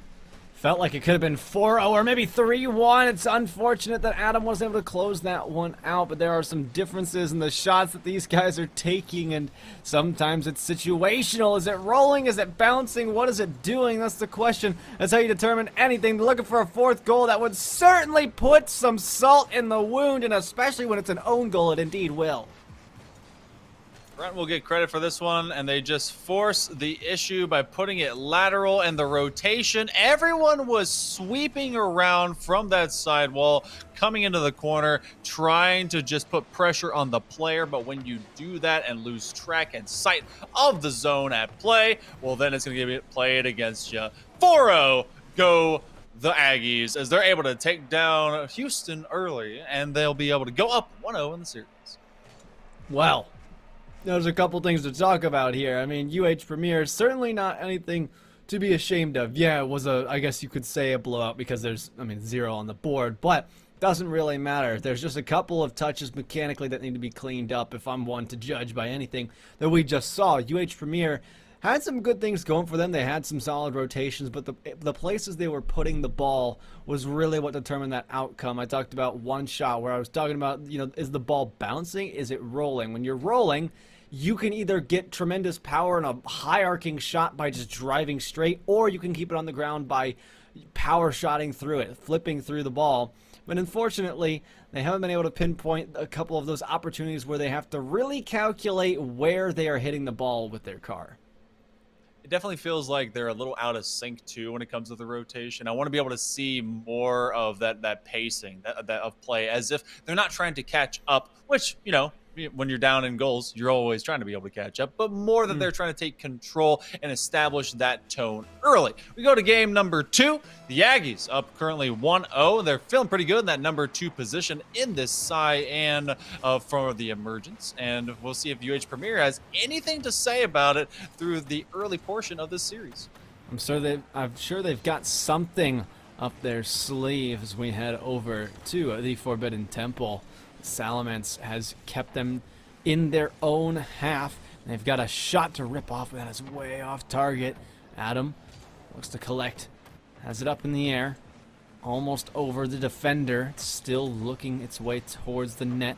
Salamence with a double off the sidewall that nobody expected. Allows some space. There's no one home for the striker.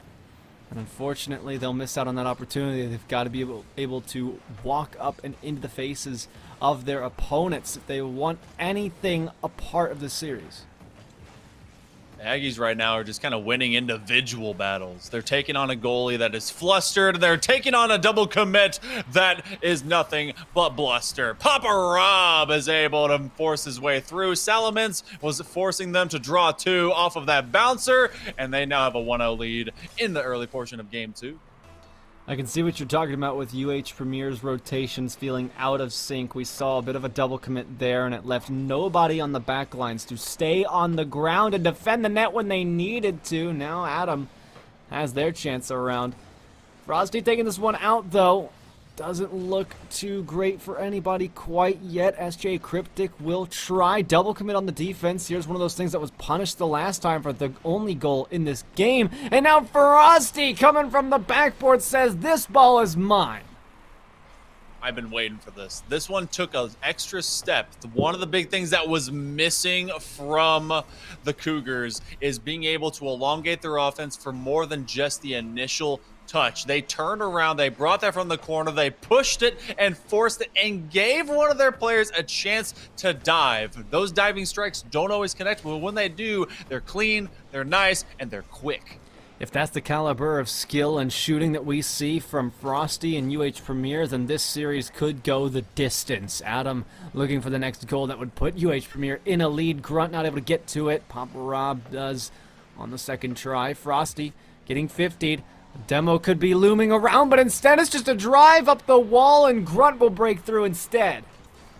I feel bad because this is a tough read. It's going to hit that low side corner, and they thought, okay, maybe it's going to crawl up the wall, but that was just an overread, thinking that it would do more than it really did. Drops off, and it goes to literally no one, and the goalie vacates, and that makes just for an easy net. Sometimes an open net is the hardest one to be able to shoot upon, but they've been able on the side of the Aggies to take those in earnest and punish the likes of the Cougars. They call it open net syndrome. You see an open net and everything gets a lot more difficult for no reason at all. Now Salamence looking to be that weapon again that EaUCD go at and utilize. But Adam has a bomb and they are ready to go. Cuts around one. Salamence in the backside. Grunt retreating in the meantime. Frosty from the corner has Grunt.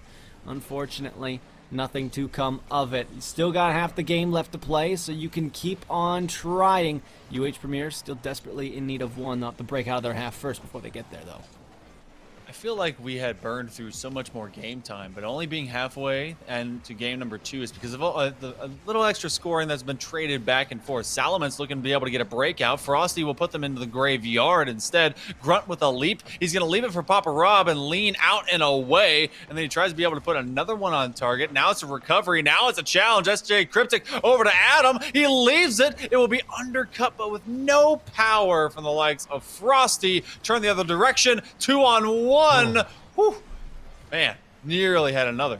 Yeah, that could have been bad. You either missed that one and then own goal it off the post, or it just goes right past you. You're not able to get it, and neither of those things happen for whatever reason. But what does happen is as you break out to the other side, you get what you need. You take advantage where you need to. It's Grunt off the back ball, finding that connection with their teammate Papa Rob. It's the near side defensive rotation of UH Premier that is struggling the most. It's that initiator when you're supposed to go forth, cut down on the challenge, and it's from the perimeter. I know it's tough reads, especially when if it's low side corner, if it's just a high side wall, but that's the progressions and the repetitions that you have to have the most familiarity with, because even in that uncomfortable situation, a connection on the ball and not letting it be free dished into the box is so much better. So we go now to 1:15 remaining, and a lot of these challenges coming in surplus. Papa Rob has one on target, but Adam will try to be able to make this pitch a little bit longer. He's got a breakout. Does he have a score? No, he does not. That was the goal they needed to keep themselves alive in this series. You need 2 more to equalize up, and you miss out on a big opportunity on the box of your opponent. You'll be looking to have it back. Might as well try for some demos while you've got the offense. Each time you rotate out, just follow through. Salamence is a player, a force to be reckoned with. You don't want to mess around with them. They get the bumps now, but in the wrong places. Still pressure not being applied as much as UH needs it. They try with one shot, but 3 in the net. You won't get past them until the bump, though. This could float its way over. Frosty just needs to put it back in the middle, and they can't because there's a brick wall standing in their way. My goodness. I thought that was a Leaning Tower of Pisa that had finally crumbled, but it shows it's just as strong to be able to outlast Father Time. Adam looking to see if he can trap this on that back wall. A little bit of a pancake, but no, if Frosty will run away, he's going to grab extra boost, and they've now lost all extra time. Papa Rob airs it out. That one will put it on ice. EaUCD, they'll be heading to match point before and now as we go into game number 3. Well, it certainly seems like it could be a sweep, not just because of the scoreline, but because of how EaUCD have been playing. And then you look to the side of UH Premier and things, well, they look a little different, unfortunately. There's a ton of offensive opportunities that they're not able to capitalize on because the defense is just that much better. But there's also some hesitation as well. They're playing a bit drawn back, and they don't want to push forward. And that becomes a problem because you miss out on opportunities. You have to play a little bit of a closer rotation rather than leaving so quickly. There's a couple other things in there, but we can talk about them because they might glare themselves in game number 3. Very true. And a key thing as well, is that we had a 9-3 shooting differential when it came to game number 1 in favor of EaUCD. This time it's 9-4. And the one that mattered came from Frosty to be able to take that one play to be able to get themselves on the board for the side of the Cougars. Got to see if more will develop like that. That was the one time they presented some confusion and maybe the illusion of grandeur and more. Oh my goodness. Nearly off the rip, they tried to score. Well, here's the thing that I'm reminded of, and one of the things I wanted to talk about was the panic of UH Premier. Now, granted, we've only seen like 5 seconds of the game passed and one opportunity against them, and there wasn't really much panic there, but near the end of the game, you saw desperation as well. They know how much time they have left to work, and that's why I stress the importance of risk-taking, because if you're willing to take risks in the last 15 seconds, if you know you're going to more than likely go down in this series, you've got to take those risks much earlier. Otherwise, things like this start to happen. You thought it'd be a sure goal, but Papa Rob doesn't break through a new defensive wall on the UH Premier side. Salamence has been one of those key players that's always been able to break through those walls, overcoming and thinking outside the box. Now we'll take a high side bounce. Oh my goodness, it's going to be a dunk. Papa Rob, he knew what he was doing. He goes to the top shelf and just puts this in. Beautiful. This player has been trying for this kind of stuff throughout the series, but to execute it like that with that much precision and with all 3 defenders in net, that is something else. That is placement at its finest. Well done to Papa Rob. They'll have to do it again, though. Double commit on their end leaves it open for Frosty to just put off the backboard. Great rotation from Grunt, who finds it off the sidewall and downfield. SJ Cryptic can't figure out if they want to retreat. Results in a double commit. Grunt just has to pass it across, and somebody's got to be there. No one is. Triple commits now on the defense. Leave it up for a teammate. You don't got boost to work with, and now you double commit again, and it finds its way off a defending car into the net. How unfortunate. Oh my goodness, I thought Grunt maybe had overcommitted that pop-up. It seemed like it was just for Papa Rob, but it becomes a pinch play, and it goes through. Oh, UH Premier. They did what they were supposed to do, and then they just couldn't execute. That's the intangible. That's the variable that just has to be completed. And another chance, Grunt nearly putting a third through it just outside the first minute and a half of play. Fortune is certainly in favor of the EaUCD side. Oh my goodness, it doesn't feel like there's going to be a lot going. What? That was all 5 players up, mind you. There was only 1 person on the ground. I've never seen that in the game of Rocket League before, at least very rare times, and if at all, you know, another 2 seconds out of the 4,000 hours I put into this game. So that don't happen too often, and how it's not a goal is even more puzzling to me. It's been since Prospect and Rising Star were ranked in this game. Which, you know, were those fun times, and the chaos that does bloom from it makes it even more fun. Frosty trying to figure out where he needs to take this ball, but maybe the baiting up and a little bit of that hesitation is able to give him some extra space, extra time, and another shot opportunity. SJ Cryptic will put this one on target. No heat until it finds its way external.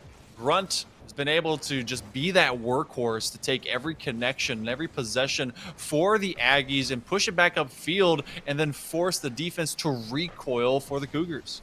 Grunt has stepped up when Salamence wasn't able to supply. Now they almost supply him with a pass, though, and made me eat my words a little bit. But 2 minutes remaining, and you wonder to the side of UH Premier that they've got to get 2 more goals or they are going to be finding themselves on the other side, the receiving end of a 3-0 sweep. That is the last place any Rocket League player wants to be. And if I'm not mistaken, I think UH has only scored 1 goal in this series, so they are looking for a lot more, and they are unsure of how to find it. It was Frosty that got that screamer in game number 2, whereas otherwise these guys were blanked in game 1, and so far says the same and shows the same on the scoreboard in game number 3. Frosty, give it away over to Salamence. That's a connection. Actually, a pass from... SJ Cryptic, he's among us. He's the one, as Papa Rob will be able to find it through. But, you know, he tried to cut off that pass to Papa Rob, and it just became a present. Man, I guess SJ Cryptic became the imposter there, unfortunately for their team. Put it right in front of the net for EaUCD to capitalize, and that could be the dagger that seals this series away. Papa Rob, though, wants to seal it even further. If there was some glue on it, they want to put some gaff tape on it. Grunt has it up to the backboard, and Adam's got to get this ball out. There is still time. Rather, it is unlikely that UH Premier will be able to come back from this, considering their track record in this series, but there is still hope. I just hope to see more risks being taken. How about that one? You get some assistance from the defense on the backboard, but you take that with you. You know what? You get a little bit of assistance. You've been given assistance this whole time. The imposter now is trying to get his early a payoff. See if he can get something more. At least gets himself on the board. But we've seen only 1 goal before. So can they get 2 more? Maybe. Just maybe. They haven't averaged very high. It would be very improbable, and it would surprise me to no win. But we got 45 seconds to go. No! Adam, my man. I was gonna say I need to see at least 1 more goal to start to believe, and that was it, and my hope is fading for this team with 30 seconds dwindling off the clock. You have to wonder if they've got it in them. Here's another opportunity. They can't capitalize. You're not gonna get many more chances like that with 20 seconds left. It becomes one of the tallest tasks that UH Premier have faced now with so many chances gone. I don't think they've got it in them unless somebody puts the third in. Third time's not a charm, rather it's a spoiler from the defense on the backboard. EaUCD will be walking away with a 3-0 sweep, and it was fantastic to say the least. Man, I didn't think they'd have more than that first attempt, and then the second just came and it went like the first. EaUCD, the Aggies, they go 3-0, able to improve themselves in the Emergents Cyan division, threatening the top of the stack to see if they can maybe get to that first. But job well done, dominating performance, and you know what? They limited themselves to just 2 goals inside of 3 games. A great defensive effort, as strong as it was offensively.